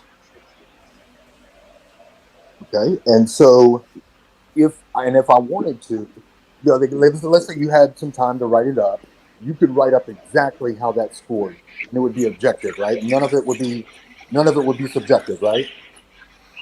Sure, like the color is that color. You have to be. I'm getting echo from somewhere. There it stopped. Great. So it's why you have to be so specific in your description of the thing. It's like it's not good enough to say gray, because gray is actually a smear. It's a wide spectrum of colors. So instead, you should say something like, I saw battleship gray, or I saw heather gray, or I saw London gray. You have to be very, very rigid. If you draw a shape, a curvature, a part of a silhouette, like a piece of a puzzle piece, you can't say, oh, it was close. No, it was close is wrong. Wasn't Wildheart kind of close? Didn't he get really close? No, he drew spheres as good as a human can. They can't draw perfect spheres, but he drew spheres. They were spheres. He drew 4 of them. There were 4 of them. And he should have stopped right there. So he got close, yeah? I don't know what you mean by close. That was precisely correct on 2 aspects. But his final answer was completely incorrect, right? Yes, as soon as he said this must be wrong because I think this is a cloud, as soon as he started assessing it, he made himself wrong. Oh, but somebody else made himself right the first time. Sure, people do all the time. Amazing. Okay, so let me ask you this. I would suggest you would too. What's that? I would suggest you would too. I'm sorry, I already forgot. I would do what? Get part right. Yeah, but that's the thing that's subjective about your test, and that's what I'm trying to tell you. You're making it too complicated. You can give them the simple 5 options of colors, and you can tell them ahead of time. And if you know what that means? It means I have to do many, many more iterations of the same thing. That's all you're saying.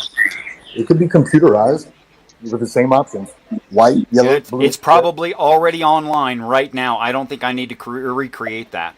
Well, then what do you think? What do you think that the results would be if it's already online? I don't know. My experience has been when they're told a certain way to think about it, and they're told to not guess. They're told to only receive, like be a speaker. Don't try to be a radio station, something like that. That there is always successes. In fact, I've only seen one occasion where one person didn't get something right first try. And I'm not saying they would never get anything right. But see, that's the thing. They should either get it right or wrong. There should be no sort of kind of... There is right and wrong because Heather Gray is specifically Heather Gray. Okay, so nobody got any partial credit, is what you're saying. Well, like I said, you can use statistical judgment. You can run statistics several ways. I'm asking. What I suggested and what I'd said earlier is I tried to suggest to them 3 ways of scoring. You can count what's right, you can count what's wrong, you can do an adjusted score, subtract what's wrong from what's right and get a final score. But you should look at all of that. And you do have an objective answer in that there's a photograph to compare what you noted in whatever way against the actual picture. It's not, there's no maybe there. Okay. All right. So let me just make sure I understand this, and I hate to do this to you, but so give me an example of what's on this picture. Okay, I'll keep using the same example. 4 spheres of brown, tan, and a brownish orange or burnt orange color, with geometric lines wrapping around the spheres or decorating the outside of the spheres. I'm not done. On a very, very dark brown background. Okay. All right. But let's just say, here's my thing. I draw 4 spheres and it's black and white. Do I get any credit or no? Is sphere a data point? That's what I'm asking you. What would my score be if I draw 4 squares? A sphere is a data point. That would be true in reality. What is my score on that question, Richie? And how many did you draw? I drew 4, but they were black and white. None of the other stuff. Just black and white pencil. Okay, well, you haven't finished telling me what you've done, but for your example, if you drew 4, the fact that there were 4 was 2 data points. So I get my score is 2 out of how many? That's a positive 2 out of all aspects of the drawing, which I wanted to tell you all the aspects of the drawing, but just for argument, let's say there's 20. Mm-hmm. So you got 2 things out of 20. Mm-hmm. Okay. Which is a low percentage. But see, this test is garbage because what if I add stuff to it? Like there's a lot of things you haven't taken into account. Then you'll be objectively wrong. And that counts. I think Sterling says that his answer relies on your interpretation of his answer. Everything relies on interpretation. What if he said no? What if he wrote on it white background, but it's a very dark brown background? He is wrong. But when you make a drawing, there's not just 20 things that you can do. There's what do you mean? Well, maybe I do draw 4 spheres, and maybe I do draw, and maybe like they aren't as close together as what yours are. You see what I'm saying? You're not taking that. No, in the drawing they are touching. It's not compared to mine. It's compared to the objective drawing. Maybe it's smaller. Maybe I got the position different. Maybe it's slightly tweaked. My point is that it's very hard to grade this when all you have to do is have 5 cards. You're not hearing me. Those things would be wrong. Do you mind, guys, if I jump in the middle and let you both shoot at me rather than each other for a while? No, I don't think there's any point because Sterling is evidently made up his mind. No, I think I can because I don't think Sterling really understands what you're actually doing here, Richard. What you're actually doing is basically helping people learn how to remote view, learn how to channel that unconscious. He's looking at it as you're trying to establish some sort of scientific test. But what your test, and Sterling's looking for an objective test. Your test is 100% subjective, Richard. What Sterling needs is a metric by which to evaluate it.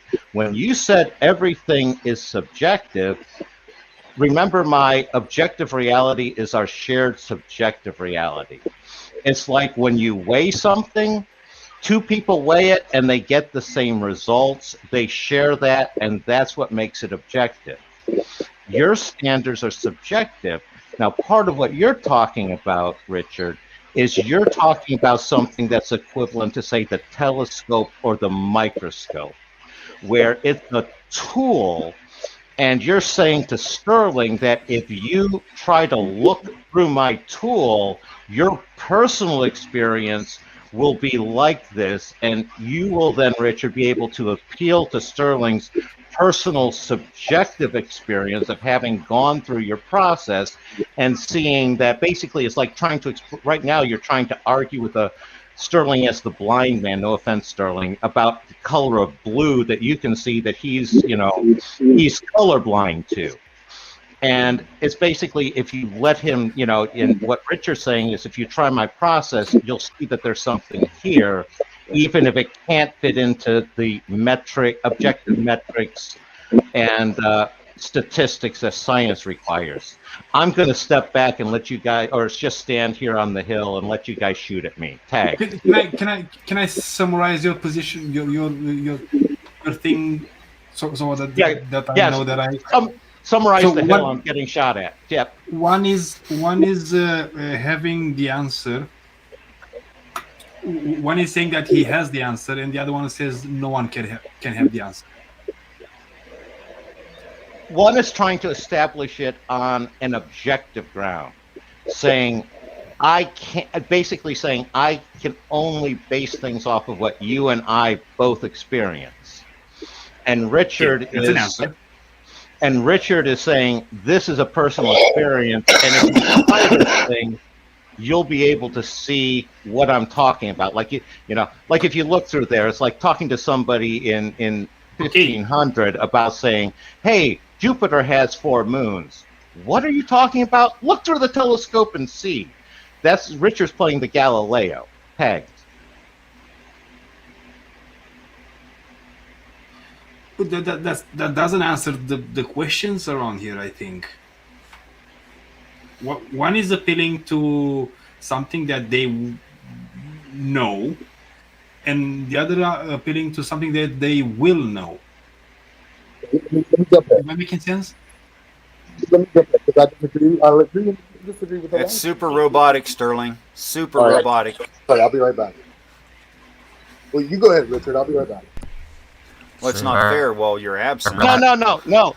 You can take your shot at me, Richard. Where am I off base on what you're saying as far as what you understand? I've got nothing to shoot at you with. I'm out of bullets. Okay. Well, I'm trying to translate if I'm translating fairly to you, then Sterling can try to, I feel I'm in the middle, then he may be able to extract what he needs to understand from me. I know that I'm not doing a good job for him. I know that. And that's why I wanted to step in there, because it seemed like you guys had gone back and forth enough where there just wasn't any sort of correction in the communication loop. He's trying to measure your personal experience, which is unmeasurable. Right? And you're saying that, yes, it can be measured only by me. Well, it can be measured by the individual participating and in the group that is also observing. And that's as good as we get in these kinds of experiments. You're performing an experiment, and you're not trying to claim that your experiment is extraordinary. It's just your experiment, right? And Sterling's trying to act like you need to kind of justify this against all other scientific methods. The whole point is wow, that's a lot of background noise. Whoa. What does that mean? Evidently, it was. The point of this, me offering, like I can say right now, tonight, at whatever time as many of you like or all of you like, I will do a stream where you can participate in this. You can see if I have prior knowledge of what's in the envelopes, which there's more than one of. And you can see if I'm using loaded terms, or if I'm using leading, suggesting ideas, or if I'm just suggesting you give yourself an honest try. Richard, what you're basically saying that you would have that $1 million from James Randi, isn't it? No, what I'm saying is if who I'm asking agrees to tell me the answer to a question because they already know the answer, then it's not a challenge at all. Right. Correct. Yes. It's just communication, and there's nothing exceptional about that. The objective of the experiment, if I'm understanding correctly, is whether we can communicate with each other without language through the process of mind. Is that Yes. kind of the gist of? Okay. Well, That what? sort of, but like in remote viewing, like sometimes they'll ask the participant to like draw what's on the moon, or like perhaps the tester doesn't even know that what's in the envelope. You know what I mean? They don't know the answer, so therefore the person isn't reading their mind per se, but it's trying to visualize what's in that hidden envelope or on the moon or whatever. You see what I'm saying? So it's not necessarily reading someone's mind. It's trying to view an image that you can't physically see. And how that's normally done is it's usually done as a double blind because that's better. But the one step of that is the single blind. That is, you don't tell them what the target is. You just give the target an arbitrary assignment, something you can think about, like one of the folders that I use might be numbered number 1 heart. And that's how it's identified. But the idea of a heart, the color red, the number 1, none of that has anything to do with the target picture. Purposefully has nothing to do with the target picture. Mm-hmm. So it's not mentalism where you're making a person come up with an answer. That's dishonest and the wrong way to go about it. Well, I disagree, and I hear you. But like, I understand that like when the CIA and the FBI allegedly used this, they wanted to know the unknown. They wanted to view places we've never been. They wanted to view behind enemy lines. They tested it out. Okay, but the only way you can be sure, if you could view that, then you could also view the Queen of Hearts. You see what I'm saying? Like, if I gave you 4 queens, if that's all it was, 4 queens, you would know which one is the Queen of Hearts. I'd have to test you X number of times, and if you scored over X percentage correct, then that's beyond what is statistically significant, Richard. And it's very simple. Like, you don't know the numbers to you know what the range is, sort of, but you don't know exactly what the number should be to say that that's significant. Is that fair? Right. I'm not trying to do that. Now, you may want me to do that, but that's been done. I recommend you go and judge that work for yourself on your own. It's not what I'm doing. I have, and it shows that there is no statistical significance, and That's therefore, fine. As I said at the beginning of this conversation, you have made up your mind, and you are impenetrable. It's not that he's made up his mind. It's Yes, that he he has his metric of evaluation of statistically significant. And all He's he's saying comparing is your it things with doesn't something. fit. I'm It sorry. doesn't fit his metric, and therefore he can't sign off on it. That's all I'm. Am I off base on that, Sterling? Which is precisely why I'm saying do it. Learn how to do it yourself. Do it yourself and see what happens with you. Just be honest with yourself.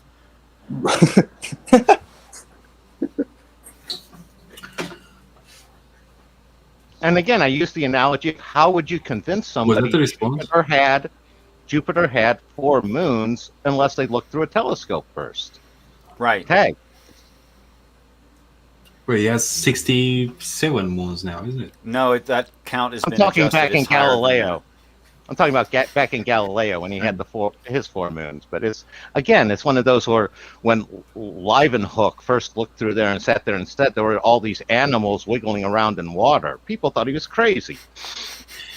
I have to point out Bro Joe's point that Sterling made his point and he's stable in his points, but you, Richard, you are as well cemented in your point as well. What Yes, would change your mind? What would change my mind? Failures. how do you define it? Though that's the difference. Like, my mind is made up that you are. Let me give you an example of a failure. If what the picture was 4 spheres, and you said it's 1 cube, you are wrong. It's a failure. Right.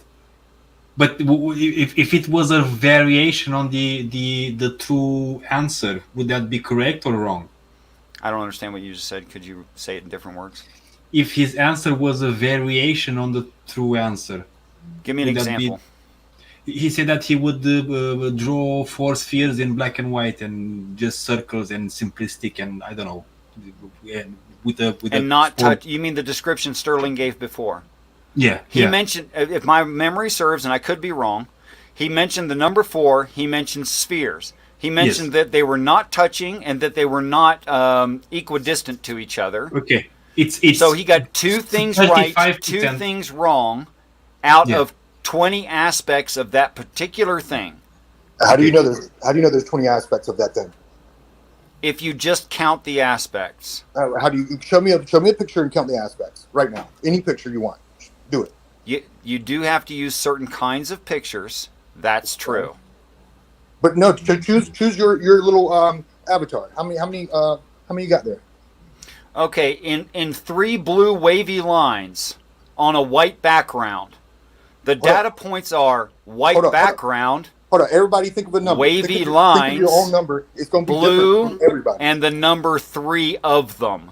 That was 4 aspects to the blue line wavy card. Right. There you go. That's how you do it. And there's only 4, right? Well, you could break it down infinitely because you could say how long is the straight line on the curvature of the way. That's the problem with look, dude, I'm not stupid. It's not that I'm not grasping what you're saying. No one says that, Richard. No one says that.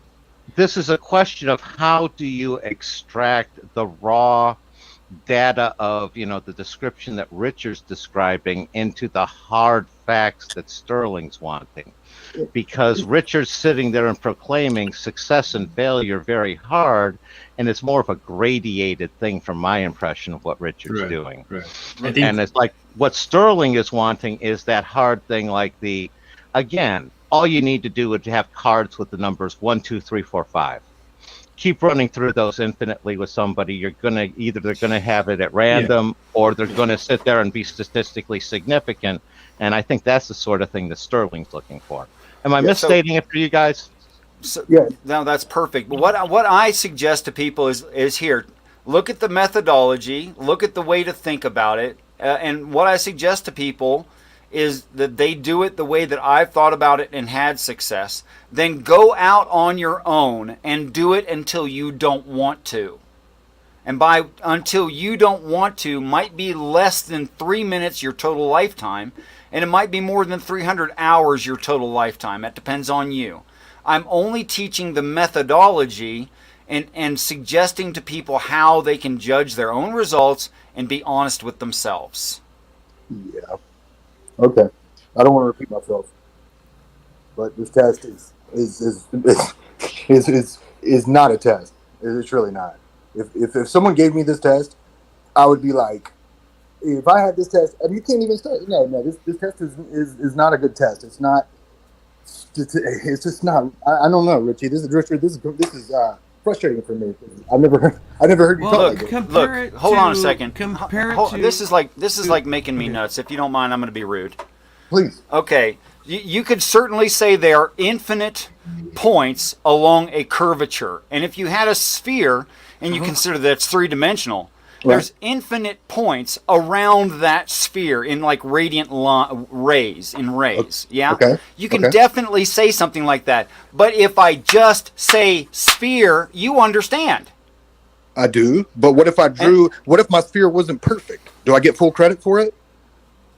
I don't know. Did you try to draw a perfect sphere, or did it have anomalies on purpose? No, I tried, but like I have. Okay, then it's a representation of a sphere, which is accurate because you wanted it to be a sphere, whether you can draw one or not.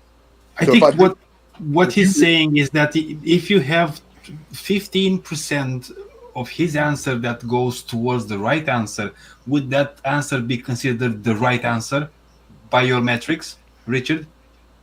If it was 15% of the total, then it's 15% of the total. Here's the problem, and I'm just going to move on. Let's assume that 15% is accurate, which it's not. Let's assume that is the score. And let's assume that you had 45, 1,000, 10,000 people testing it.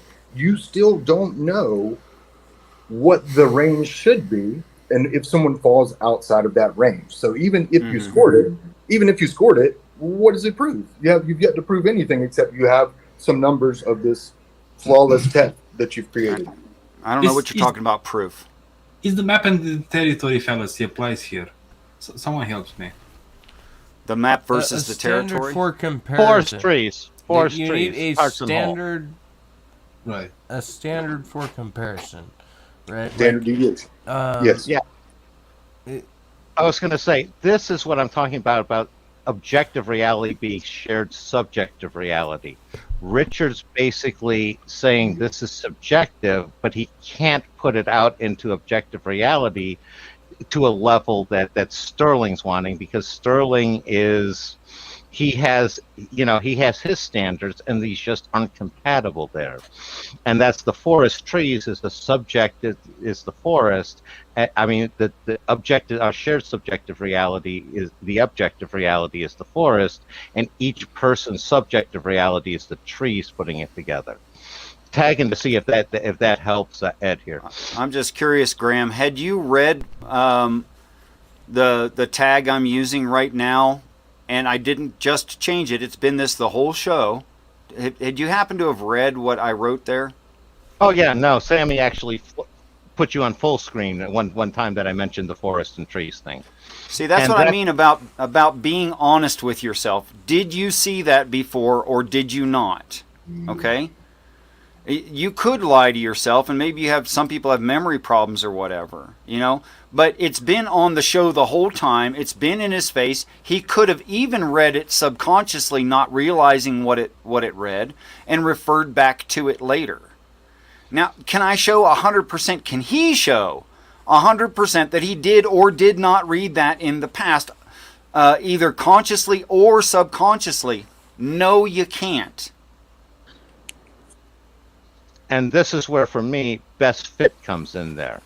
Because I think when I sat there and said, yeah, I saw that earlier. Yeah, I saw Sammy putting it up full screen, especially with how I've acted. I think the best fit is I was telling the truth there. Again, Yes. not saying that Sterling wouldn't be telling the truth if he said it there, but I've established a track record where I think I have a pretty high reliability, high probability, because part of it's my autism, and my specific autistic focus is objective truth. Go figure. Right. Well, that doesn't sound horrible to survive. No, it's kind of horrible to get along with people sometimes. That sounds like their problem. I think Graham is my new best friend. Oh, hello, Graham. Graham's awesome. But Sterling, you've said thrice, and I didn't ignore you, that you just as soon move on. I'm fine with that. If ever you wanted to do this yourself and take a look at the experience, and perhaps you wanted to critique or make suggestions about how it could be improved, aside from already doing what you know does not work, because that's not a suggestion. But if you had a genuine suggestion on how I might improve the methodology, I would listen to that. Start over from the beginning.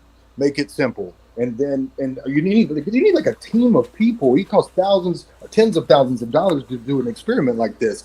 You need to learn the charts. You need to learn the numbers. You need to learn the outliers, the p-values, the standard deviations, the bell curves. You got none of that, and until you do, what you have is your subjective truth. And I'm not interested in doing it myself, because I'm not interested in the results that I would find. I want to know when it's done correctly, professionally, what the results are, because I want to know if it's true. I'm not interested in quizzing my friends to find out what I still don't know. But you see what I'm saying? Show me that in these surveys that were done that you're referring to, that they did consider whether or not they were having communication with another to know the correct answer. Just show me that. Well, okay, all right. I think I heard you, but that's beside the point. The point is never. No, it's the very point I'm making. What I'm saying is, either way, no one's ever demonstrated it. So what difference does it make? Okay, so you don't know, but it's wrong. No, listen.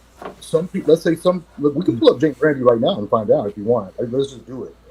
He's still alive? No, but it's on YouTube. What? There's Okay. plenty of there's plenty of I thought for a recorded second, I thought for a information. second there we were going to have Richard channel Amazing Randy. To talk You to him. can't just channel asked dead you to people. clarify a point. You said no, listen, and then you started going off on some other point. But like, what was your point, Sterling? Like, just We can total never be sidetrack, late to a derailed. seance. I'm sorry, one at a time. One at a time. I didn't hear you guys. I said we Kevin? can never be late to a seance. Oh. Yeah. But Kevin, I think he was asking. Sterling was asking you what you'd said as well. Yeah. And we're What Kevin. I said just now? Oh. Shit. Yes. Am I not? Okay. I might have a delay. I was just asking whether he was getting to point because he asked you a question, and when you answered it, he said no, listen to this, and then okay. he just started completely deflecting whatever the original question was a few seconds ago. Okay, well then I can't I'm remember glad. it either. I don't remember what the question was. I apologize, but if you tell me, I'll try to answer it directly. I didn't mean to. But what I was saying is like, hey, look, don't ask me what the standard of this test should be because I'm not an expert. Neither is Richard. If you want to see a good standard of what the test should be, and with the professionals who've worked it out with math and equations, then look on YouTube at James Randi. That's all I was saying. Like it's. I mean. So you are appealing to an arbiter. No. What I'm doing is I'm appealing to mathematics. Well, I was going to sit there and say the point with Randy is Randy had a very, very stringent criteria that he was judging under. And what we can decide is nobody was able to rise above that stringent criteria he had. That doesn't mean that under different criterias, that doesn't mean that under different criteria, something couldn't be shown. He had measurable criterias. But I agree with the methodology of James Randi and his crew. I'm absolutely fine with that. What I'd like to know is, did any participant ever feel that what they were doing was asking of another mind what the necessary information was? Or did they have pride problems and they never thought of it that way, and because they were being uncooperative by showing up on the show to do the test, that the other intellect refused to participate because of the sheer insult of it? You're right. I never thought about that. And, I never even thought that maybe someone could claim that, someone else was telling them, but they're also prideful. So there's like some sort of quasi third option there. You see, like these things aren't a true dichotomy. I don't know, man. And I don't understand, like, I don't know why it's so difficult. I don't know why it's taking an hour or two just to debate whether or not you need math to show that something's statistically relevant. Otherwise, you got all these numbers. Of course you do, but you don't. What do you mean I don't? You got the numbers, but then what? No, you're asking me to go back to reinvent a wagon wheel. I'm not No, interested. I'm asking you, once you have the numbers for your test that you designed, that's flawless and objective, what do you do with the numbers? Well, since you understand how to design those things, if you'll design something for me, I'll use it. So that's the flaw, isn't it? The just design is flip- the flaw. I do want to flip a little bit here and ask Sterling something. Sure. What are your thoughts on p-value fishing and how that inserts a lot of garbage into what's officially science? I haven't studied statistics in so long, so I really can't give an intelligent answer to this. That's maybe why it seemed like I deflected to James Randi, because he has like a crew of mathematicians right there on the stage that explain exactly. Oh no, this wasn't Randy. This is more of a general question. Because Sure. do you know what p-value fishing is? I have a general idea of it, but again, I don't want to speak on it because yes, I understand that if you want that certain corporations, for example, might want the p-value to be a certain thing because it's to their advantage. And so I understand that even with mathematics, it can be somewhat subjective, but at least we have the equations and the math and the charts as opposed to, hey, that looks like a high number. Hey, he seems like he did that a lot of times. Hey, that kind of looks like a tree house. It kind of looks like a car right there. Well, it does have four wheels. It was supposed to be a truck, but No, we'll no, give no. I it. wasn't talking with Richard's one. In science, where p-value fishing is essentially they run exactly the sort of experiments we're talking about, but they don't report the ones that fail. They sit there and cherry pick the ones that show a statistically significant p-value, the 3 that did, as opposed to the 60 that didn't. Write up the 3 into a journal and say this is a statistically significant effect, and it becomes part of the scientific truth, even though the underlying actual research was garbage. Right. You see what I'm saying there, Sterling?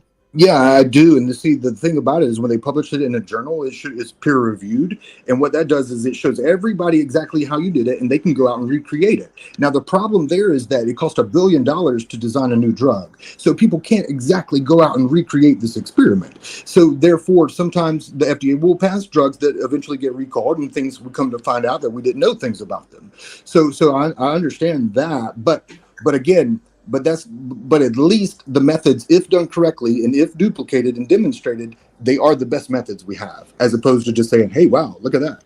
Oh, look at that!" And now you're highlighting the replication crisis, which is pretty much for the last 20 to 30 years. You've had very few people going back and recreating and checking people's work because in a lot of ways, that's career suicide.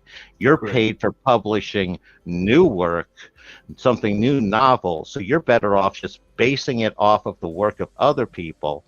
And now you're with a hearsay where you're cooking into your new work the horrible p-value fishing there. And it's at a point where, for me, where I was raised on science starting in the 70s and 80s, where it was much more, like I said, you had to recreate before people would peer review it. Because another one is, I don't know if you guys know of the Sokol crisis, and that's more of a social science, but it was basically where they've had a redone since then, where they send off intentionally bogus papers to journals to get peer reviewed, and they get in. It's like one of them that they did recently, they rewrote parts of Mein Kampf only from a feminist standpoint and got it published in a reputable woman's journal, got accepted into a woman's journal, academic journal. And What's it's like, woman's this is journal? women's study. It's a field in academics here in America. And it's a journal for that field. And Only like in I said, you're getting stuff that's supposedly legitimate science and now is accepted as scientific truth, where the underlying structure beneath it has no substance, which is part of where Sterling's criticism of Richard is. And in all honesty, I see Richard having a lot more credibility than some of the papers that get published in these journals that nobody ever goes back to check to see if they're true.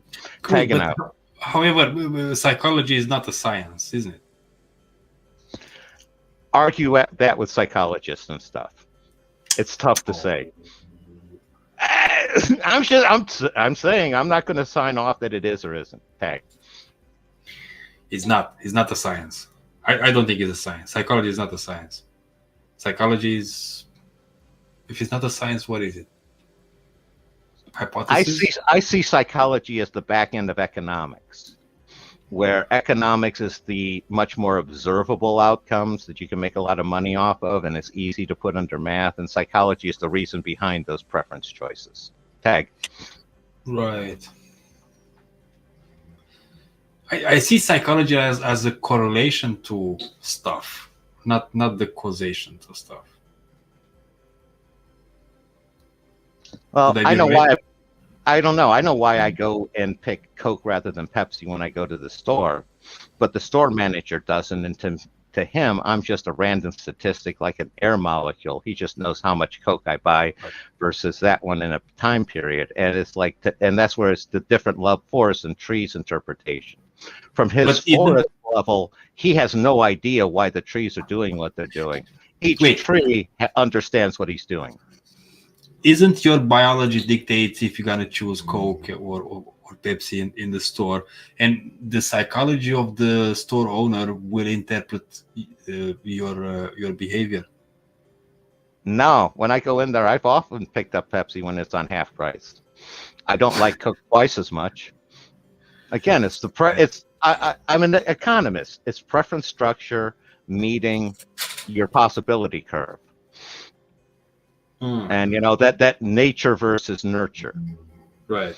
The preference structure is your nature, or is that one, and what you can realize out of it in the real world. No, wait. Preference structure is your nature. Yep, and you apply that to the real world possibilities that the possibility curve gives you. How can it be? How can a preference be in your nature? Let's say you're allergic to peanuts. You're not going to have a preference for peanuts. I knew it.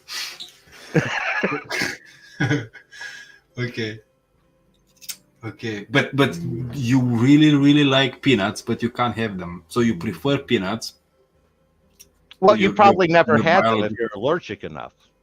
So a lot of this is you have an inherent nature that gives you a tendencies for something, but whether you actually realize that or not, it's like something may be your favorite food of all time, but you may never have it. It's sort of like the same idea of getting cancer as a disease. You could have like the gene for, just horrible possibilities of lung cancer, but if you never smoke, you never get cancer. If you happen to smoke, then you get triggered. And that's where kind of choice comes in effect. Does that make sense, Tag? I don't think so, because you get cancer regardless if you smoke or not. I mean, smoking accelerates the chances of getting cancer for sure by thousands of miles an hour. But that doesn't mean you had the preference, or you didn't have the preference to have cancer or not. Oh, you don't understand how. I hear what you're saying, but it doesn't reflect the underlying biology, because genes definitely give you different predispositions. I found that in a horrible way from one of my friends, because all of a sudden her mother had lung cancer, never smoked a day in her life, and they found out that because she's Asian, that there's a certain group of Asian women that they carry a gene, and she had the gene that makes them susceptible to all of a sudden spontaneously developing lung cancer, where other people don't. And that's where I'm coming from on it. It's a question of nurture versus nature. You have an inherent predisposition, but it needs to hit the reality that in order to trigger. Tag. So why did you use the word preference though regarding to nature? I use that economically. I use that economically. I use that as the core concept of you have economic choices based off of the meeting of your personal preference structure and your possibility curve. That'll dictate what your optimal choices are. And different people are going to have different possibilities, and because different preference structures, it sets up the possibility for beneficial trade. This is core microecon 101. Tag. Right. But that negates free will, isn't it? No, that expresses free will, where the free will exists in where you're setting your preference structure and where you're making your choices at that point in time. It's an explanation of to the how the choice is made, not necessarily the why behind the preference structure. Precisely. So there is that exactly negates free will. If you explain how that things happen, that takes the free will out of you. I disagree. You still have to explain the why. How would explain all of the points on your preference on your preference structure. It's basically, it doesn't necessarily explain everything to do with it. There's still an independent variable. I'm not talking about everything. I'm talking how did you arrive to that conclusion? How did you choose that? Well, I'm basing a lot of this off of, again, Fisher information, where everything is set up in the expectation and observation and recycling of that one and making choices off of that. And that's where the preference structure gets made there. It's like you observe and then you adjust, and the free will comes in how you adjust. Tag. I have a big problem with the way you use preference and preference. And I 100% own that it's probably a bad choice of terms, and I need to get a different one. I just whole hog imported it from microecon tag. Right, because if you use preferred, it means you had agency in your choices. But what you're saying is that the mechanisms behind the choice that you made were not actually your choice. It was your choice was the conclusion of all the stuff that happened behind you, which you had no choice in them. I'm saying that your choice is exactly what that preference structure matrix is before it interacts with the world. So it's an illusion of the free choice. Well, it's the free will's happening at a higher level than the choice of purchase of economic choice. Right. It's sort of like the free will depends on how much I like Pepsi versus Coke. The economic choice comes based off of when that faces the real world and I see the various prices. It's like right now, I'm willing for 99 cents a 2 liter, go with the store generic brand over $3 Coke, even though I like Coke better. Correct, but either way, both choices are determined. They're determined once the preference structure is determined. That preference structure is variable over time.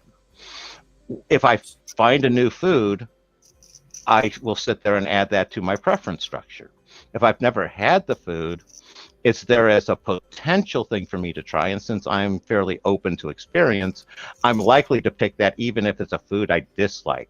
Where I'll go to a restaurant a lot of times and it's like, I'll try something new and it's something I don't like. And that's the risk you take. Yeah. Tag. Which that would be a random thing to do. Well, and that's where I'm coming from with the Fisher information, where it's, basically choice, observation, and experience, and error and correcting. Hmm. And it's basically, that's why those tests on free will, on the psychological ones, where it seems like you know what you're going to do before your nervous system says so. And that's because it's somewhere in the various layers of the mind, there's a trigger that gets flipped that then cycles through cascading to get to the rest of your action system. It's sort of like an extra layer underneath. Isn't the other way around though? Your biology will trigger what you think, not the thinking will trigger your biology. It's back and forth. It's basically it's a chicken and egg effect. The biology supplies the new information, and then that gets processed with your already existing ones that update you for the next cycle. Iteration and variation concept. Okay. Right. Hopefully, we haven't lost everybody else in the woods. Sorry. Yeah. I'm sorry. I've got nothing to add. No. This is interesting because you help bouncing it back and forth. You help me refine my thinking on the process too. You too. Yeah. It's also very fascinating how we got here from David Icke. I'm going to blame the reptilian somehow. Mm.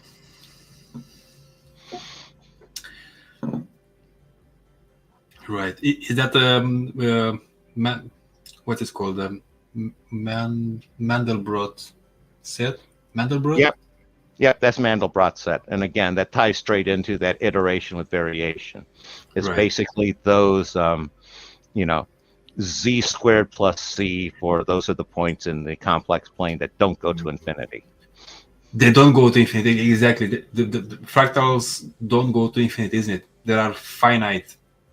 Right, they stay in a finite loop there, and that's why the border's so interesting, because you can't necessarily predict ahead of time at what level of resolution whether it's going to be in or out. However, if a finite goes into a loop, doesn't that makes it infinite? No, the loop is going to keep it finite. It's when it's basically like it once it exceeds an absolute value of 2, it blows up to infinity. And it can, when you're talking about a closed loop, that's where it basically goes down to 0. All the closed loops are going to go to 0 eventually. And it's a question of right at the boundary, whether it's a closed loop or open loop, and it's tough to tell until you run the test. Right. So a closed loop would be a circle, Right. It's basically like if you know, like it's the value. It's basically the sum of the sequence, like a McLaurin sequence, right? Where it either will explode and it won't be finite, or you can get a value out of it, or and that's where the closed loops are the ones you get the finite value. And I know we lost people now. I know. When you start talking about sums of infinite series, it's the. I'm the sort of silly person. I went back and took postgraduate stuff to learn eigenvalues and stuff. I'm silly. Can you see my background? Oh yeah. Very cool. Sort of like the concept of that from the movie Contact, of the wormholes in between universes. So is this an infinite loop? No, that wouldn't be an infinite loop. That would be an infinite expansion, sort of like the world tree. Because basically what you're going to end up with, each of the black holes in those universes are going to spawn another sort of set of pipes. And that's kind of how that's all linked. But all began with the loop, with the primordial loop, which was the actually I go with it's the dialectical monad, basically awareness, not even consciousness, just raw awareness that oops, there's something, there is something. I am. How did we got from physics to awareness and consciousness and You're talking to me, and that's where my math project fits. So sorry. No, that's fine.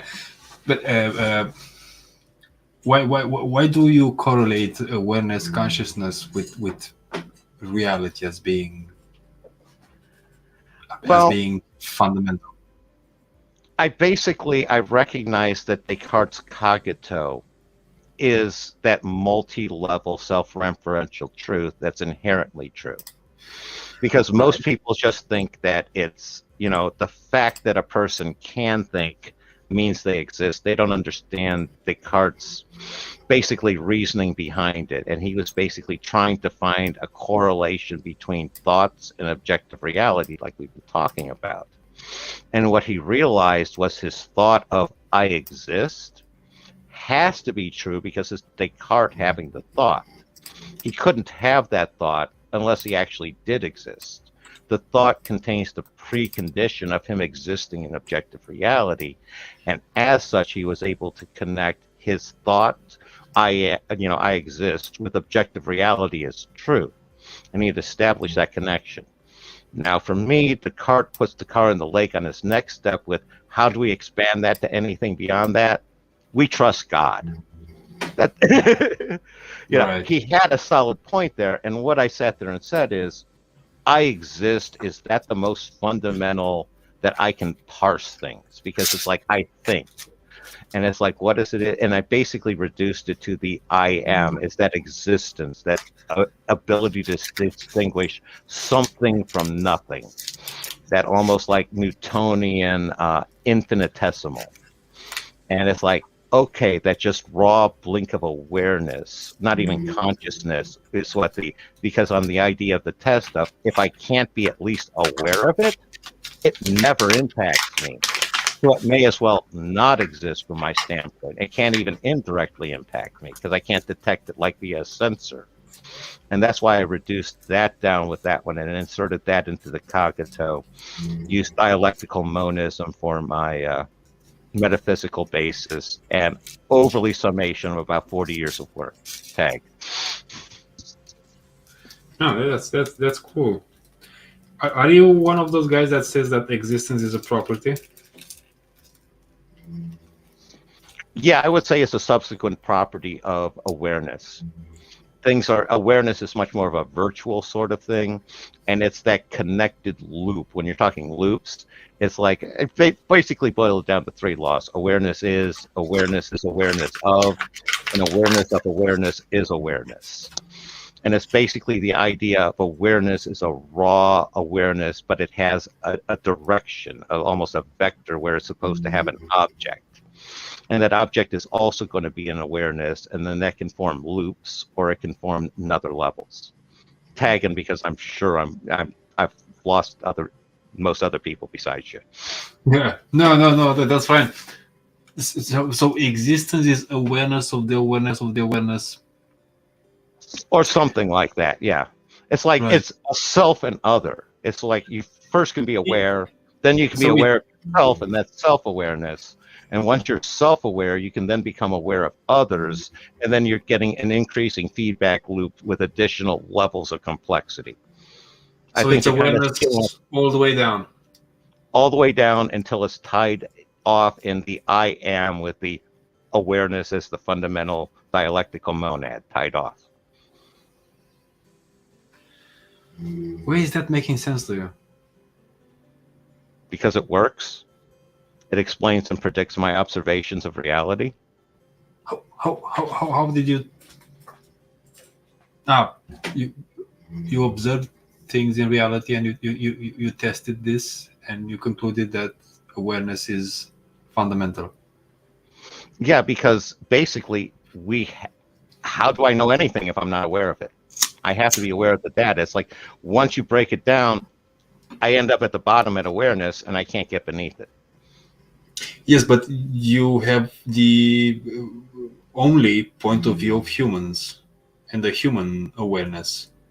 No, I say everything in reality is awareness. An atom is an awareness.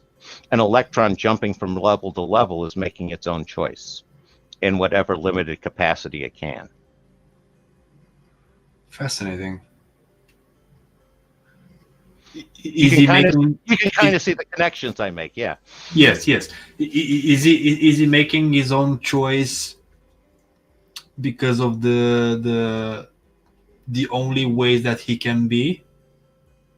Well, it's once again with the economic, where you have the electron, you have the electric field.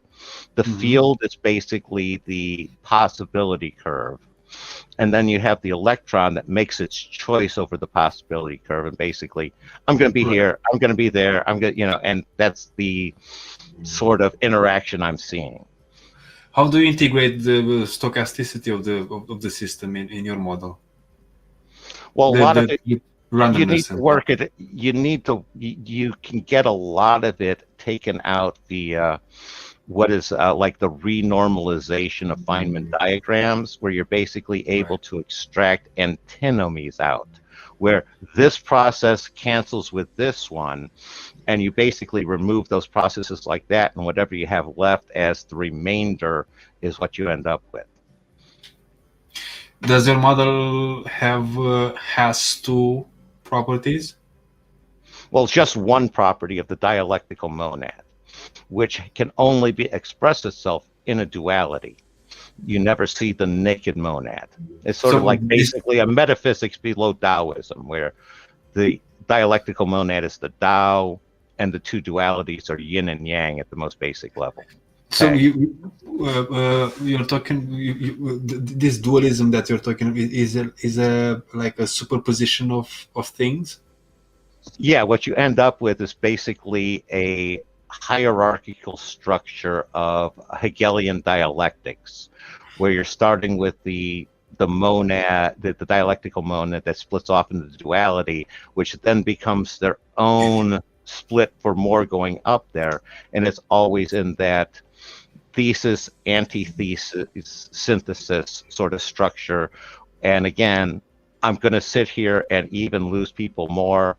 Part of my math project was tying that into Gödel and the incompleteness theorem and the Church-Turing thesis, because what I've mentioned, and I don't know if Sammy has, is I had a basically an unpaid dear friend intellectual apprenticeship with Dr. Peter Hilton, who was Alan Turing's best friend and worked with the Enigma code back in Bletchley Park in World War II. And it's basically, I'll claim as being the weak link to go from Alonzo Church to Alan Turing to Peter Hilton to me, as far as that sort of material. But I was exploring, again, a lot of what Church and Turing were doing and tying that into Gödel with my work. Tag.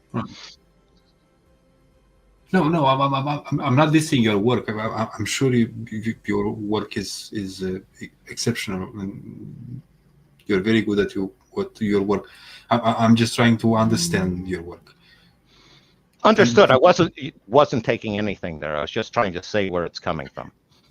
Would you please help me out understand what the monad is? Well, it's dialectical monism. There's a good basic for it for Wikipedia. And the idea, and this ties into C.S. Peirce, and where I found out about it, and again, I found them after I was about halfway through my project.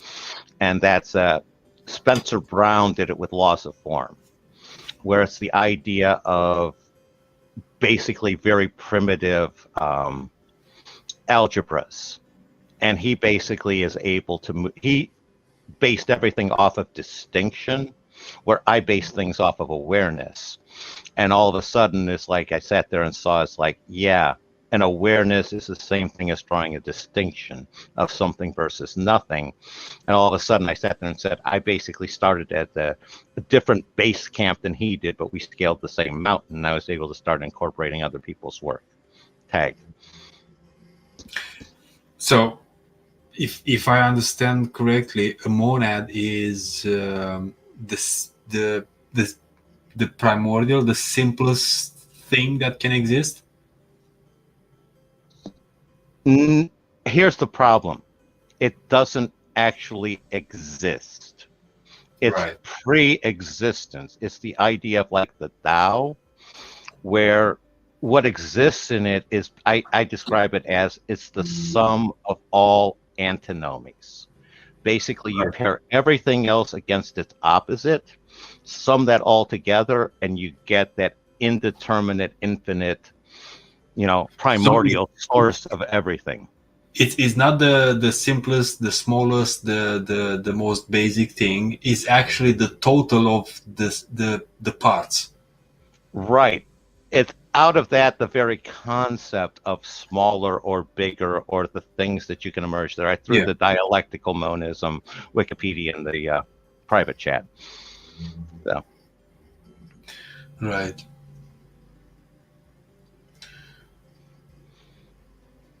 But what this ends up with is a lot of the questions of reality. It depends on, are you defining reality on which level?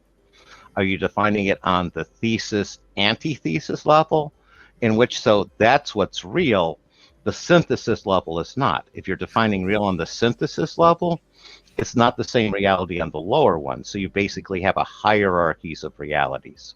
Tag. Fascinating. I would say that reality is the totality of things that exists. Would you agree? No, I'm saying there's more to the world than just what exists, because existence is not fundamental to the monad. It emerges out from it. It's basically, it's like, you need something and nothing before you can have something. You see, it's like that's my problem. I don't think existence is a property. I don't think existence is a color. I think existence is a precondition. It's a conditional property for something to exist. It's well, you hit the tautology. Existence is a precondition for something to exist. What you're doing there is you're talking about the rules of a given reality versus more of a meta rules, where once you move into a given reality, you don't allow the naked monad to appear. It's like it has to be covered with the various dualities. Do we navigate through realities? What's that? Do we navigate through realities? Yeah, that's where free will is. We choose our next reality through free will.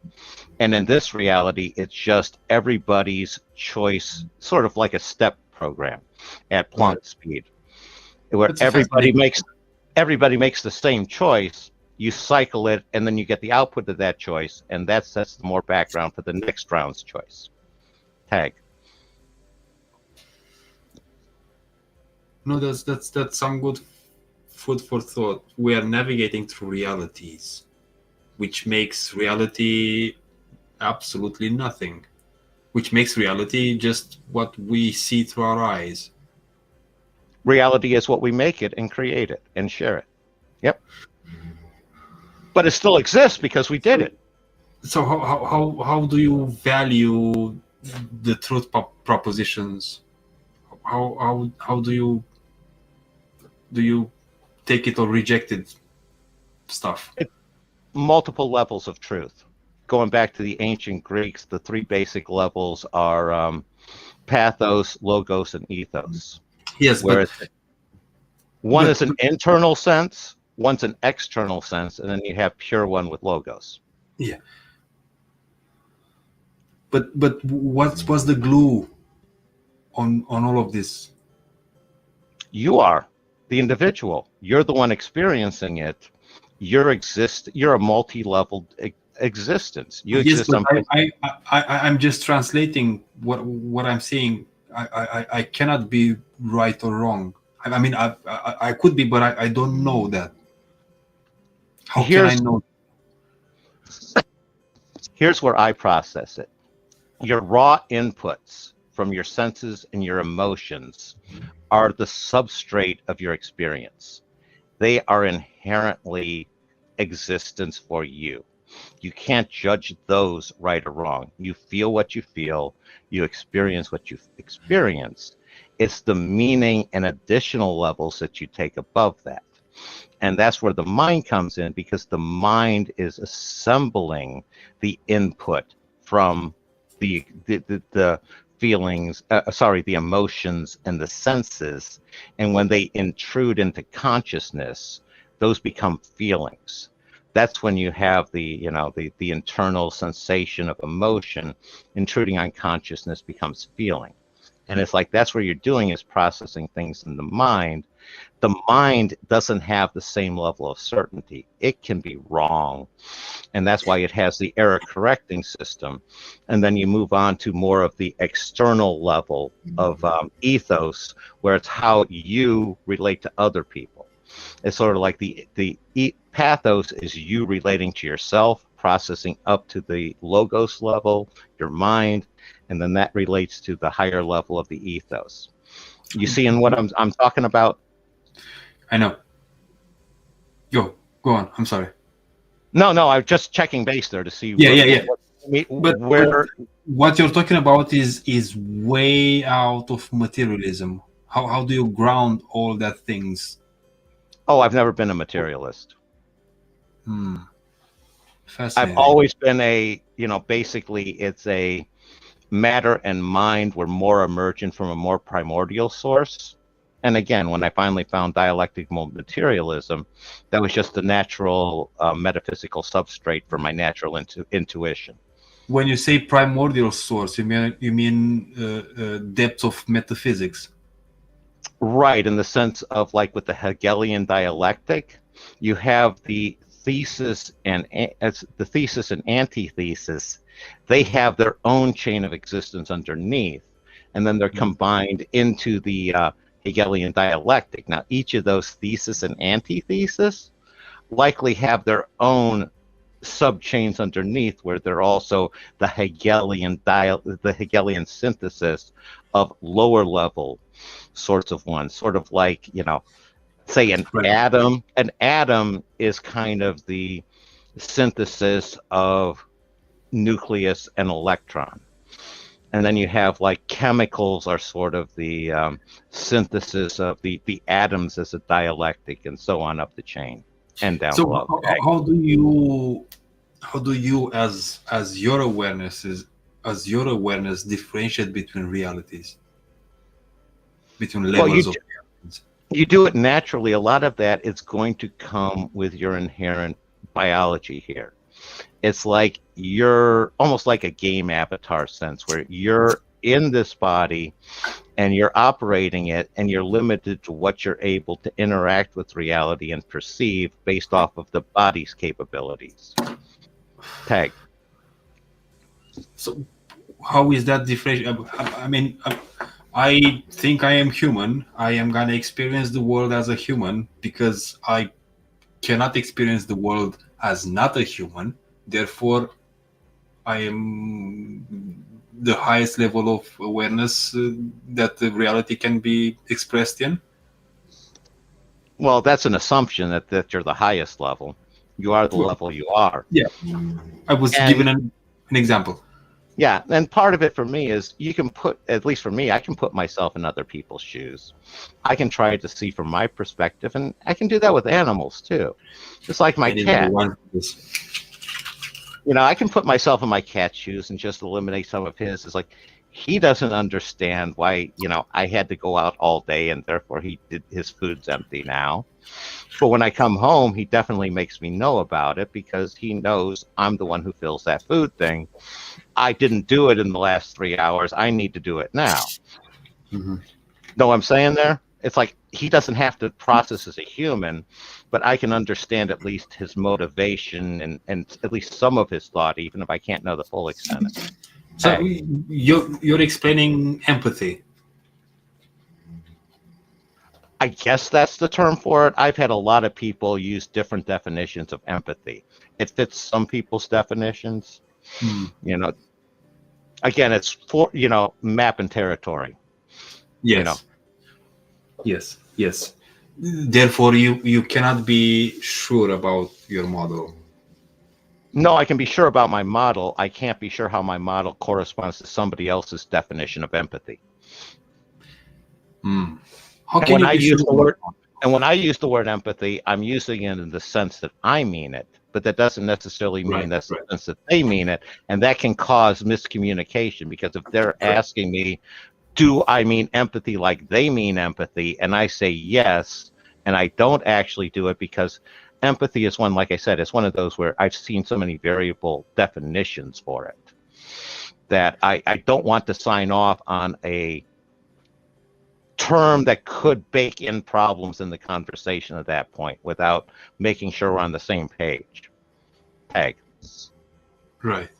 Would you would you describe yourself as a pantheist? Yeah, how I describe myself after I went, became an, apostate Roman Catholic, is I said my beliefs felt my position on reality, beliefs / conclusions is somewhere in the intersection of Taoism, deism, and Spinozan pantheism.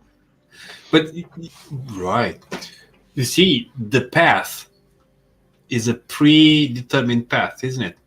There is only one path. There is only one Tao. One Tao which contains everything, which is an infinite number of paths. It's the whole. It's the whole and the parts. So if there is one thing that can be everything, what's its value then? Whatever we make it. The one thing that can be everything is awareness, and we add the value to it. And that's not confusing? Not to me. I can sit here and decide what is good, what's not. And again, that's for me, and then we compare it to other people. So if a Christian would if a Christian would come along and said that you made yourself God, would he be wrong? Yes, I would sit there and say that because he's implying that I had any sort of voluntary act. It's more of the idea of recognizing me, I'm God, the same as everybody else is God, is the same as everything else is God. Right. And it's a question of, to me, a lot of people just, they don't necessarily see themselves as God. And on the other side, it's a problem when somebody stands up there and says, I'm God and nobody else is. Right. That's a problem. Right. I see your point. Yes. However, I cannot test you if you're a god or not, isn't it? How do you test that? How do you know if you're not a god or not? Right. So if we don't have a measurable scale of things, why do we make claims? Well, we made the measurable scale of things. How? When? Where? With our awareness as we go through. It's a function of we agree to it and it gets cooked on reality. It's like we're dependent as human beings based off of, your quantum fluctuations, what your, electrons, protons, neutrons do, what your atoms do, what the, all of that on up the chain underneath it is we didn't have any say into how atoms would combine into molecules. Right. We're just dealing with the consequences of that one. Same sort of thing on up the chain. Right. It's like the choices we make, that impacts our country and our city. If we decide to pollute, we end up with a polluted city. If we take care of things, again, you're dealing with the ethos level. By that you mean you? By we, I mean me and the fellow citizens of the city. But you have to assume that there are other people that think like you. No. There are other people that exist. They don't have to think like me. They can think differently, and we all have to suffer each other's consequences of the actions. But every other have other path than you. Right, and that's where sort of like with Feynman diagrams and electrons, you're dealing with people at the same level where they sort of average out over time, and that's where you end up prices in the grocery store. You have, your 7-day supply chains and things like that one. Is just basically working out on the ethos level, a lot of like the lower level stuff about electrons or things like that. It's just a different scaling of organization of reality, of the unity of reality. It seems to me that you appeal to materialism when it's convenient and you dispose of materialism when it's not. I would say I acknowledge where materialism holds sway. Right. And I sit here and recognize the areas where it doesn't hold sway, and I'm not being bound by it. Okay. That's better. All right. I didn't mean to insult you or anything, but no insult taken. It's you phrase that very respectfully. All right. Thank you. I think I cannot disprove pantheism, and I didn't wanted to disprove pantheism. However, it is highly unlikely, because we have a lot of materialism evidence for materialism things. Well, I'm not arguing that matter doesn't exist. exist. The only evidence for awareness we have is our brains, our thinking, our stuff, human stuff, human and thinking. I sit there and say is, how do you know about the material in the external world if it's not through your experience and your awareness? You're bringing it in from the external world. And where I'm coming from is it's basically I see reality as free will binding itself. And everybody is bound by their choices they've made. The one thing you can't do is not choose what you've already done. You may try something else, you may try to undo it, but you can't not have chosen it. And therefore, that's a part of reality that gets cooked in. And that's where matter fits in there. Is matter's that part that it's just stuck there. You got to deal with it. And that's where I think you have an idea of what I'm trying to say. I'm at a point where I'm kind of running out of good words to say at that point. I know. Peg. You ground yourself in materialism and ascend yourself into idealism. Well, the dialectical monad is basically immanent and transcendent at the same time. So you're dealing with both ends against the middle. You have to process forest and trees at exactly the same time, sort of like Richard is saying. And it's the Ouroboros, sort of the forest becomes the trees, defines the forest, and back and forth. Right. Which, well, I mean, what this tells me is that we can imagine anything and be right. You can imagine it, but that anything isn't going to necessarily manifest in reality. What's going to That manifest? doesn't matter. Exactly. We can imagine anything and be right. From an imagination standpoint, from that level. But on another level, like a realistic level, that imagination isn't real. Okay. Yet, So here's another how do we point. balance that? I'll use Spider-Man for an example. Is Spider-Man real? He is real in the comic books. That's a question. Is he real though? Does he exist? And That's- here's where it gets slippery, because you're dealing with an archetypal character where you've had so many different takes on it. No, Everybody knows their basic one. We are dealing with definitions of reality now. Exactly. When you are asking if something is real, you are dealing with the definition of reality that you are agree or not agree. And that's where I have a hierarchical one where each level has its own reality, which will appear as not reality from a higher or lower level. I don't know why, but saying that hierarchical reality sounds like special pleading in a way. I understand where you're saying that one, and I'm saying how else do you explain the change from quantum fields through elementary particles, through atoms, through molecules, through cells, through multicellular indeed. animals. I'm sitting there and saying is I see this hierarchical structure, and anything that claims to describe reality has to take that hierarchical structure into account, and if it doesn't, it can't be a good fit. Tag. So it is or it isn't. You can't say it is, but in a different reality. Why not? Because you're a smart man. You know about the Sagan's dragon in the garage. Not sure on that one, but a lot of this I think may be solved by the problem of you can't have the naked singularity. Everything in reality has to be, somewhat concrete. Right. Okay. Is time linear, or what was the other option?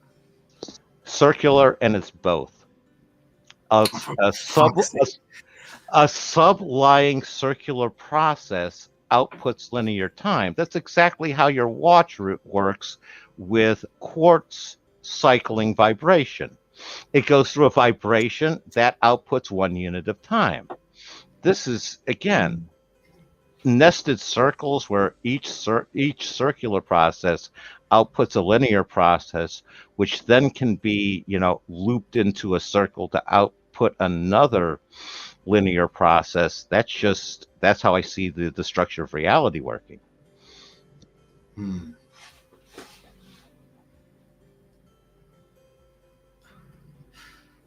And for this one, you're getting into circular time when you're dealing with subatomic particles in quantum field. Yeah, Once because you're getting with linear time.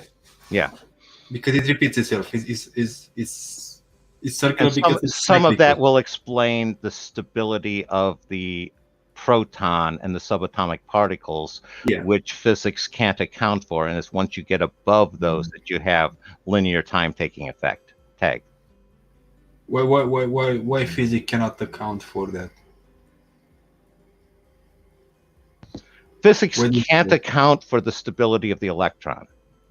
Right. Basically, they've run all these tests where they put cleaning fluid in deep under Earth, and thousands of gallons to try to figure out what the half-life of the proton would be, because the proton, in theory, should decay into lower level subatomic particles, spontaneously based off of current theory of physics, half-life sort of thing. And they basically had it where the expected half-life of the proton is at least over like twice the length of the existing universe. And that makes no sense based off of physics theories, which, again, things like that tell me there's probably something going on there that the current theories don't account for. And that's why I'm pointing to the idea of the cyclical time being under there, where a cyclical time situation's not going to inherently have a half-life since it's in a cycle. It's only once it gets above that level of complexity that you have things like radioactive decay. So it is about, it is, if I'm sorry, if it is above that level of complexity, it means it's not materialistic anymore? No, it's more like it's below that level. It's not materialistic anymore. Once you get above, it's like atoms and above are material. Right. It's when you get below that, like protons and such, they have... What's not physical about a quark?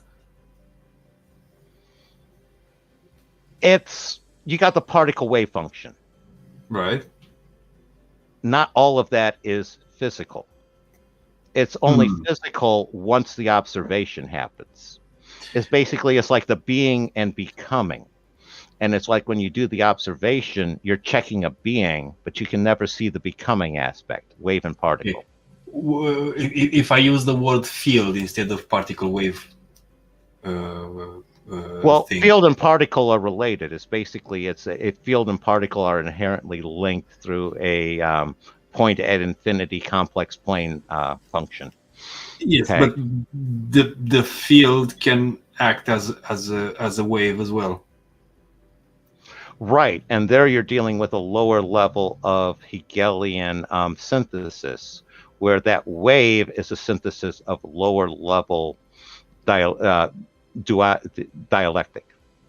No, it's not a synthesis. I don't think it's a synthesis. It's a superposition of possibilities. The possibility of acting as a particle and the possibility of acting as a wave. And here you're talking about with the antimonies, where that's a sort of odd combination, and you can't have both manifest at the same time. The particle wave function is an example of the dialectical monad, where you can only have one of the two. What our physics shows us is mathematically, there's that undivided monad underneath that we can't observe. All we can observe is... Both of them are expressions of physicalism. No. I sit there and say that the inherent, and this was part of the problem that de Broglie had with the idea of, when he came up with the idea of phi squared, because phi was a complex function. And the idea of how can I account for a complex imaginary number in reality? All I can say is that the square of that, which is going to be real, because they're using the, I don't want to get into the complex math there, but it's basically only reality outputs from de Broglie's wave equation, which, if people remember, that was also shown to be synonymous mathematically with, I forget who it was, with this matrix math. That he had a matrix version that was basically the particle, and de Broglie had a wave equation, and that was what they synthesized together into the Copenhagen interpretation with the particle wave. Right. I think you have some idea what I'm talking about, right? Yes. It's a synergy of ideas that gave rise to the Copenhagen interpretation of reality. Yes. Because that thing, they cannot be both wrong. No, they can be both wrong, but they cannot be both right. But in this case, they are both right. Well, what you based on have the map. linking them is the Heisenberg uncertainty principle, Right. where it's basically you have the parts in the whole. The wave equation is the whole. The parts is and you have the parts, and it's basically which one it's going to be, and that balance is determined off of the high. It's sort of like a teeter-totter off of the uncertainty principle, where you can't go below that one. I'm saying that awfully, but I think you know what I'm trying to get at. Yes, I know. And I'm not a trained physicist. I've just explored the area a fair amount. Me neither. And I've got much to say, but I don't know how to express it in a coherent way. That is part of the problem with this territory. That's why I had to basically pull a Newton and develop my whole awareness math project and stuff. That's right.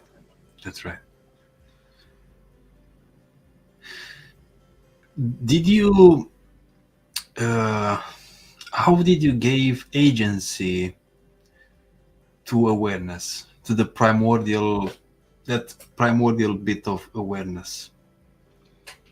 Well, what happens is that's awareness. It's an awareness is search of something to be aware of. So once you get to the second stage, past existence, it's looking for an object to go with. And eventually it forms that loop where it's aware of itself. Once it's aware of itself, then it can sit there and start taking some sort of agency.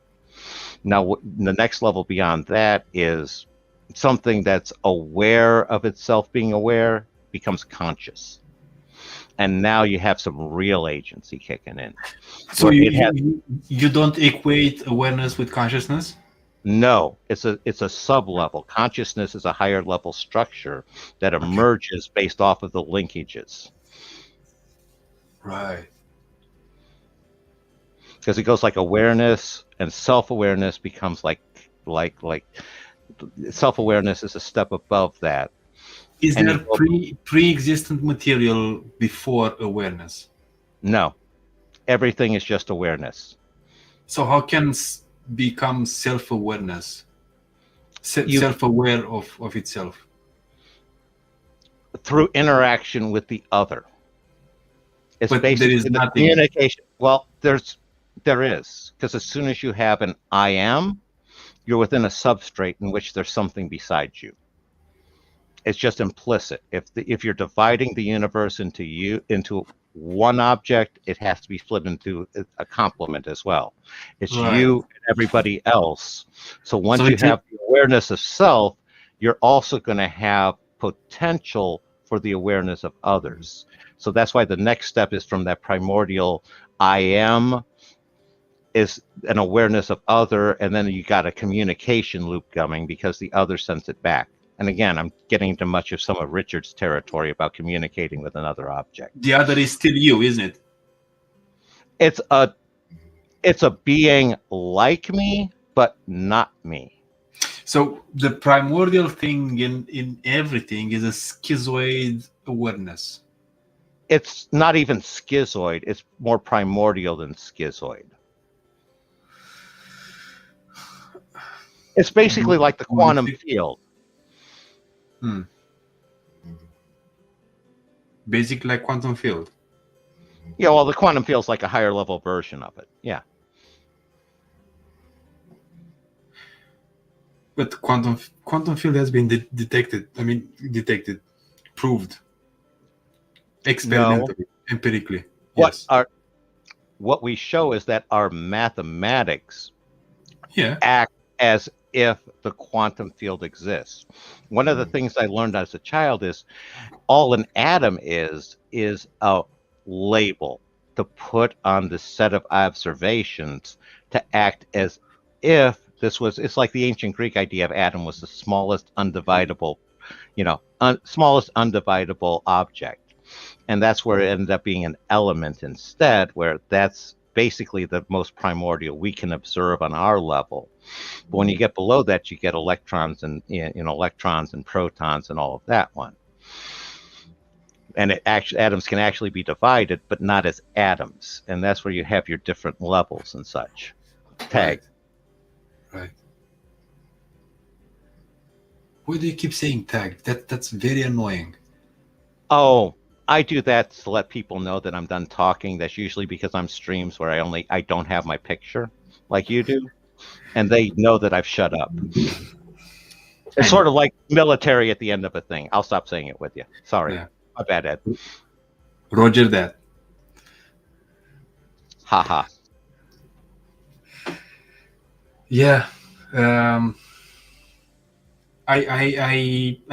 think I agree with you on too many things. I'm sorry for that. You have a brilliant view on reality, even though I don't agree with levels of reality. I don't know what that means, but you did your best to explain it. Maybe it's me. I mean, it treats me that I didn't understand that. Awareness is a property of sentient beings, but I can see how can you extrapolate thinking to absolute thinking, and absolute thinking that can create, that can have creative power. I can see that through Cogiter sum proposition, because yes, when you say I think, when you identify the I, you automatically, there is something that is not I in there. So I can see the schism in something that The thought is not the same as the thinker. You automatically have an other as soon as you do that and have two levels. yes, the thought is not the same as the thinker. Correct. The thinker has the thought. The thought is something entirely separate. I mean, it's in its mind, but it's not the mind.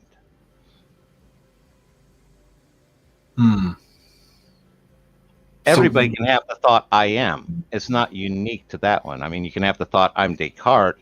That only works as a self-reference for Descartes. Difference between a pronoun and the definitive noun. But that implies so many things, though. Exactly, which in order to go from an indeterminate pronoun into a definitive noun, there's whole lots of layers. Absolutely. So I was trying to not be confused and conclude with something that I understood so far, and you managed to now. I'm good at that one. As I sit there and say, I wrote my epigram a while ago. I paraphrased Robert Frost with the two roads diverged in the woods, and I said, roads, I don't need no stinking roads, and proceeded to charge off into the brush alone, and that has made all the difference.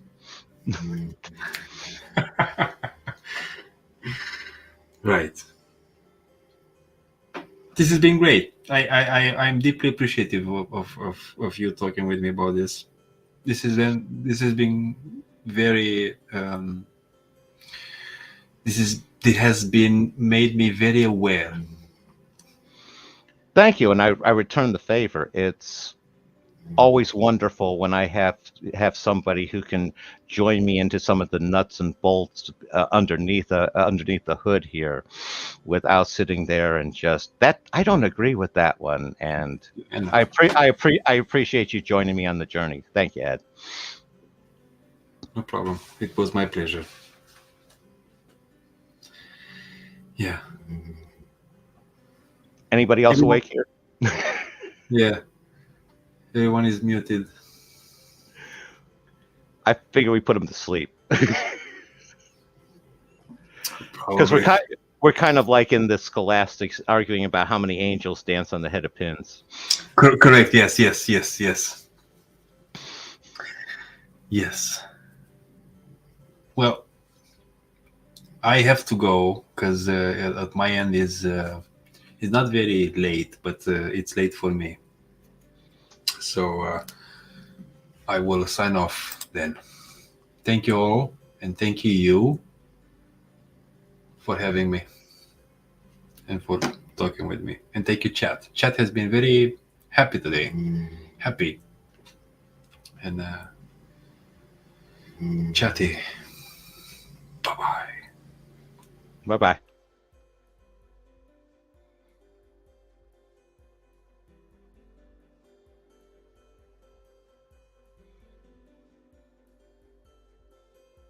Anyone there?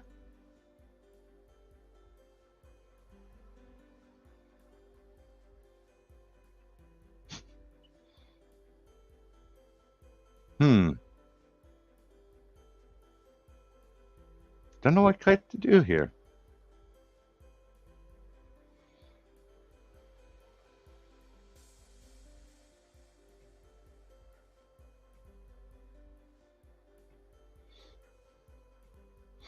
I was gonna say, I kind of need to go and run some errands as well, and I've been doing this for almost 9 hours here. I want to sit here and just say thank you to Richard, Sammy, everybody else who was on. Thank you to Ed for pushing me. I like it when somebody pushes me and I has to explain some of this stuff, because I definitely am getting that communication loop where being able to explain it better, and he's able to show me some of the stuff that I haven't worked out as well as I did, because a couple of times there he had me where I don't know what to say exactly on that one. A lot of times I did. So just want to I'm going to sign off here and say thank you to everybody. It's been fun, and my typical sign off, to quote Wild Stallions, be excellent to each other and party on, dudes and dudettes. Talk to you later. Bye-bye.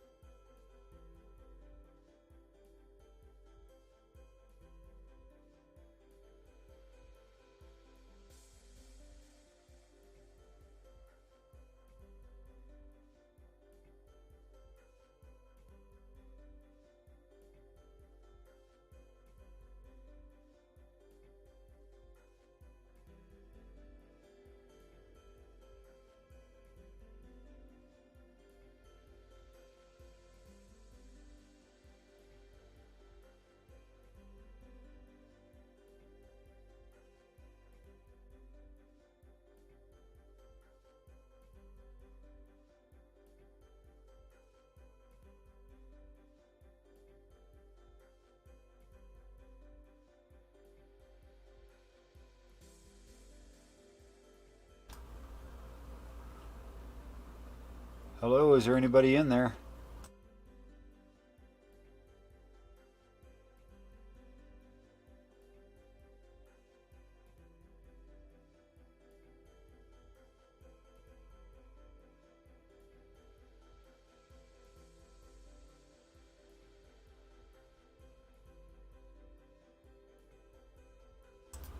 Hello, hello.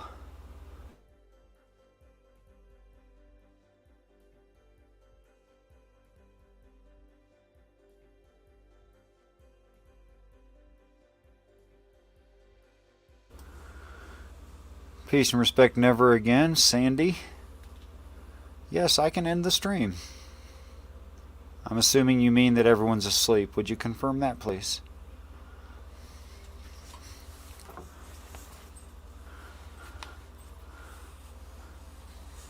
Everyone is gone.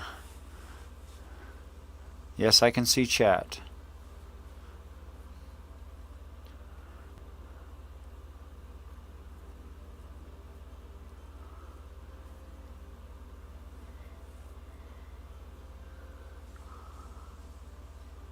Yes, everyone is gone. Okay, I'll go ahead and end the stream. I can't remember how Sammy normally ends these streams, but I'll say Sammy appreciates you all, anyone who might watch this in the future, and check out more of his shows. Maybe like and subscribe before you part ways. Good night.